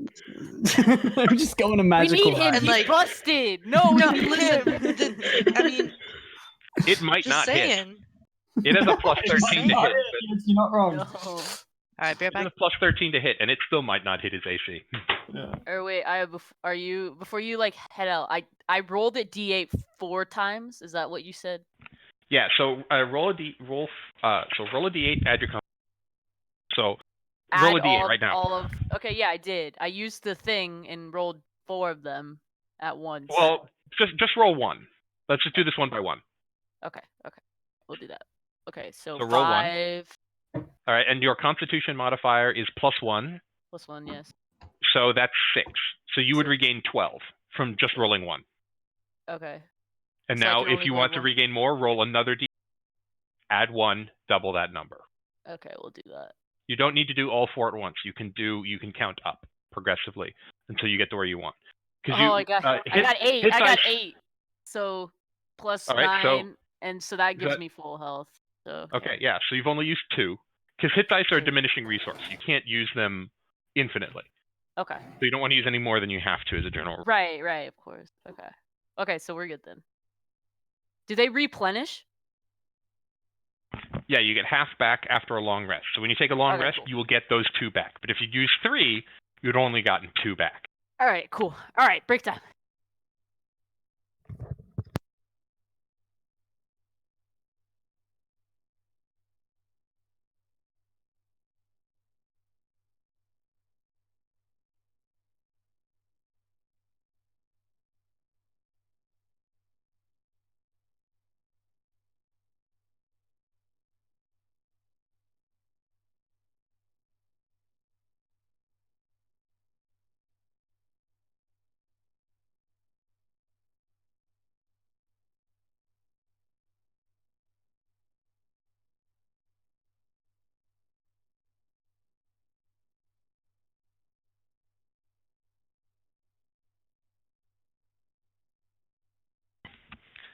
My tea has gone cold, which saddens me.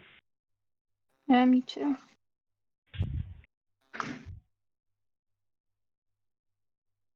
Yeah.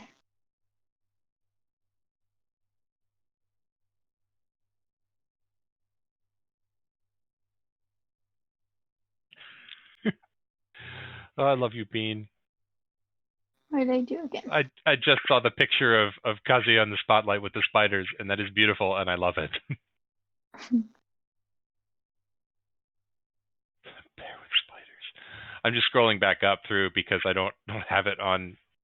I don't have this up while I'm on my screen while I'm looking at other things. So these are great.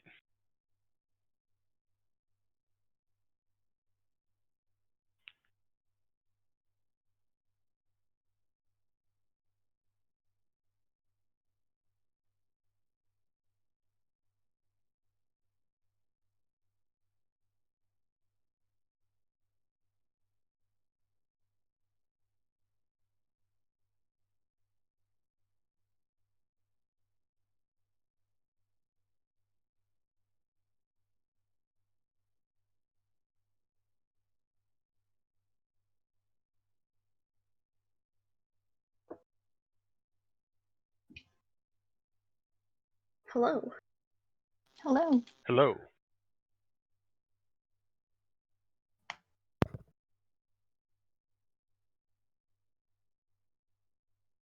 Berries. Yeah. The berry Yeah, and you berries. can use the berries. Yeah, I'll make a tweak to that bag of berries for you, Bean. I'll also make it as a magic item that you can add to your character sheet. Yay. I do enjoy creating the custom magic items in D&D Beyond, giving them to people. I So spent way cute. too much time on it.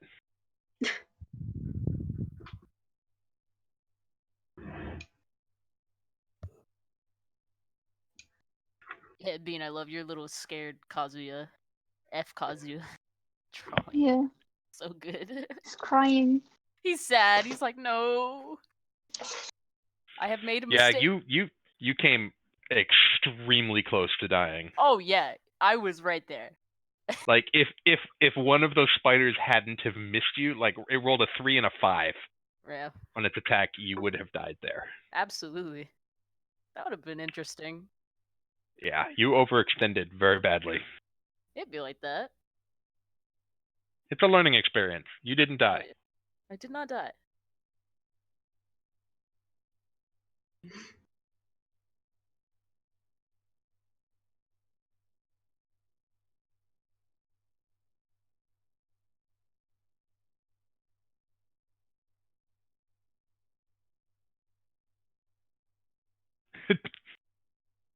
I just saw the bear paw with berries on it.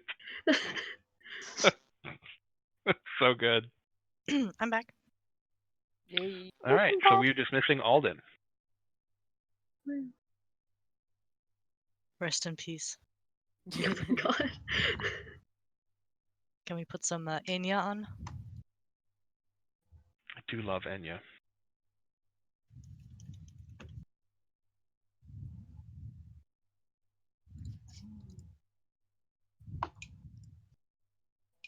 There we go.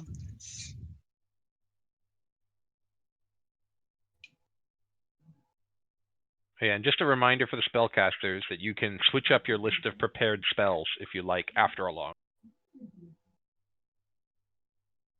I don't think I have to After a prepare. long or short rest. Long rest. Always a long rest Oh, for okay. spells. Alden can get more spell slots back on a short rest because he's a wizard, but he can only change his list of prepared spells after a long rest. And yes, Yep. Buck, you know all of your spells. You're more like a sorcerer in that capacity, where you have a certain number of spells and 2 spell slots. And I get a packed spell slot back after a short rest, right? You get all your spell slots Oh, back on that's a right. short rest. Yeah, actually, a warlock is the only class who gets. They only have 2. At high levels, they get 3. They have very few spells, but they get them back on a short rest. Hmm. Yeah, warlocks are.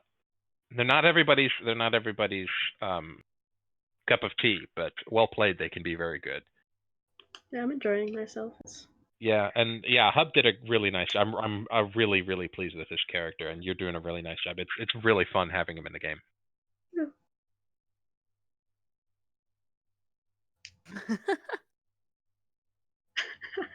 Yeah, the luck feat was a really nice addition. I forgot about it. I could have. That's all right. That's all right. It's It fine. happens. Yeah, it's fine. Yeah, divination wizards have a thing where, Oh, I think I did. Yeah, you played a divination Yeah. wizard in the last game. That was you awesome. you roll after every long rest. You roll a couple of d20s, and you keep whatever number you roll, you just write them down, and then at some point during the next day, you be like, actually, DM, what you rolled, or actually, other player, you rolled this other number that I rolled. Oh, I love that feature, man. Yeah, So That was a divination lot of wizards are dope. fun. It gave me major anxiety though, especially during the battle with Hans when Sylvia was dying, and I was like, how use the d20s to save? Must Yeah. save, and it was Yeah. really hard because I think I got Hans to miss 1 bite if I remember correctly. Yeah, you did. With Yeah, that. you did. Yeah, the problem is it was a crit.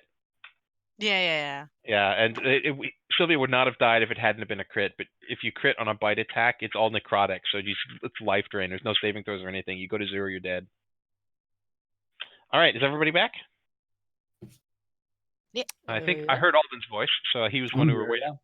So unless somebody speaks up, all right. So you cross the bridge, take a short rest, and you start making your way through. Following Carter's directions through the grass, keeping track of your progress, and you come across, you see, all of you here singing. Very, very bad singing. Oh no. Like bad as in ominous or bad as in Like, for skill? as in, there probably was a tune at some point, but So it had if not I so much sing? gotten lost as it had been ejected into the outer atmosphere.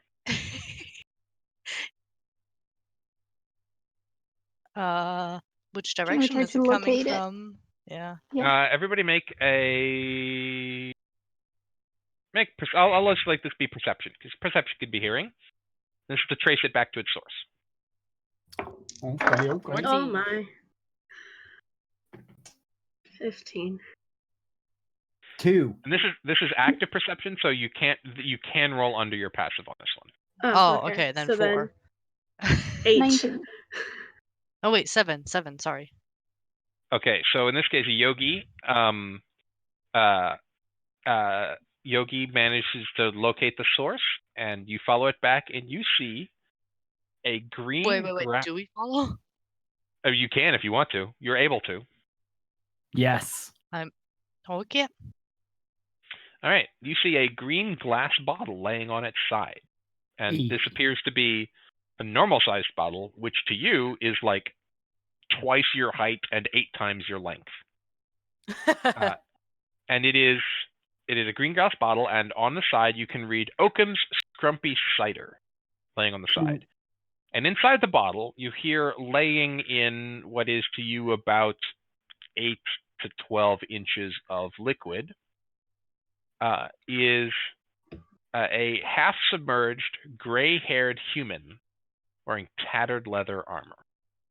And he is singing very badly to himself, and the entire area is reeking of cider.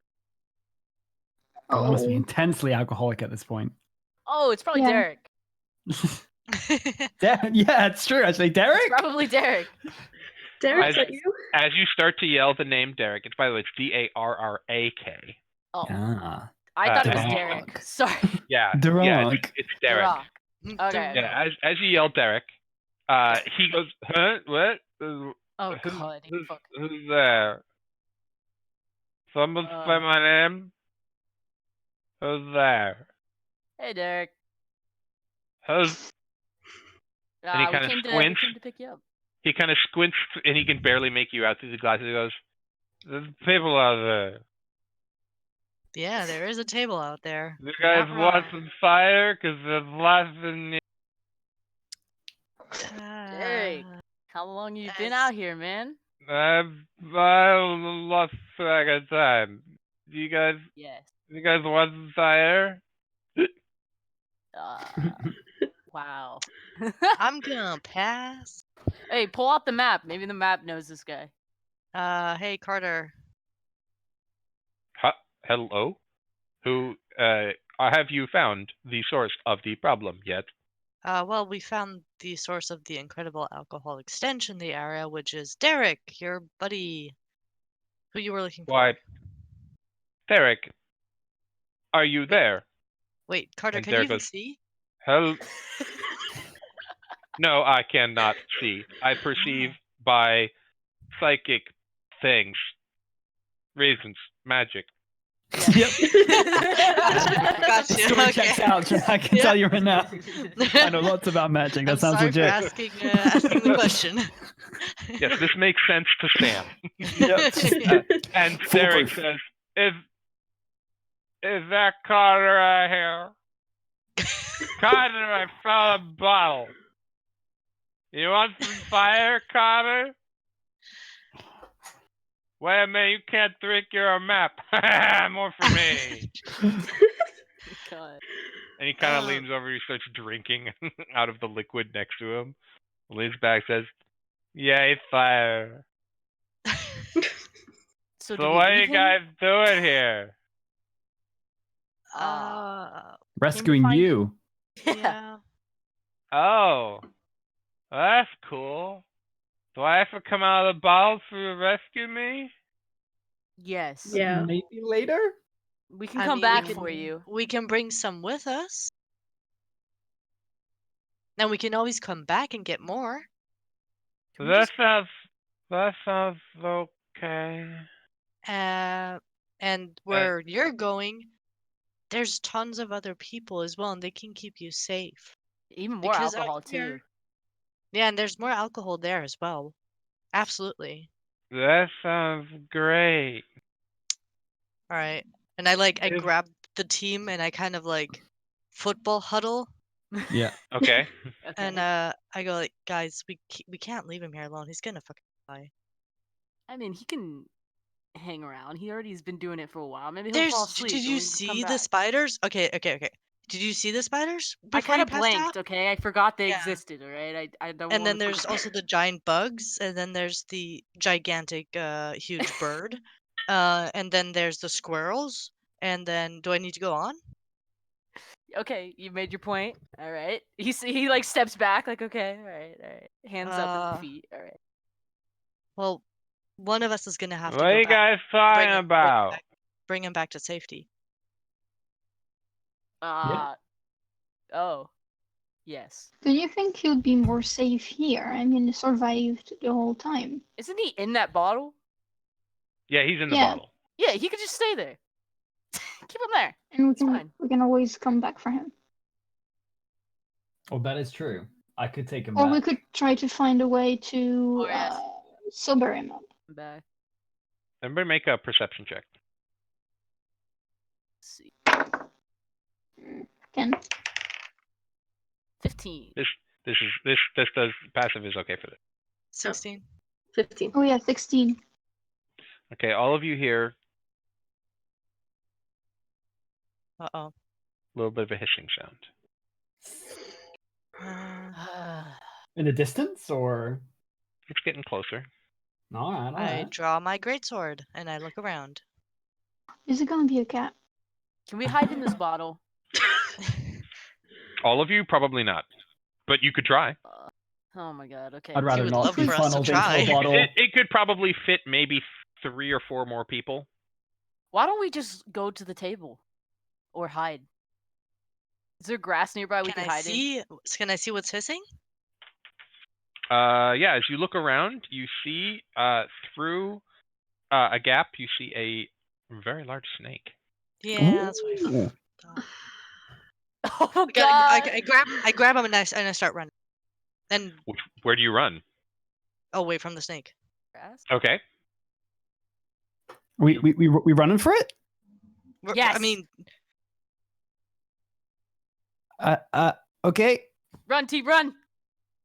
Okay. All right. You guys all make it. You guys dash away, and as you look around, you see the snake winds its way around the bottle. I grabbed Derek. I said that, right? You Yeah. can't. He's in the bottle.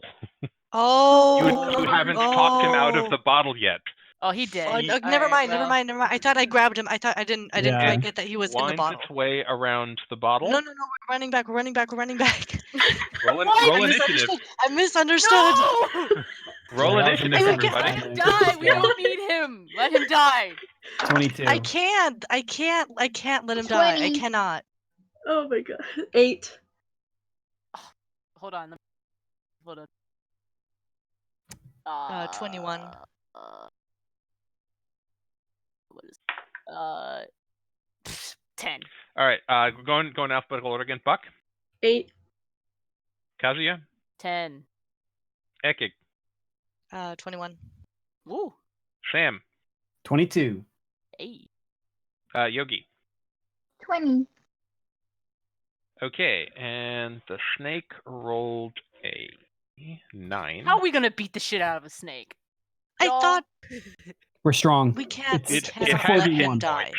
It We doesn't. cannot let him die. It got an attack off on, like, you guys ran away, and I thought I grabbed him. I said I grabbed sh- Derek and we run. I missed the bit where you said you grabbed him. So either way, it's gonna go around and it's going to attack the bottle. It's a +6 to hit, which hits, and it does. All right.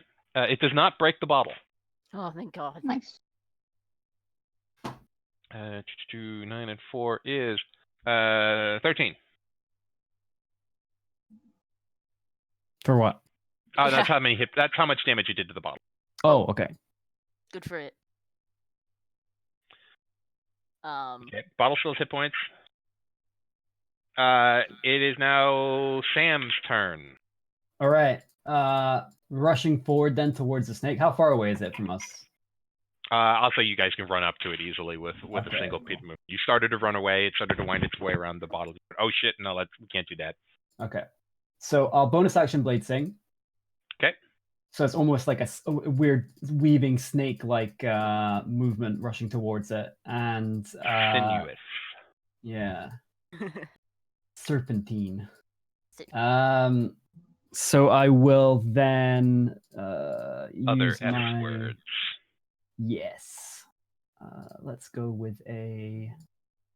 Just want to double check this isn't concentration. I don't think it is.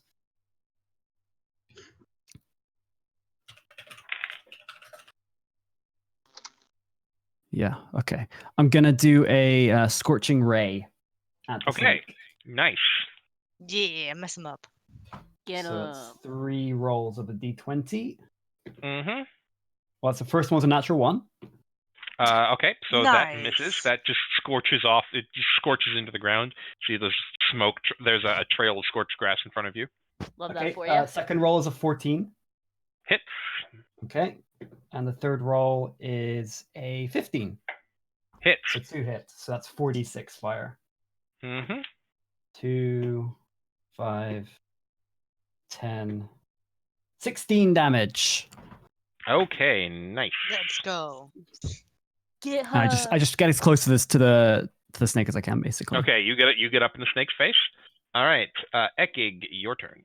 While I run at it and I hit it with my greatsword Okay. and try to dodge the cat that has hopped up to my desk. One second. See, that's not on the battlefield.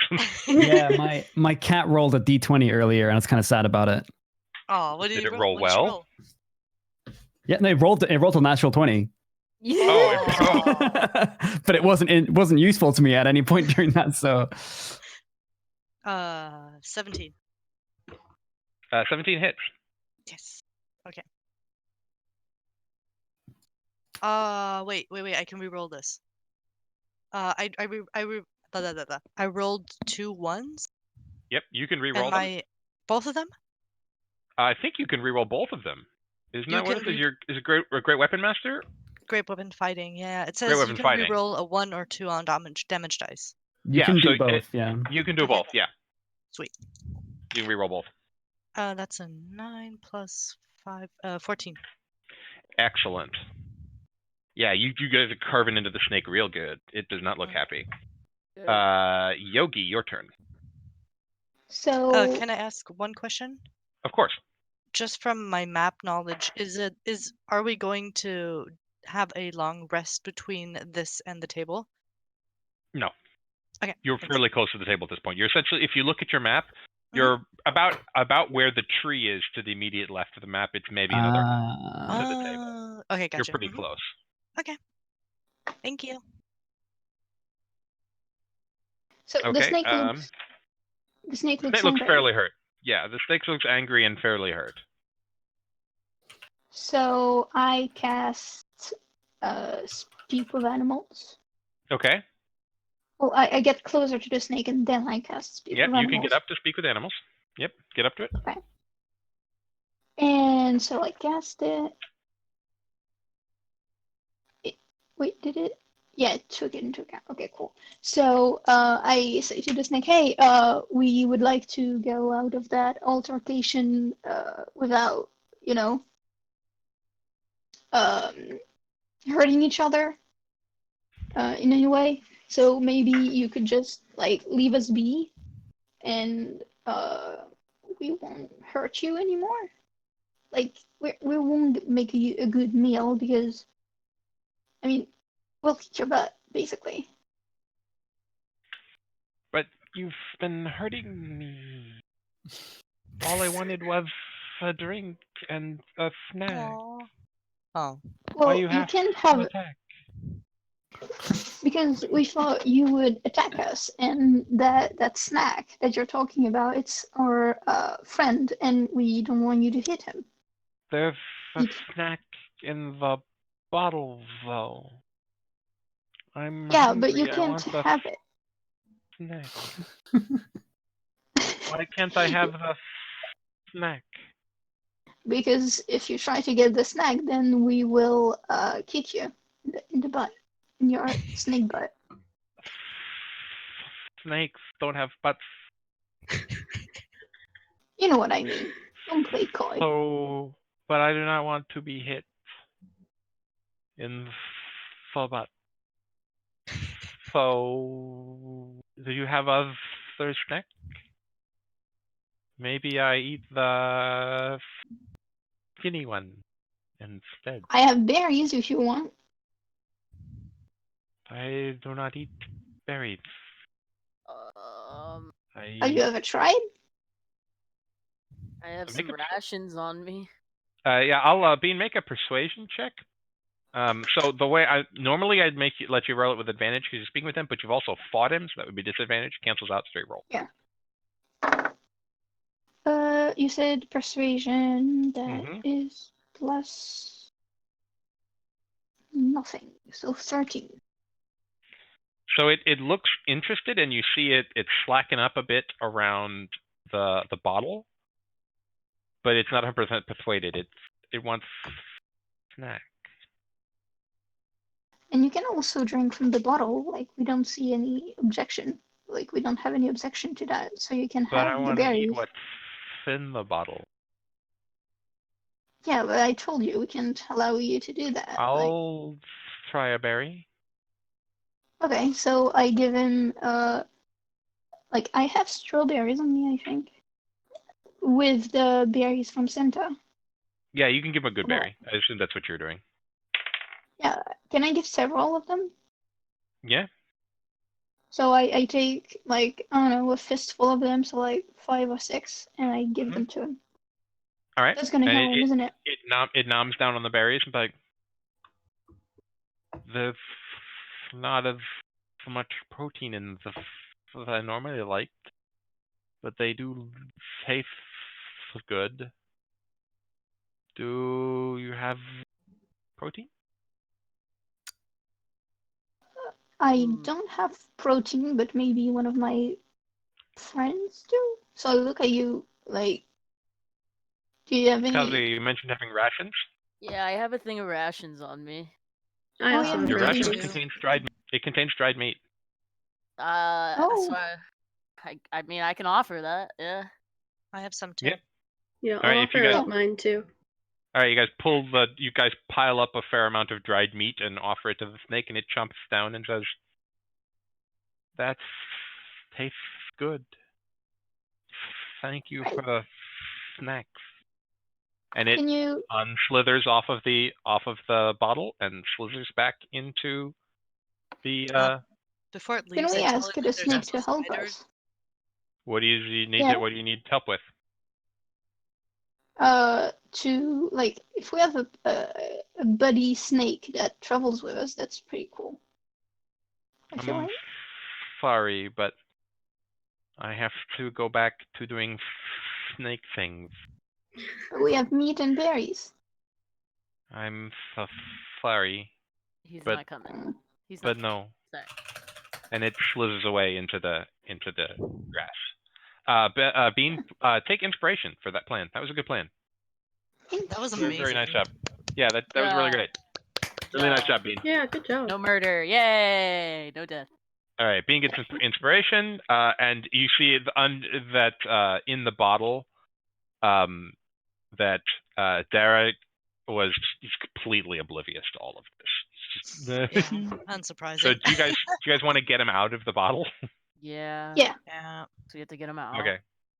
So you guys manage to persuade him to get out of the bottle, and he can barely stand. Great. So we have to carry around. I could, Alright, team as huddle, Lucky team huddle. suggested, yeah, we could do an easy out here, and I could take him back to the basket because I got to go in like 15 minutes. All right. Okay.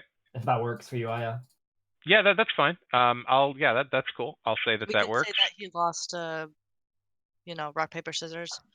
Yeah. I guess. Yeah. Yeah, the rematch. It was epic. It was us again. I'm scrolling through Bean's spell list, and it doesn't look like Yogi prepared the spell that would sober him up today. Oh, unlucky. No worries. Yeah, there's a couple of things you could have done to sober him up, but it doesn't look like any of you have it on your spell list. So yeah, Just that's pour that's water that's on a him. good We could try to that's a good punch easy him. out. Yeah, hearty slap.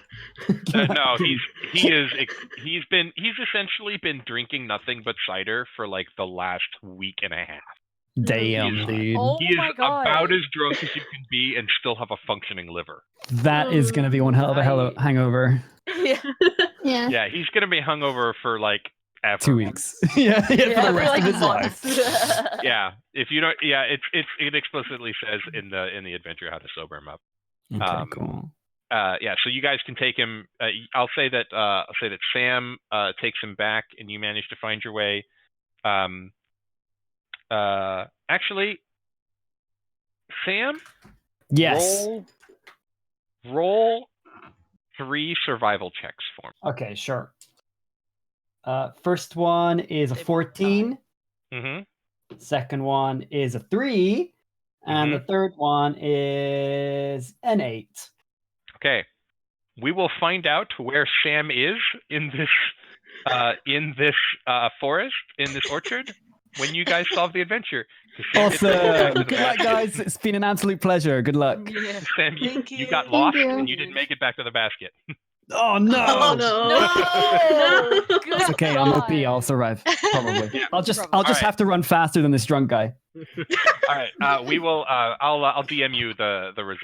All right, cool. after- Thanks, guys. after. Bye bye. Thanks for playing, man. See ya. All right, Have a bye. good rest of your day. Bye bye. All right. So, Sam steps away. Takes Derek back to. Heads back sort of roughly in the direction you came. You have no idea that Sam got lost. Fine. Yeah, but it was three checks, DC 12, and he failed 2 of them. So he's somewhere in the orchard. You just don't know where. We'll find him when we get big. It's fine. Yeah, when you get big, you'll see him. All right, find so you guys, you managed to make it using, because you kept the map with you. That's the issue. Is you make it to the table, and as you break through, there's a little bit of a clearing around the table, just like where footsteps had patted down the grass a bit. And you see ahead of you that there's this big table looms up ahead of you, and as you push your way towards it, you realize that directly underneath it, there's the grass has actually been trimmed, and not just the footprints from before everybody got small. There's actually been a trimmed, wide circular clearing underneath it. And sitting cross-legged on top of a large book in the very center, directly underneath the table, is a short, even under the normal circumstances. She's shorter than normal. She's slightly taller than Yogi. A dark-haired young woman wearing worn robes. And she smiles at you and waves cheerfully. She says, "Oh, hello.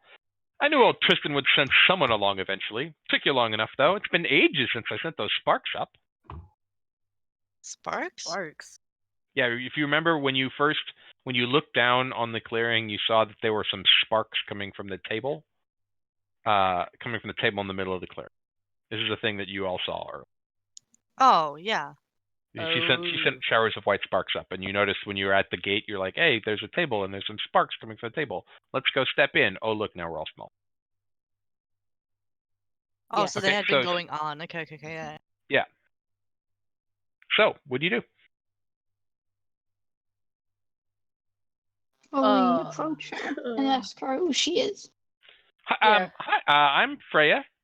Freya Doomstaff. I own this orchard, and man, it's been just me and my unseen servants here for, God, it must be a month now. And you look over and on one of the there's a bit of wood that's been chipped off of the table, and it's got like day markings carved into it. Yeah, so it's really nice to see other people. Did Tristan send you here to fix this? He sent us here to figure out what was going on, but we Well- weren't told this was what was going on. So Yep. what? Yep. So she waves and says, "Yep, this is what happened. We're all small now." Yeah. Do you know why? Why? Maybe. I do know why. Something went a bit wrong. A bit. Mm. I'm sure it was just a minor miscalculation. No big deal. I'm sure I'll get it right the next time. But What? Yogi, you asked her to tell you what happened, so roll persuasion with advantage because the rest of the party's chiming in. Come on, 9. Persuasion. I don't have any. Yeah, 9. I rolled a 9 and a 3. Oh man, these dice. Can I roll persuasion? I had actually. I'll let you roll. Let you take Kazuya. You can roll it as well. I'll let you roll separate persuasion checks because Yogi rolled terrible. Okay. That's why Yogi rolled with advantage because you were 21. helping. Okay, that's a little better. Yeah. So you just kind of standing behind Yogi, kind of making grumpy. What the fuck is up with this face? It's persuaded her to tell you more. Tell me what the She fuck. says, "Well, so So I sold Tristan the orchard, but I want to give him the orchard. So the contract specifically says that I can't remove the silverleaf trees from the ground they're planted in. So I figured, why not just shrink the trees and the ground they're planted in, and he gets the orchard area, but not the trees. And well, there was a bit of a mistake. I mean, I wasn't trying to hurt anybody. I just wanted to annoy Tristan. It's funny. Okay, so why did you do this on the day that everybody was in the orchard area picnicking? I didn't plan it for any particular day. It's just the day that I finished the incantation. I wasn't trying to hurt anybody. I wasn't trying to shrink the people. It wasn't supposed to affect the people. It's just supposed to affect the ground and the trees. But it did the opposite of that. So It you messed affected up. only the people. Yes, that's obvious. I'm sure I'll get it right the next He's time. just staring at her I with mean- like the dumbfounded face. Yeah, and she's just happily, cheerfully chatting with you. She's been lonely, and she's The just next she's just time? choosing to ignore you. I don't really Sorry. believe The her. next time? I don't. Apples, what were you saying? I said I don't really believe her. You want to roll insight? Sure. She's just so happy. 21. She's Get telling the her. truth. What? Okay.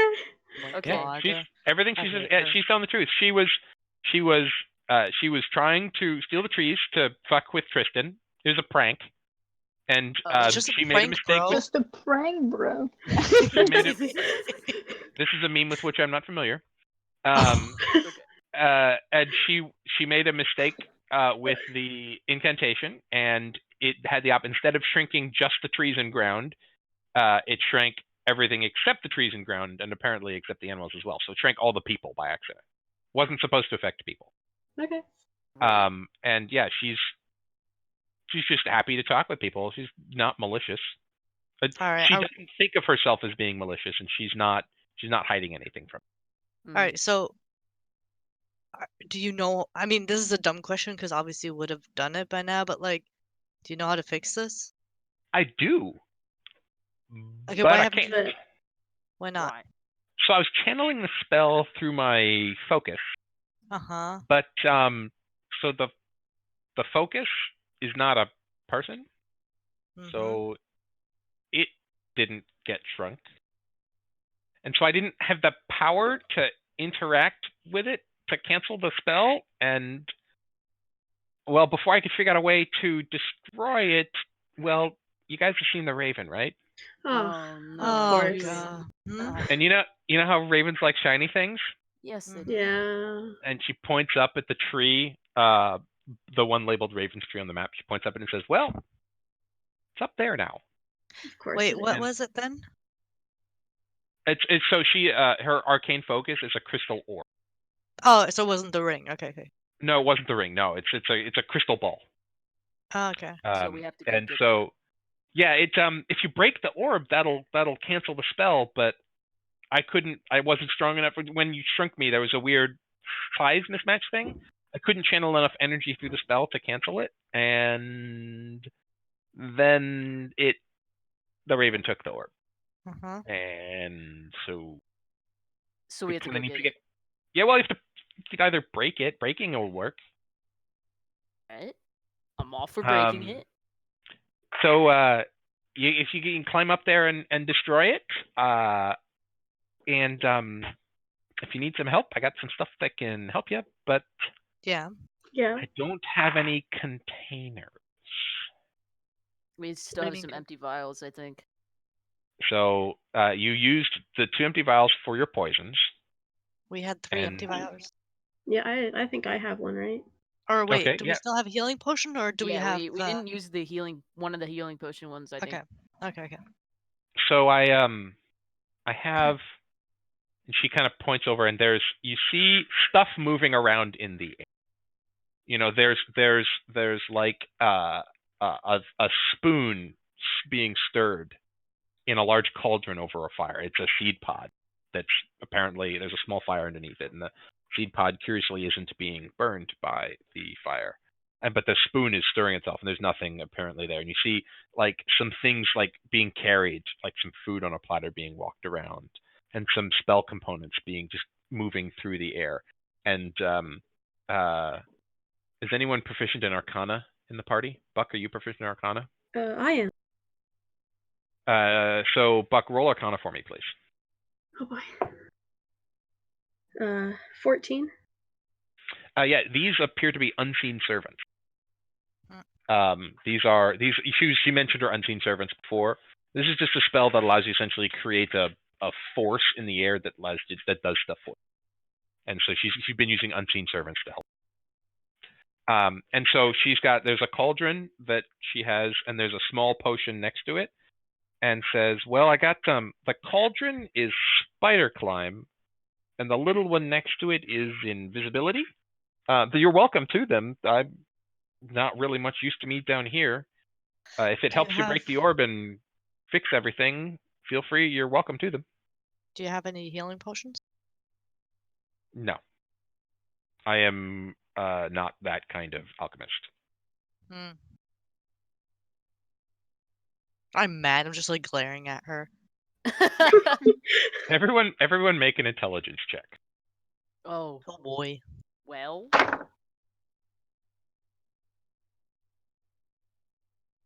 Oh no, I'm not very smart. Buck, you can roll Arcana. 12. It still doesn't help. It's 6. 13. 15. Yogi, what'd you get? 12. Okay, so Buck is blanking for some reason, even though you'd think that that's the kind of thing Buck would know. But Kazuya, Ekig, and Yogi, you all know a potion of spider climb lets you climb walls as though they were normal ground. And since you have to climb a tree, and also a potion of invisibility is a thing that makes you go invisible. What? Who would have thought? And so she says I don't have anything, I don't have any containers to carry it in, but like if you want to transfer it out of the seed pods and into something, you can take it with you. Definitely take them. I mean, yeah. I mean, wait. If we drink the spider potion, how long does it last? In less than an hour. And it would take you. It would take you. It would be a little tight to get to the tree and climb it. Oh, okay. By the time the potion wore off. Can't we transport them in the seed pods for now? Yeah, I guess. To like a safe distance to the tree, drink it, and then. I mean, yeah, you can carry it. It'd probably take two of you to carry one on each side of the handle, but yeah, you can probably carry it. The spider climb in the seed pod. I guess I hadn't really thought of it. It's a little too heavy for me to carry by myself, but yeah, if two of you want to carry it. Well, why don't your unseen servants just come with us and carry it for us? I can't. I'm afraid they can't go very far from me. And all right. Well, how about you come with us for a little while? Since you were the one who caused this trouble, maybe you should take some responsibility and come with us for a little bit. You won't be in danger. We'll protect you, but like, you know. Make persuasion check. Can I do intimidation instead? Yeah. Since I'm like actually mad, furious at her right now. Mm-hmm. This is using my strength, or how do you want to do it? I mean, I can cross my arms and then just like flex and be like, you could help for once. Okay, you can use strength.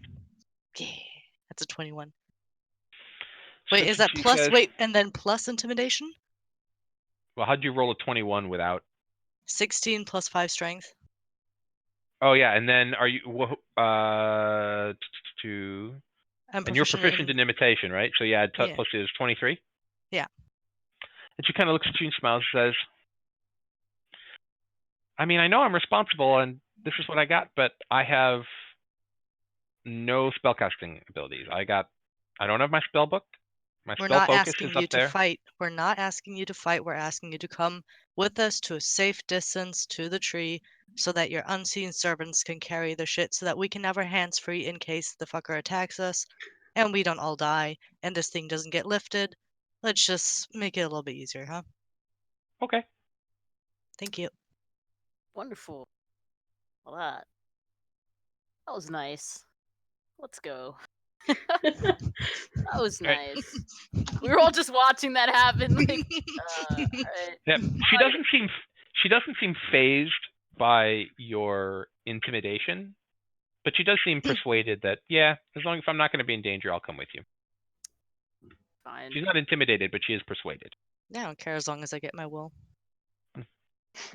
All right, so she comes with you, and so you get to the bottom of the tree without incident.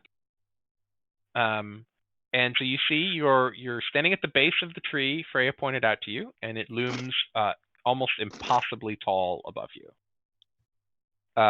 And you can see up at the top of the tree, out on a branch a bit, you can see the raven's nest, and it rests about midway along a branch out. And at this point she says, well, we're at the tree. The unseen servants have carried the potion. Good luck. And the potion, they sit down, you. and she just goes, she steps off a bit and sits down. All right. Well, Okay. who You're wants fine to leave the area if you wish. We do not want you to get harmed in any way. So, like, you I'm don't fairly need to safe be. here. Just let her. Just I let her. kind of want to watch. It's fine. Just let her. Whatever. Okay. Wait, I can know. I inside check her? What do you want to know? I think she's just Just like, is she just like carefree and kind of dumb. odd, Yeah. or like, because she didn't want to come with her. She doesn't want to be put in danger. She didn't leave the table, but then she's like just chilling out underneath the tree. Okay, roll insight.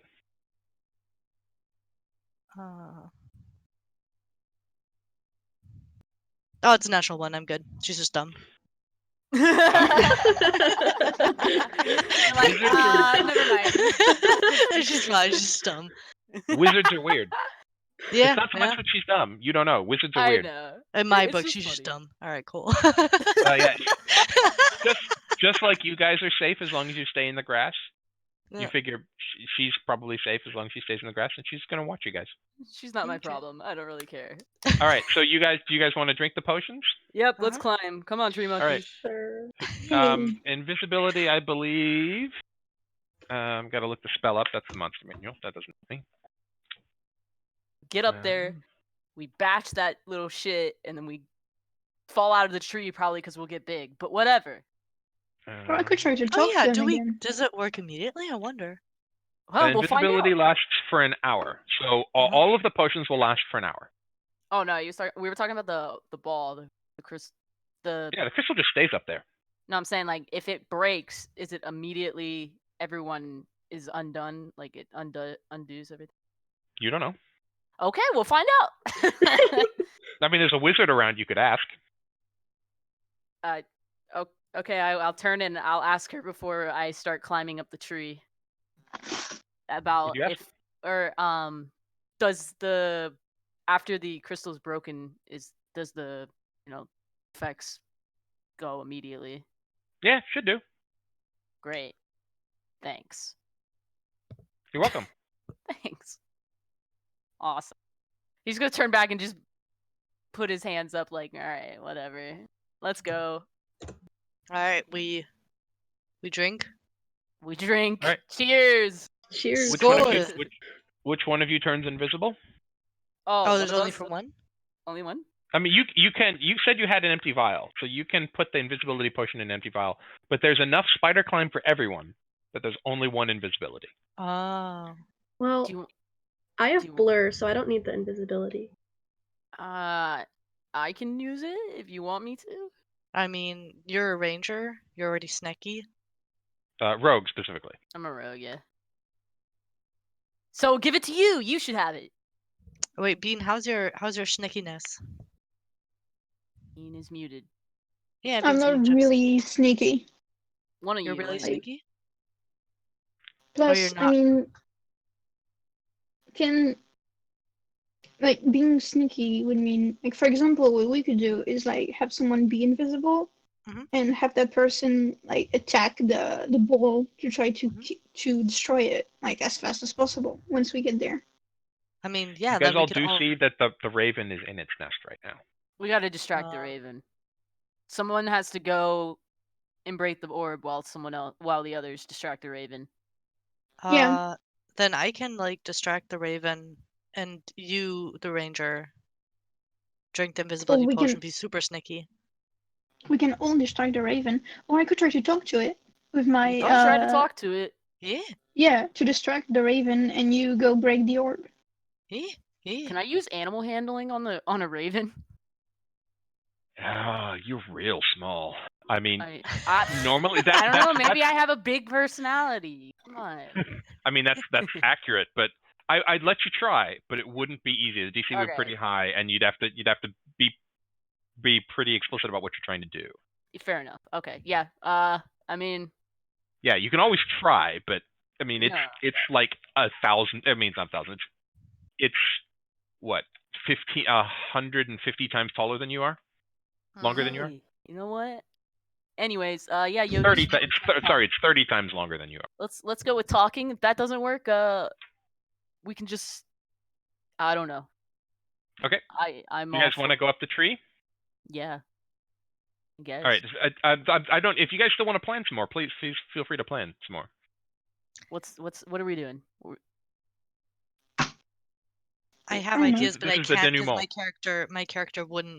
my character would be Hulk smash. Oh, we're true. not smashing. I don't know. Whatever you Fair guys want. enough, right? I don't think we could take on that bird. Like that would be really difficult. Okay, Yeah. so who's taking the invisibility potion? What's our plan? Are you gonna try to talk to it, Yogi? And if that doesn't work, then we just plan B is split up and try to get this damn ball. You guys hear Yeah. a crunching sound from behind you, and one of the unseen servants has brought Freya popcorn, and she is eating popcorn while you guys debate. Great. Oh my god. Fantastic. Oh wait. Someone takes the potion and can just go straight to the ball, and we can try to talk to the raven while they do that. If that doesn't work, then we run and take the raven with us. We can try to make the raven our buddy. Yes. And while we do that, someone else can go and break the crystal with the invisibility potion. Yes. Well, they're talking smart people stuff. I'm just like looking at Freya, still flexing, mad. Okay. Just like Look at you, jiggling smiling, my eating muscles. popcorn. So Yeah. who is Roll straight charisma check. who? Ekig. Maybe she finds it hot. I mean, She's like kind of into it. I mean, you It's guys like, have fun alright. with the raven. Hey, no, you're coming with us. Absolutely. I mean, that's a 6, so I think I'm gonna go with you guys. She winks at you. Oh. Oh. Anyways, wow, let's go. All right, this is weird than I thought. All right, let's go. Up the tree, up the tree, up the tree. He's like trying to herd everyone up the tree, up the tree, up the tree, up the tree. Okay. Let's go. All right, everybody, you guys all get up the tree. Make stealth checks for me, please, to see if you can do so without being noticed by the raven. I'm using a luck point. Okay, that's 2. Yeah. What does a 15. life point do? A luck point. Oh, a luck point. Yeah, she's a feat. Oh Oh, my. Luck. do I have luck? You do No. not. Oh I do no. not. You were Okay. right. You did not take that feat. It is a great feat. It is borderline broken. Well, not for me for some reason because I stealth. have shitty rolls. 20. No. Okay. 24. Nice. Buck, what'd you get? An 8. Okay. Good God. Ekig, what did you get? Ekig is really confused about Freya winking and may or may not stumble over her own feet and roll a 5. Okay. Good Nice. God. Yeah. Sorry, Alright. rolled a 3 plus 2 is 5. Okay, great. Yogi. 15. Hey. Okay. You guys get up and you see that as you get about halfway up. So it looks to you to be approximately 600 feet up this tree.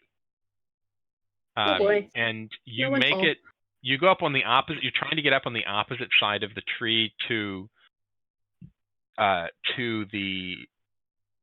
the raven's nest, but Buck and Ekig accidentally, like, they're trying to pick their way around the bark and they bump into each other, and Ekig's armor jostles, and you hear a cawing sound.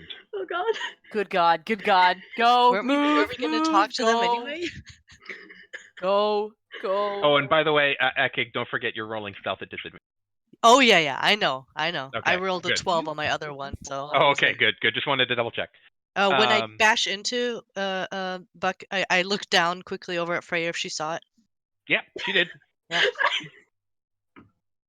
She's just watching you. She can see you go up. She's just watching you guys go up. She's eating popcorn. You can see that one of her unservants has brought her. There's a small table in front of her, and has brought her what appears to be on. If you look very closely, it appears to be. Is that a wine glass? Oh my God. Wait, why isn't Hello, she sir. distracting this stupid bird? Wait! Woman of You're culture. halfway up the tree. You're 300 feet up. Damn it. All right. So, what do you guys want to do? I'm climbing up this tree. Fuck it. Yeah, I'll just Alright. keep climbing stealthily. All right. Yeah, me too. Oh, we're All stealthy? right, Okay, so- we're stealthy. Everyone, wait, are you going to try and do so Isn't Yogi stealthily? gonna talk? I look over at Yogi. Weren't you gonna talk to it? I'm so confused. Oh, I mean, am I I just am I don't want in to be seen speaking by this range of bird. it? Wait, no one took the invisibility potion. No. Oh, we're stupid. All right, let's go. God, don't- we're you done. You don't see it yet, but you Go- heard keep it going. caw right after you Not too late to Oh. chug it. Check what? made a bunch of noise. The invisibility potion. You're right. But You am should- I Okay. like if I were to shout at it, would it hear me? Maybe. You Clearly. don't know. Do you It really may- want to it- bring it over here while we're climbing? I just don't want to be seen by the bird. No, Where's the Me nearest either. branch? Up onto like anywhere I above think or it would below be us? it would be better to wait until we're closer to use my talking to animal spell Let's do that. to make sure that we can distract it properly. So just so everyone is following along with where we are. It took you about 20 minutes to get halfway up the tree. It's going to take you maybe another 15 to 20 minutes to get the rest of the way up, and then it's another 60 or so feet out the branch. So it's maybe another 20 minutes. Let's say it took you 15 minutes to get here. Take you 20 minutes to get the rest of the way up and out to where the nest is on the branch. So we're going up. Let's go. We're not stopping now. Cool. All right. Stop crashing into each other. We're clumsies down there. I'm just wondering where the branches are located in case we need to fight, because I assume we're holding on to the. We No, just- you're walking onto it like it's the ground. That's what spider climb potion does. Oh, I thought we were climbing like spider Yeah, monkey. me too. I was No, like, I would have made you. Okay. I mean, you can if you want to. You can pretend to be a spider No. monkey. I thought we were But the- climbing. yeah. But the yeah. benefit of spider climb is that you can just walk up like it's a normal wall. Gotcha. Oh, okay, cool, Okay, cool, okay, cool. cool. So You know, run, the- run Yep. up the tree. So make. Run is not Do you guys want to run or go stealthily? Well, we're going stealthy. We don't want to piss the Stealthy. bird off. Yeah. Stealthy. Okay. Let's to get the rest of the way up. Let's do one more stealth check. Oh my god. my 16. life. Yeah, 16 for Buck. Kazuya. 11. 11. I rolled a Ekig, 3. 10 with and disadvantage. Yogi. 13. Okay, so you guys get about to where the branch is, and you see a flurry of black as the bird takes off and starts to swing around the branches, and it is looking at you. Oh, it found us. Great. I wave. Did anyone Yogi take talk. the No. wait? Okay, There's everyone, just you have. I'm going to give everyone one effective round of combat to tell me what. I'll give you action, bonus action, movement to tell me what you want to do. Because this is all going to happen very fast because the bird moves quite quickly. Buck, what are you doing? I'm trying to hide. Yeah, I'm I'm gonna just try to gonna try to hide. hide. Yeah. I'm gonna Okay, hide. where are you going to hide? On a behind tree. one of the leaves in the trees. Yeah. I mean, Okay, we're tiny, there are no leaves where you are. You're at the intersection between the trunk of the Can tree. I and run to the other side of the tree and try to hide? Um. Yes. Then I will try to do that, I guess. Okay. You run around. You get. Do you want to use your? You want to dash? That's fine. Because you can. This is Kazuya. You can try and hide as a bonus action. So you can move 60 feet around the tree, which gets you most of the way around the tree. Yeah, I'll do that. That's fine. Okay, Sorry. you get most of the way around to the back of the tree, and then roll stealth. Roll stealth.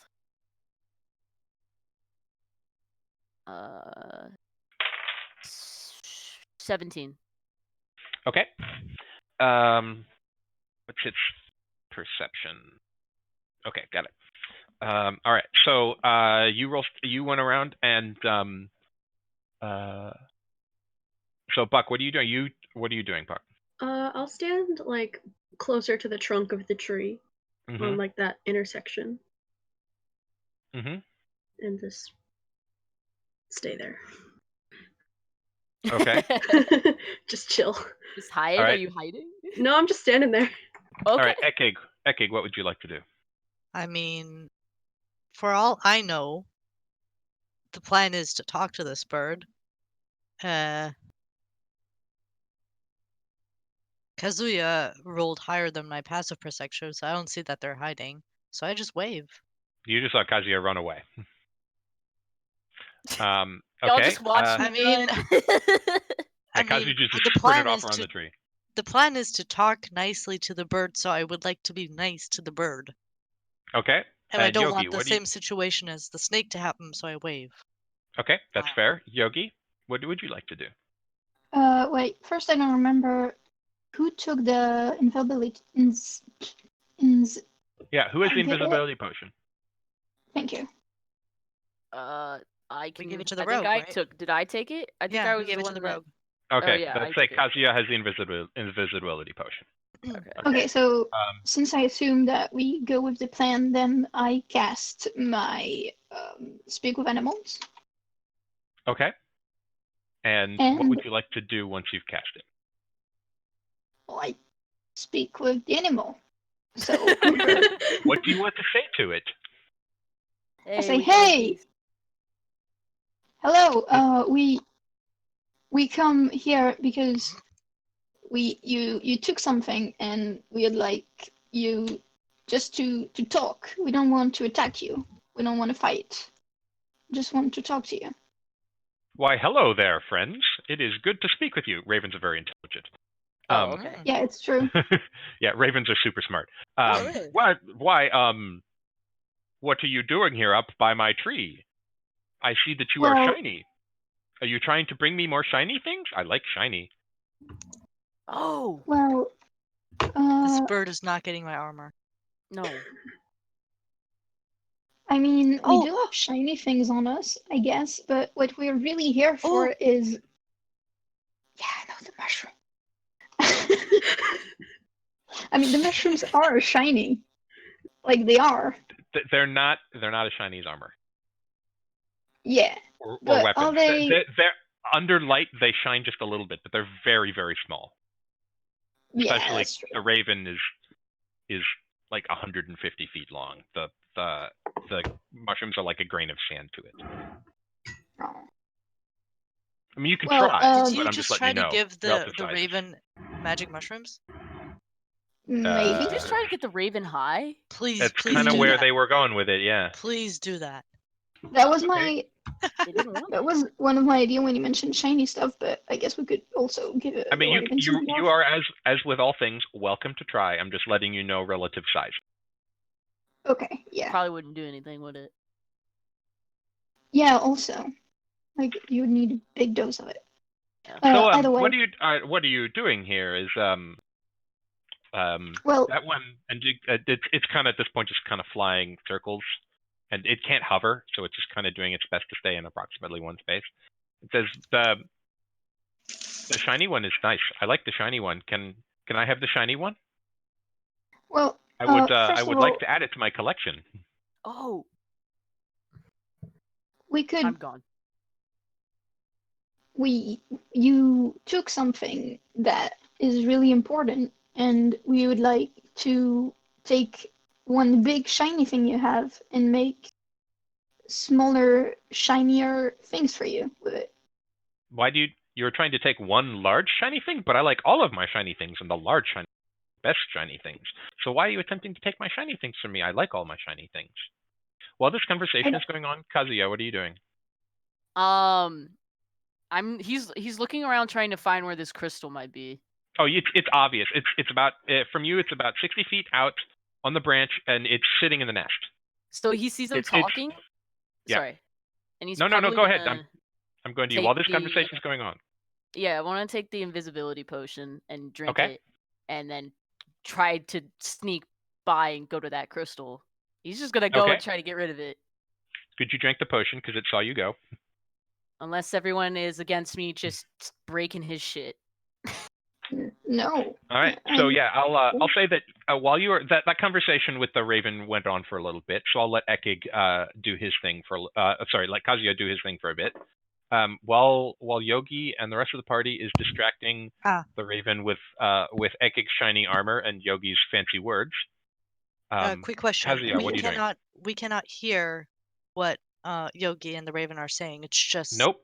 Yogi, cawing. it sounds to you like Yogi is just speaking Squawking. in cawing noises. Is Yogi able to relay the information? Or I guess wait, that's not Yeah, something I should ask at the end. Yogi could It's relay that information. Yogi, Yeah. what's it saying? So I tell the Raven first that I'm Guys? going to. Guys, pause for a second. You guys, I'm letting this conversation happen off camera for a little bit because you guys went for a bit. I want to know what Kazuya is planning to do. So Kazuya, Sorry, yes. what are you trying to do? I was what is this crystal? Is it like propped up on something, or is it like how big it's is sitting it? in the nest. It is It's in the nest. about it's in the nest. It's about twice as tall as you. I'll just say it's about 10 feet tall. And I'll say that you are a not unintelligent or unwise human. You know that you can probably break it by either pushing it out of the tree or by smashing it.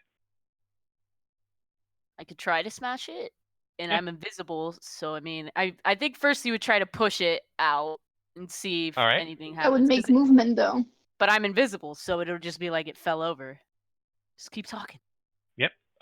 So roll an athletics check. I'll say that once it's fairly quick thing for you to go. Oh right, yeah, I should do this. So while they're trying, you make it to get out to the tree. You get one check, and then it'll see if it notices you. So roll athletics for me. Roll an athletics check. Try and push it out of the tree. I just rolled a crit 1 + 1, so 2. That didn't work. I slipped over my own damn feet. Good job. It didn't even move. So didn't even move. Nope, it didn't even move. But that meant that because it didn't move, Raven no didn't see you. noise! Yay! No noise. Raven didn't see you. So Yogi and Eke, we're gonna go back and we're gonna let the distractors go for another little bit. So Yogi, Eke, and Buck, what are you doing? You're translating for the Raven, I assume? Well, I tell the Raven that my friends don't comprehend what we're saying, so sometimes I'm gonna translate to them what's going on. Oh, of course. So that he knows I know. that I'm not like talking weird stuff out of nowhere. And the Raven says, "Oh, of course. That sounds like an excellent plan. I know some people words too." And in common, it says, "Fuck."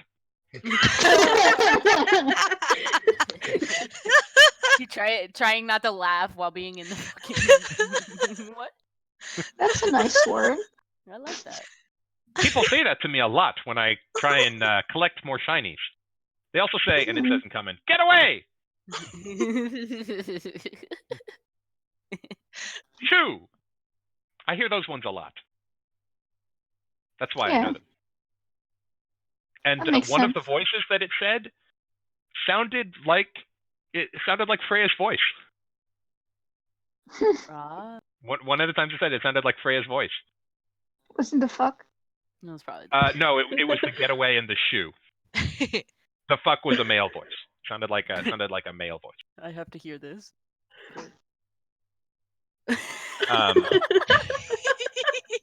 Oh god, is there another thing in Discord? Oh, It's so cute. That's why I laughed so hard. Okay. That's all I could think about. Okay, so Yogi, what do you say to it while it is it is telling you some of the people words it knows.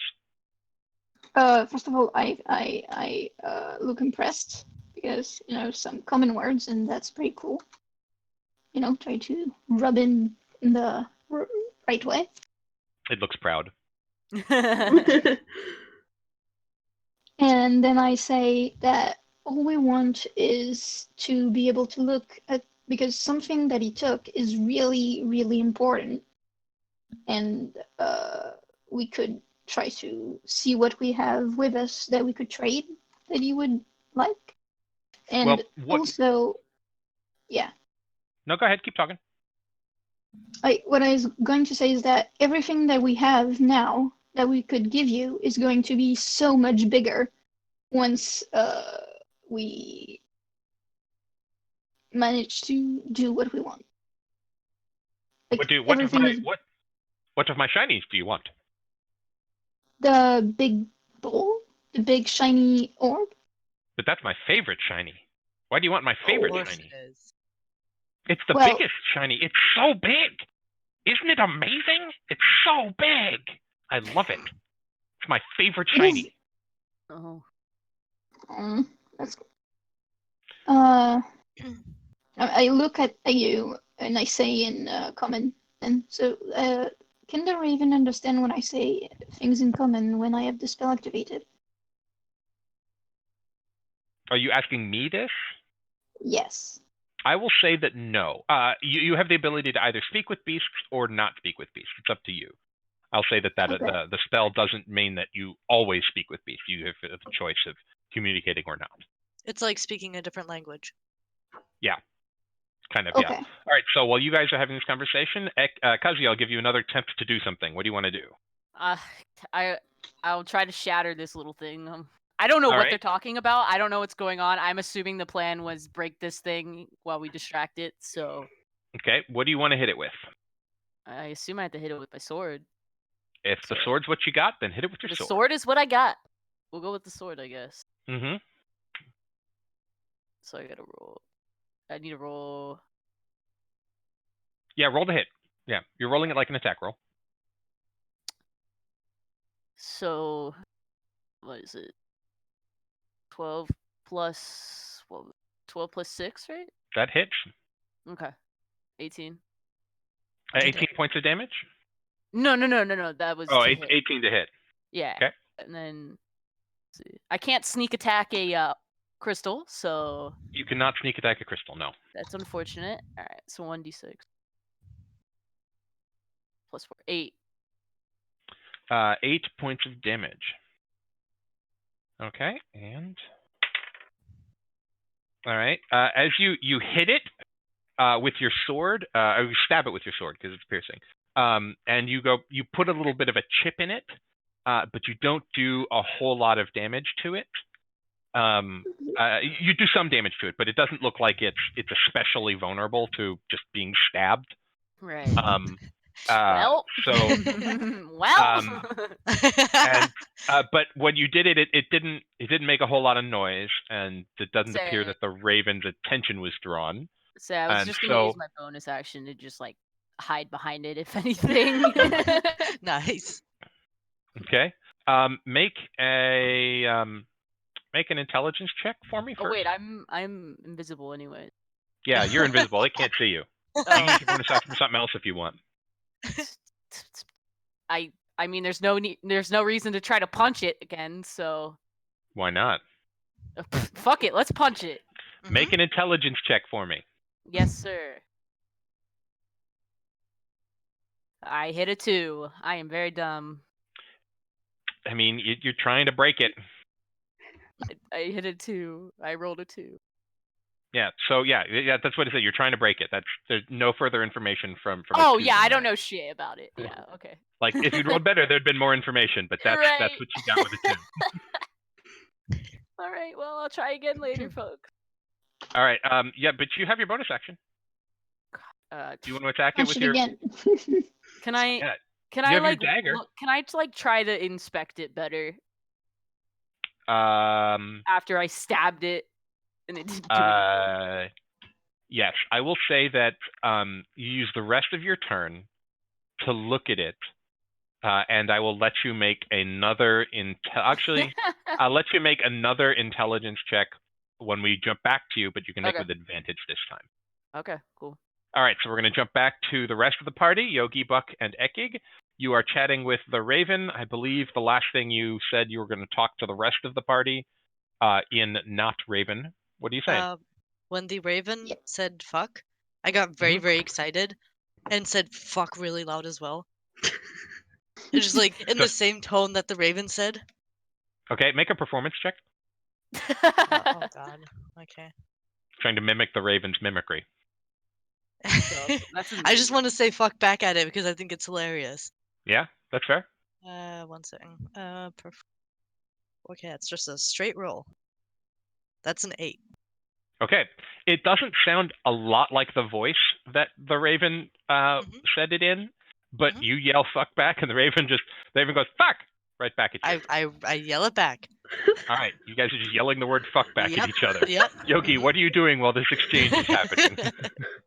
I ask them in common if they have any idea, and then I'm reminded, just like me in real life, I'm reminded that the ring was a thing, and that even if the ring, so I explained to them that maybe we can try to convince the Raven that the ring is worth his interest, and that while the Raven is gone, we can try to break.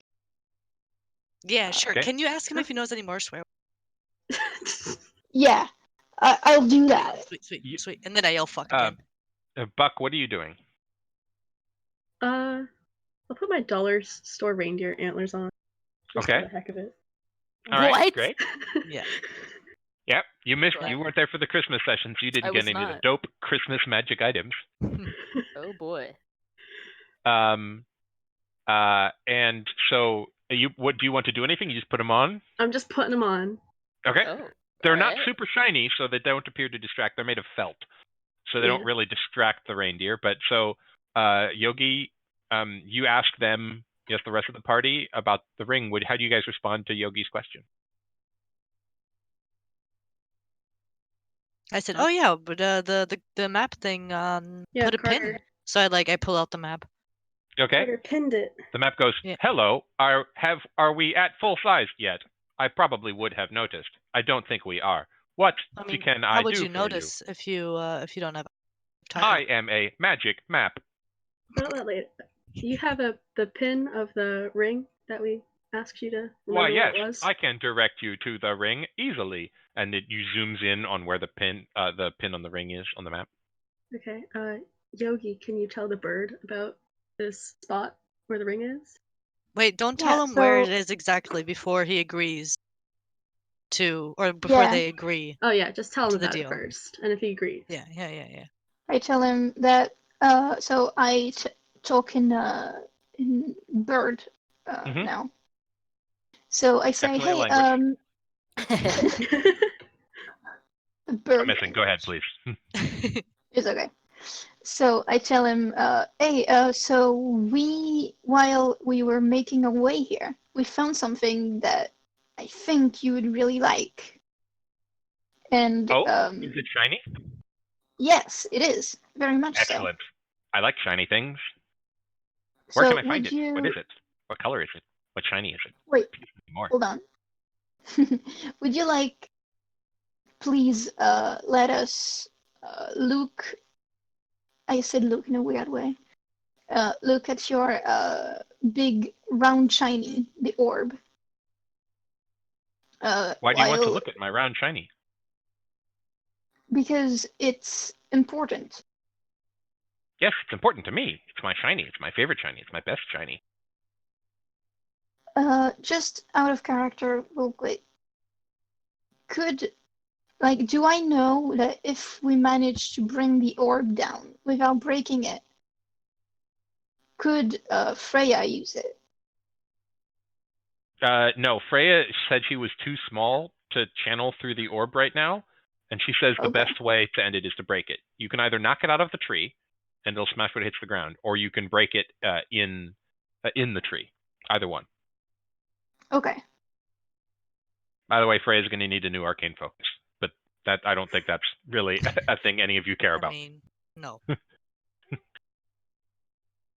Okay, So- so I say just that we would tell the bird the location of the ring.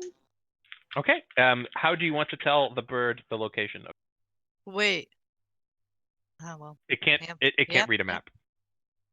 Yeah, I could try to tell him where it is based on like where the trees are, where everything is.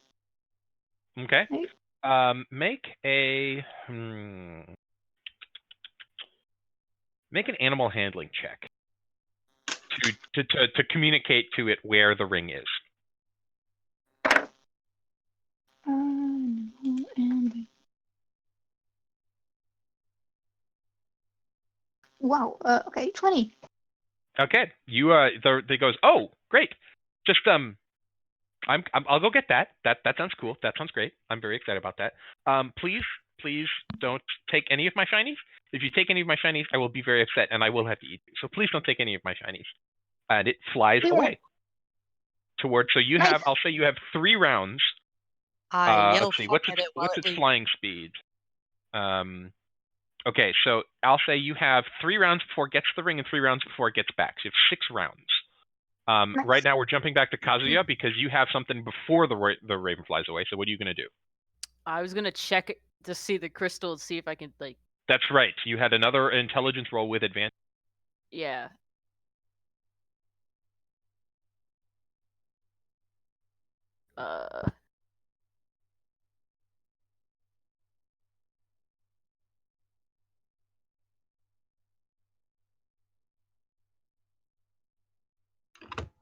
Yeah, I can't hear you talking Oh, right okay, now. I'm back. Okay. Yeah. Yeah. Okay. Sorry, Sorry. we couldn't hear Sorry, you. no, I lagged out for a second. Okay. Like, Okay. Let's see. I rolled a 10. A 10? Yeah. You think so? I mean, you put a little bit of a chip in it with your short sword, and you think maybe something with a little bit more blunt would be better. Okay. All right. Well, he probably looks so. So the Raven's leaving before I. No, that was what you got. I'll let you do one. So that was essentially like the thing you did at the start of your turn. I'll give you an action that you can do before the raven leaves. I mean, I don't have anything to do. He's just gonna stay there. And Do you want to stay hit it hidden. again or just stay there? No, I'm just gonna stay hidden. I don't think I could open it. Okay. So you just kind of stand there and stare at this orb trying to figure out how to open it, and you see the raven fly off. I'm invisible anyways. Doesn't bother me.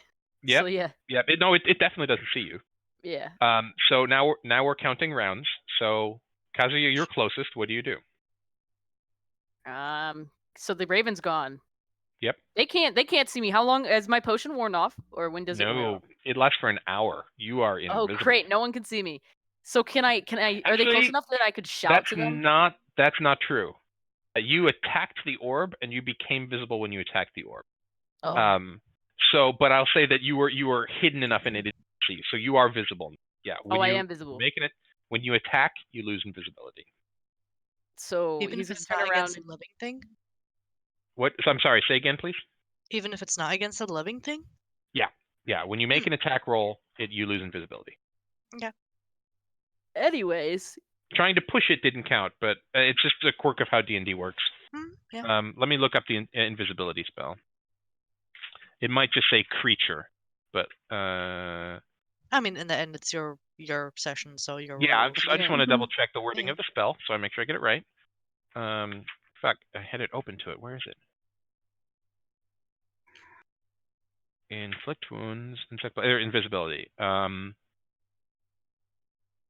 the spell ends for a target that attacks or casts a spell. So yeah, just shoving it didn't count, but when you're like, fuck it, I'm gonna swing at this thing with a sword, you lost it.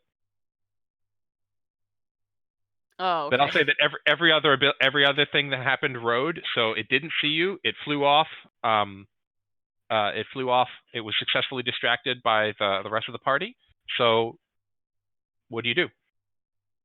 You'd probably turn around and shout and be like, "Hey guys, I need help me break this thing. Help me break this stupid thing." Okay. He's gonna... Actually, to put this all to make some semblance of fair, I'd like everyone to roll initiative so I can count turns, and I'm not doing this at random. Okay. Great. Buck, 11. Kazuya, 11. Ekig, Oh, 15. Yogi. 5. Okay. So I'll say that you yelled at everyone to come over. That was the thing you did while the raven flew away.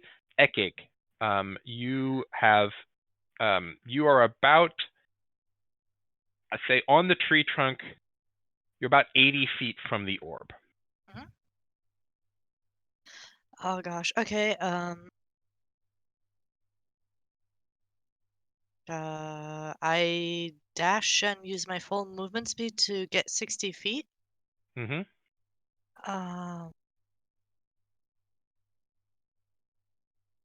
I really want to save my action surge. I'm really scared of this bird coming back. So as my bonus action, I look down at Freya. Is she watching? Yeah. Yeah. Okay. I smile. She can't. She's too far away to make out details. Do you She think sees. I'm smart enough to know that? Well, no. I'm saying you can't see her smiling back. Is what I'm saying. Mhm. Yep.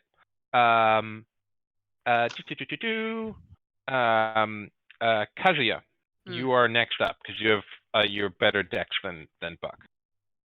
So he's gonna notice that, you know, his companion is flirting with the damn elf down below us. Is that what you were doing? She likes my muscles. No. Talk to her when we're big. So he's gonna turn around, shake his head, and then go back and try to stab this stupid crystal again. Okay. Roll to hit.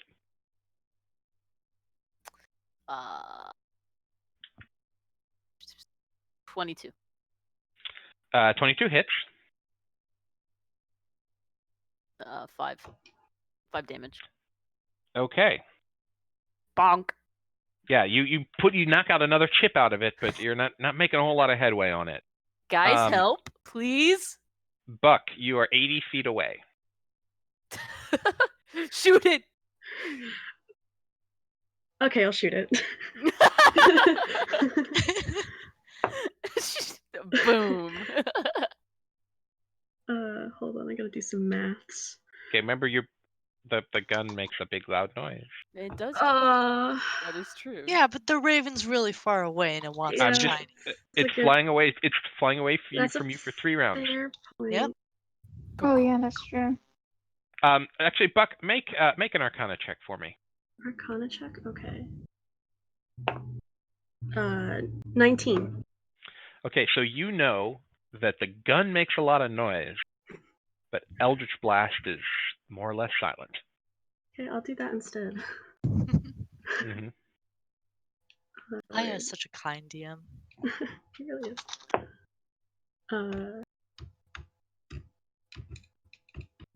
15 to hit. 15 hits, yes. Beats its AC. It does actually have an AC. Okay.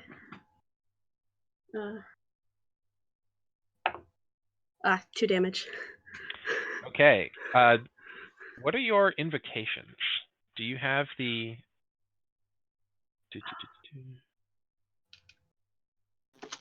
Eldritch... Oh, you have Devil Sight and Improved Pack Weapon. Okay, so you do not have the... there's a Eldritch Invocation, which makes Eldritch Blast the best damage cantrip in D&D. All right, so you do 2 damage, and so Kazuya, what you see over from out on the tree, you see these. What color are your Eldritch Blasts, Buck? I think it's a purple last time. Yeah, it's whatever you want it to be. So just tell me what it is. Yeah, purple. Stick with purple. Okay, so yeah, you see this purple blast of force come in and hit it, and you see as it hits, a little crack forms where it impacted. So it's just like bink.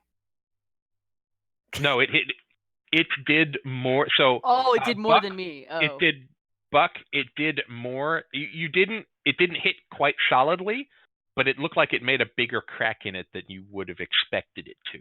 Yo. Your aim was a little off, So it didn't hit it solidly, but it did a little extra damage than you would expect it to. Can I still see if like You still Bird have Boy your is- entire movement and Okay. your bonus action. I just want to make sure Bird Boy isn't coming back or anything. Yeah, you can. I'll let you as your bonus action, kind of look at Bird Boy. Roll perception. Natural one. It's It's a fine. big bird. It's flying. It So- fly. All right, so it is now Yogi's turn. You are. I'm sorry, Buck. Do you want to move closer to it? No, I'm gonna stay by the trunk of. Okay. Yogi, it is your turn. So I want to move towards the orb. God, I made a weird noise. Okay. You can get. It's 20 feet to get to the branch, and you can get 10 feet down the branch, and you're 50 feet away from the orb, with just your movement. Okay.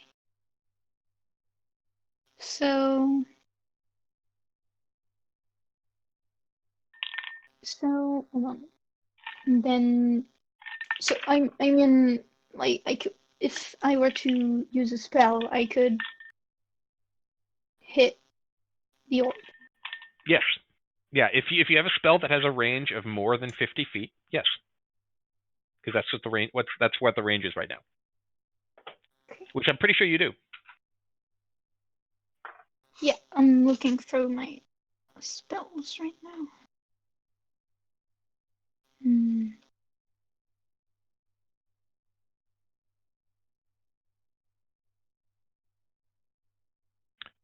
Yogi, make a wisdom check for me. Okay. This is DM, and this is how much the DM will help you. Oh, I rolled a 1. So I don't think it will help me much. The 1 tells you, with the 1, you know that you do have offensive spells. Yeah. Oh, well, actually it's a 5 because I have my wisdom modifier, but still, it's not. That's still what you get with that. Yeah. Like, I'm looking through. Oh, I could use that. Yeah, I could use guiding bolt. There you go. Yeah. Nice. as a level 2 spell, since it's There a you boss go. fight, technically. Nice. Yep. So Make your attack roll.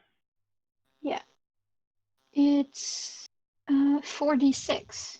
Right? You have to hit it first. Oh yeah, okay. Please. Don't roll a 1 again. Well, it's not a 1, but it's Hey. not good. Wait, Put I it have into his channel. inspiration, right?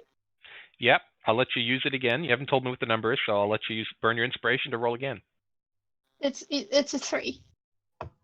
Even after rolling again? No. Yeah, so the way you do inspiration is you usually have to tell me before you roll that you're using inspiration to roll with advantage. But because you didn't tell me what your number was, I'll say, yes, you can use inspiration here. So you don't even tell me to roll again. It's like you're giving yourself free advantage. Oh, okay. So 13. 13 total? Even after the reroll? Yeah. You rolled a 7? Oh wait, it's how does that work then? So you rolled a 13 on the die? Yeah. Plus 6. Oh. Oh. So yeah, so Oh, if yeah, you it's look plus at 6. in Okay, Guiding I'm sorry. Bolt, it's I didn't plus notice 6. it. So 19. 19 hits. 13 would not have. Its AC is 14. Okay. All right, and you at second level roll 5d6. Whoa. Hell yeah. Guiding Bolt is great. That's amazing. Yeah, it's such a good spell.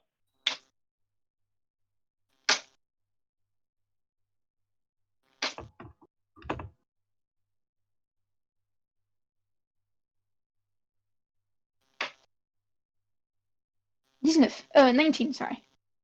I That's spoke in okay. French. 19. My French is. I would have gotten that. I would have gotten that eventually. My French is bad, but I was you know counting a in little French bit in of my French. head.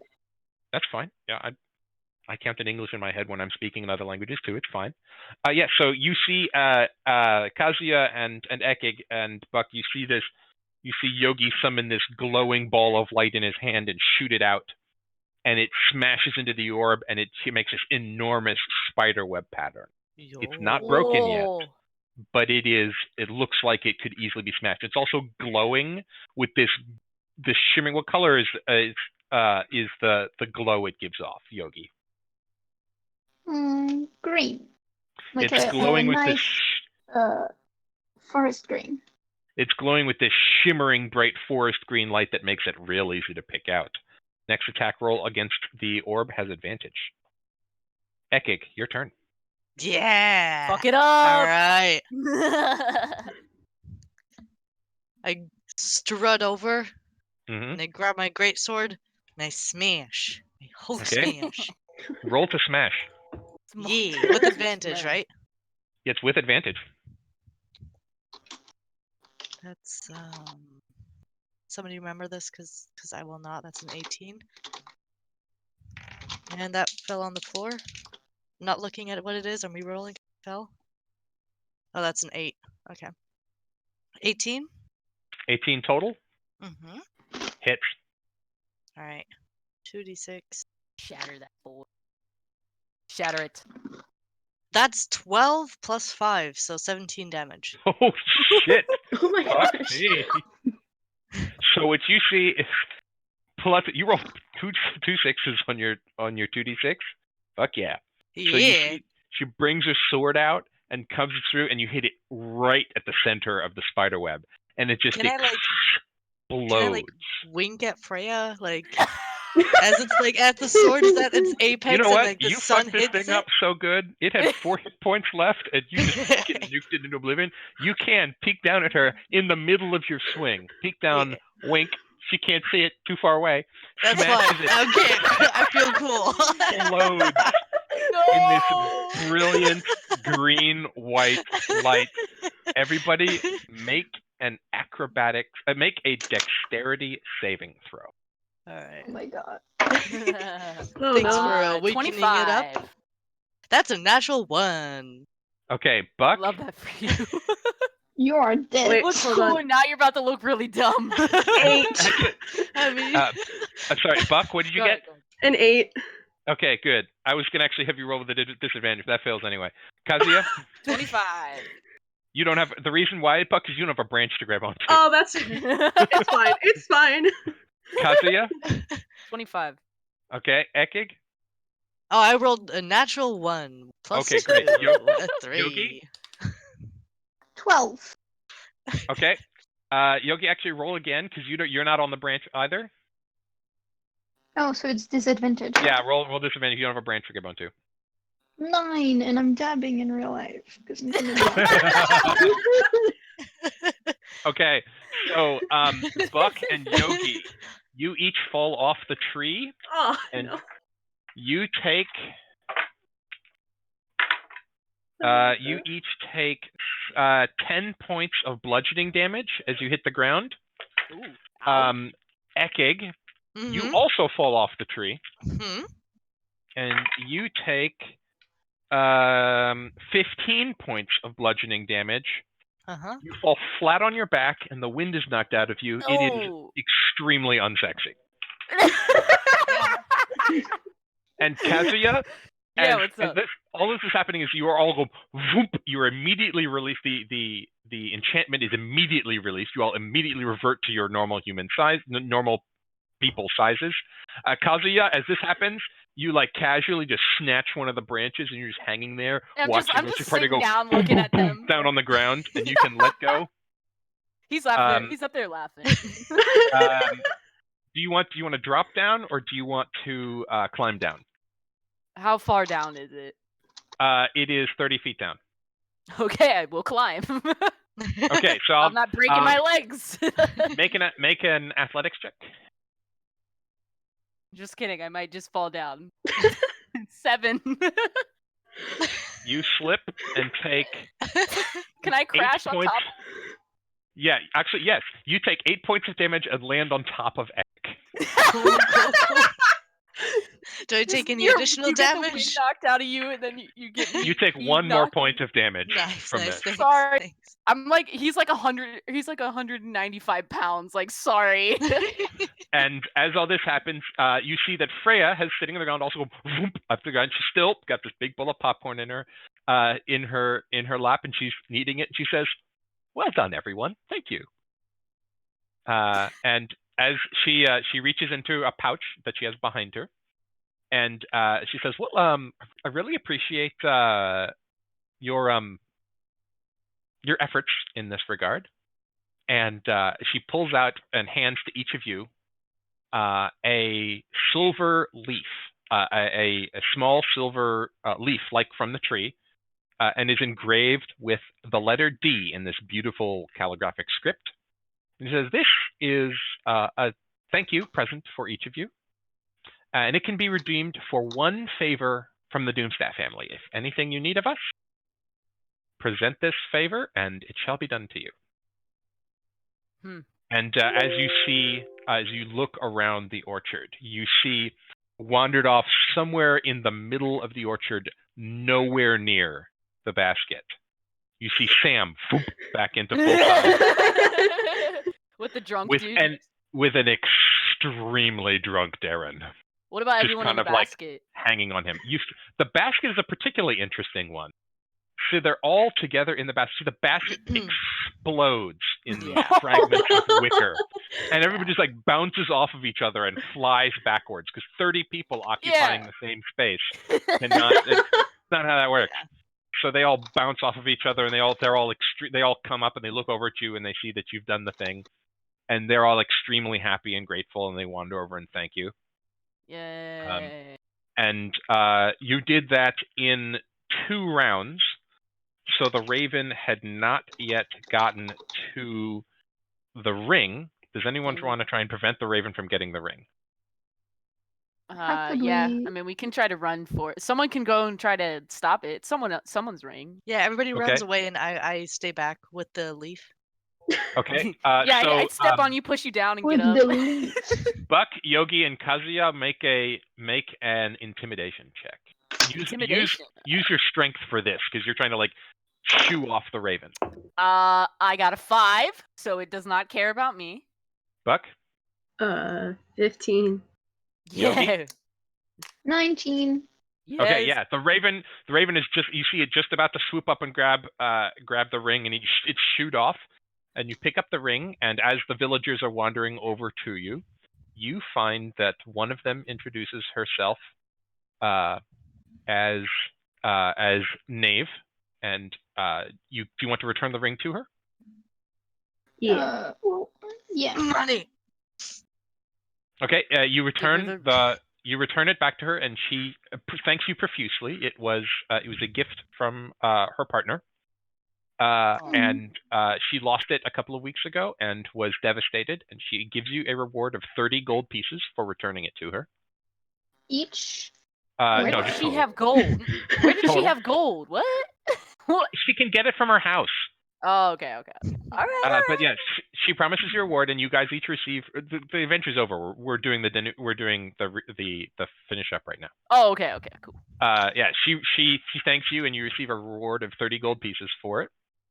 And as they're doing that, you wanted to hang back, Ekig? Mhm. Okay. What did you want to do? I would like to approach Freya. Okay, you approach with my Freya, and she says, leaf. "Yep, with your leaf," and she says, "Thank you.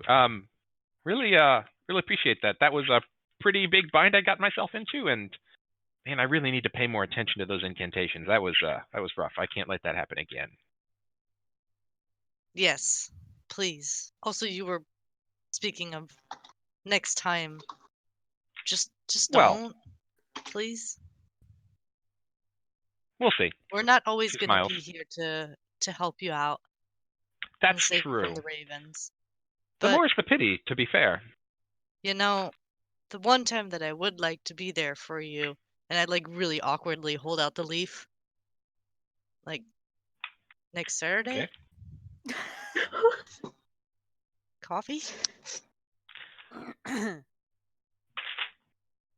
Make a persuasion check. Can we please have alcohol while we're watching? No, you guys. This is all happening while you're shooting the raven off. None of you see this. Yeah. Damn. That's why I hung back. What am I doing? I'd like you to make. You're essentially Persuasion? making a sexy check. Yeah, You're nice. making a charisma check with your proficiency bonus because you're sexy. So you are proficient in being sexy. That's a natural 1, and I have a. No! No! Come on!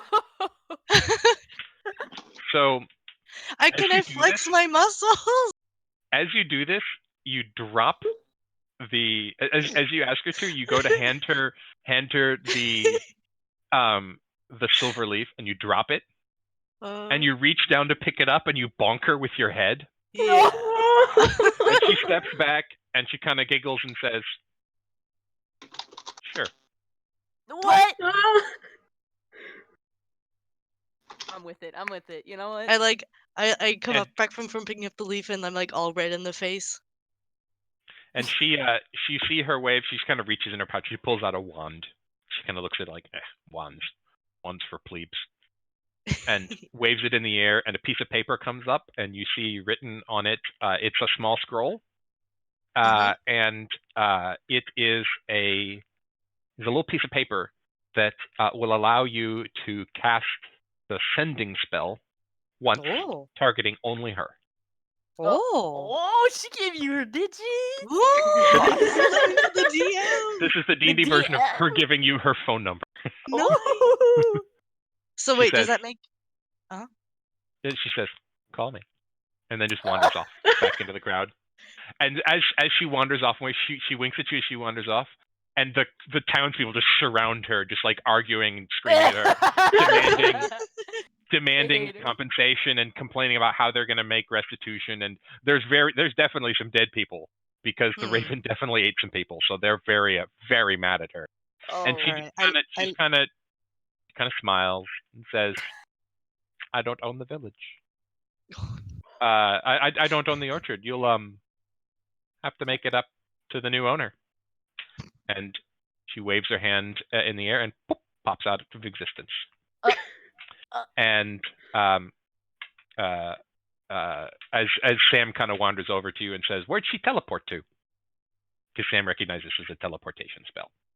I'm standing there super awkwardly with this parchment thing, and then as Sam comes over, I'm like, "Yo, Sam, you can read, right?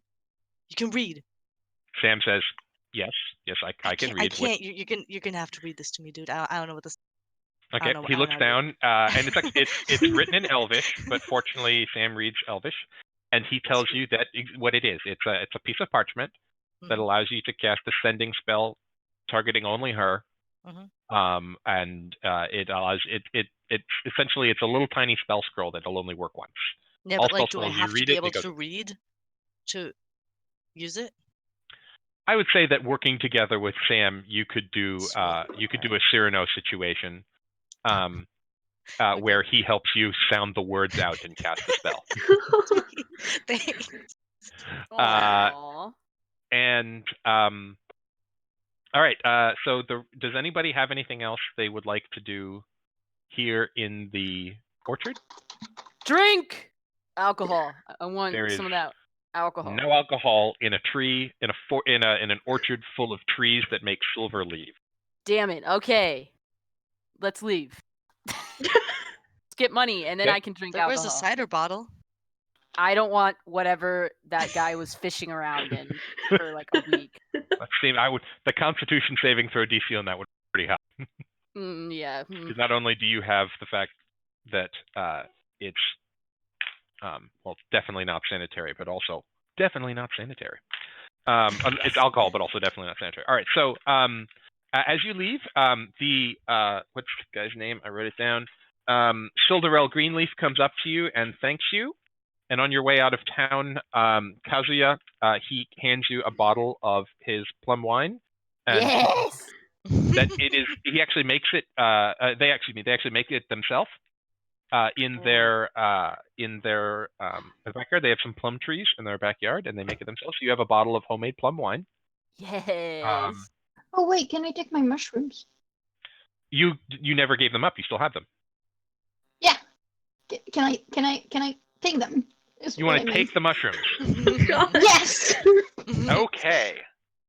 Oh, because Because, we're gonna like, get the thing high is- while we walk back. Yeah. All right, we gotta All right, date. so Hell do you- yeah. Because with I the need money, to sort out. I need to sort out the With the timing of money this. So thing. remember, you've all been promised. Oh, and so the Darren kind of wanders up to you, and eventually, like, you figure out you lead him back. He sobers up at some point, and Good. says that he comes back with you to the town, and he says that his master will probably want to meet you at the tavern in Longsaddle, which is called the Gambling Golem. Nice. And after it takes a full day to sober him up, so you get him back on the road and take him with you. And as he sobers up, when he's like, "Oh fuck, well, that was unfortunate. I'm very sorry about." When he's sober, he's very serious and somber, which is extremely unlike what he was like when he was drunk. You think this dude probably needs to get out more. And you make it back. At what point, Yogi, do you want to take your mushrooms? Well, I know. Don't we all like celebrate or something with the villagers? Oh, Like- you want? So yeah, okay. So you guys want to have a party with the villagers? Yeah, sure. You guys have a party Hey. with the villagers. Yeah. You see, as Yogi, do you want to take them openly or take them like surreptitiously? Well, I want to take them when no one can see it, but Yeah, I don't so- mind being near people when I'm completely Yeah, so- baked. Yeah. So you just take. I was like, do you want to see people taking them? So you take them, Yeah. and you spend. I'd like to make a Constitution saving throw. This will tell you how the high goes. You're gonna get high either way. Just tell you how it goes. So if I roll bad, I get high a lot. You'll find out. Or is it- Okay. Maybe. Saving throw 10. Okay, so you take it, and it takes a little bit to set in, and everybody else is kind of having a party. Everybody's happy to be full size again, and there's plum wine going around. Kazuya got the bottle to take with him, but a couple of people have brought out their alcohols from that they make. Can I take alcohol as well? Like, I don't care about taking two things that shouldn't be taken. I don't care. Oh, you're drinking as well? Oh, Yeah. that's such a bad Okay, idea. roll another Constitution saving throw. Hell This is yeah. you doing it with disadvantage. Well, So 9 this time. All right. Okay, so that doesn't change it a whole lot. So everybody, the party kind of starts to swing, and you reach into your pouch when you're kind of nobody around you, and you kind of hold the thing up to your mouth, and you close your eyes, and you put the mushrooms in your mouth, and they kind of dissolve on your tongue, What happened? and you see everything lights up. The whole world is suddenly brilliantly lit in blues and greens and purples and whites and golds, and everything is shimmering and shining with this iridescent, beautiful light. And you It's lit fun. see spirits dancing through the air, and you see the memory. You see Sylvia. No. Sylvia is dancing with Hans von Gruber? That's not right. That can't be the case. And you see Santa. And Santa is upside down, and his legs are where his arms should be, and his arms where his legs should be, and he's not wearing any clothes. Well, But his you need head's to a see penguin it. head. And then you see everything all swing backwards and up is down and down is up. And you see everybody sprouts a unicorn horn from their head. And you see some That's unicorns, and they start dueling with their horns. And then they turn inside out and transform into elephants. And the elephants stand on their hind legs and start dancing to some of the music only they're stepping on people, and oh god, they're stepping on people, and oh god, all the blood and the gore, but the blood is oddly beautiful and shimmering with this beautiful red light with white and gold sparkles. And there's nothing that's actually invisible around you, so you don't get the benefit of the seeing invisible. So you're just seeing things that aren't there. And you spend the rest of the night high off your ass. Hell yeah. Seriously, Hell very yeah. giggling Hell and yeah. screaming in equal measure. Oh Because my you rolled a 10, and that was the middle. So there's a little bit more screaming than there is giggling. So the visions are a little bit more horrific. The Constitution saving throw is to determine what kind of trip it would be. Oh. Yeah, we and- don't know you. We don't Yeah, know so you. your party doesn't know what you did, and they just see this normally taciturn dwarf who talks to animals with this weird demonic horns, just like fucking staring at nothing, screaming in pain and agony and terror, and then immediately starting to laugh his ass off at nothing whatsoever. I love it. Beautiful. Right. Pretend like we didn't see that. All right. And eventually, you see, in the middle of your trip, you sit down against a tree and you see the sky fold over you in this beautiful, shimmering black blanket with purple and blue and constellations and stars just fold over your head like a blanket, and you fall asleep. That sounds so nice. And you wake up in the morning and you suffer 1 point of exhaustion. Oh. Makes sense. Because, all right, so everybody wakes up. If you guys want to confront Yoki about what the hell just happened last night, you can. No, I don't care. And you make it back. You make it back to Long Saddle with Derek, who has sobered up and was initially extremely apologetic. He greets Carter like an old friend, and this chat, and Carter chastises him a bit for allowing himself to get so drunk, and Derek is like, yeah, I know, there wasn't much else to do, but that's no excuse. I should not have let myself go like that. That was very unpleasant. And you get back, and Derek excuses himself when you get into the town, and you get your way to the Gambling Golem, and you get a table, and you start to get some food, and Derek shows up with 5 pouches of gold and hands one to each of you. And in each of it is your 250 gold piece reward per person. Rich.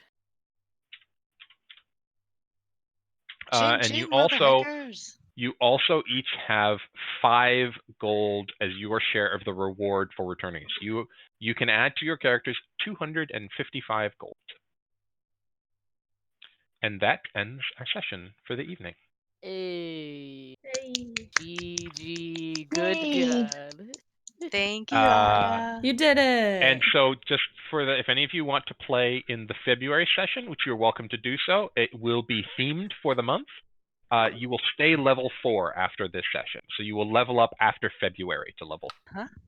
Because the February Be adventure all is the 4th level. romantical. Well, maybe. Oh, May or may not involve. Violently romantic. That can be guaranteed. Wait, forcibly getting girlfriend. romantic. Yeah. All right. Thank you guys so much for hanging out and doing this. I hope you guys Thank you all enjoyed for it. playing. Yeah. Thank You you guys so were much. lovely. Sure DM You it. guys did great. That was a blast. Yeah. And thank you, viewers, in the future that are watching this. I hope you enjoyed yourself. If you did, there is a first session that will be in the channel. All of my socials are down in the description, in the doobly-doo. And that's it. We're signing off. See ya. You're cute. Goodbye. Thanks for listening. Bye bye. Thanks for listening, everyone. And thank you so much to Aaya for running it. Yay. Yeah. Join Firefly's Discord if you want to play another one. Yeah. We're playing one. All right, bye.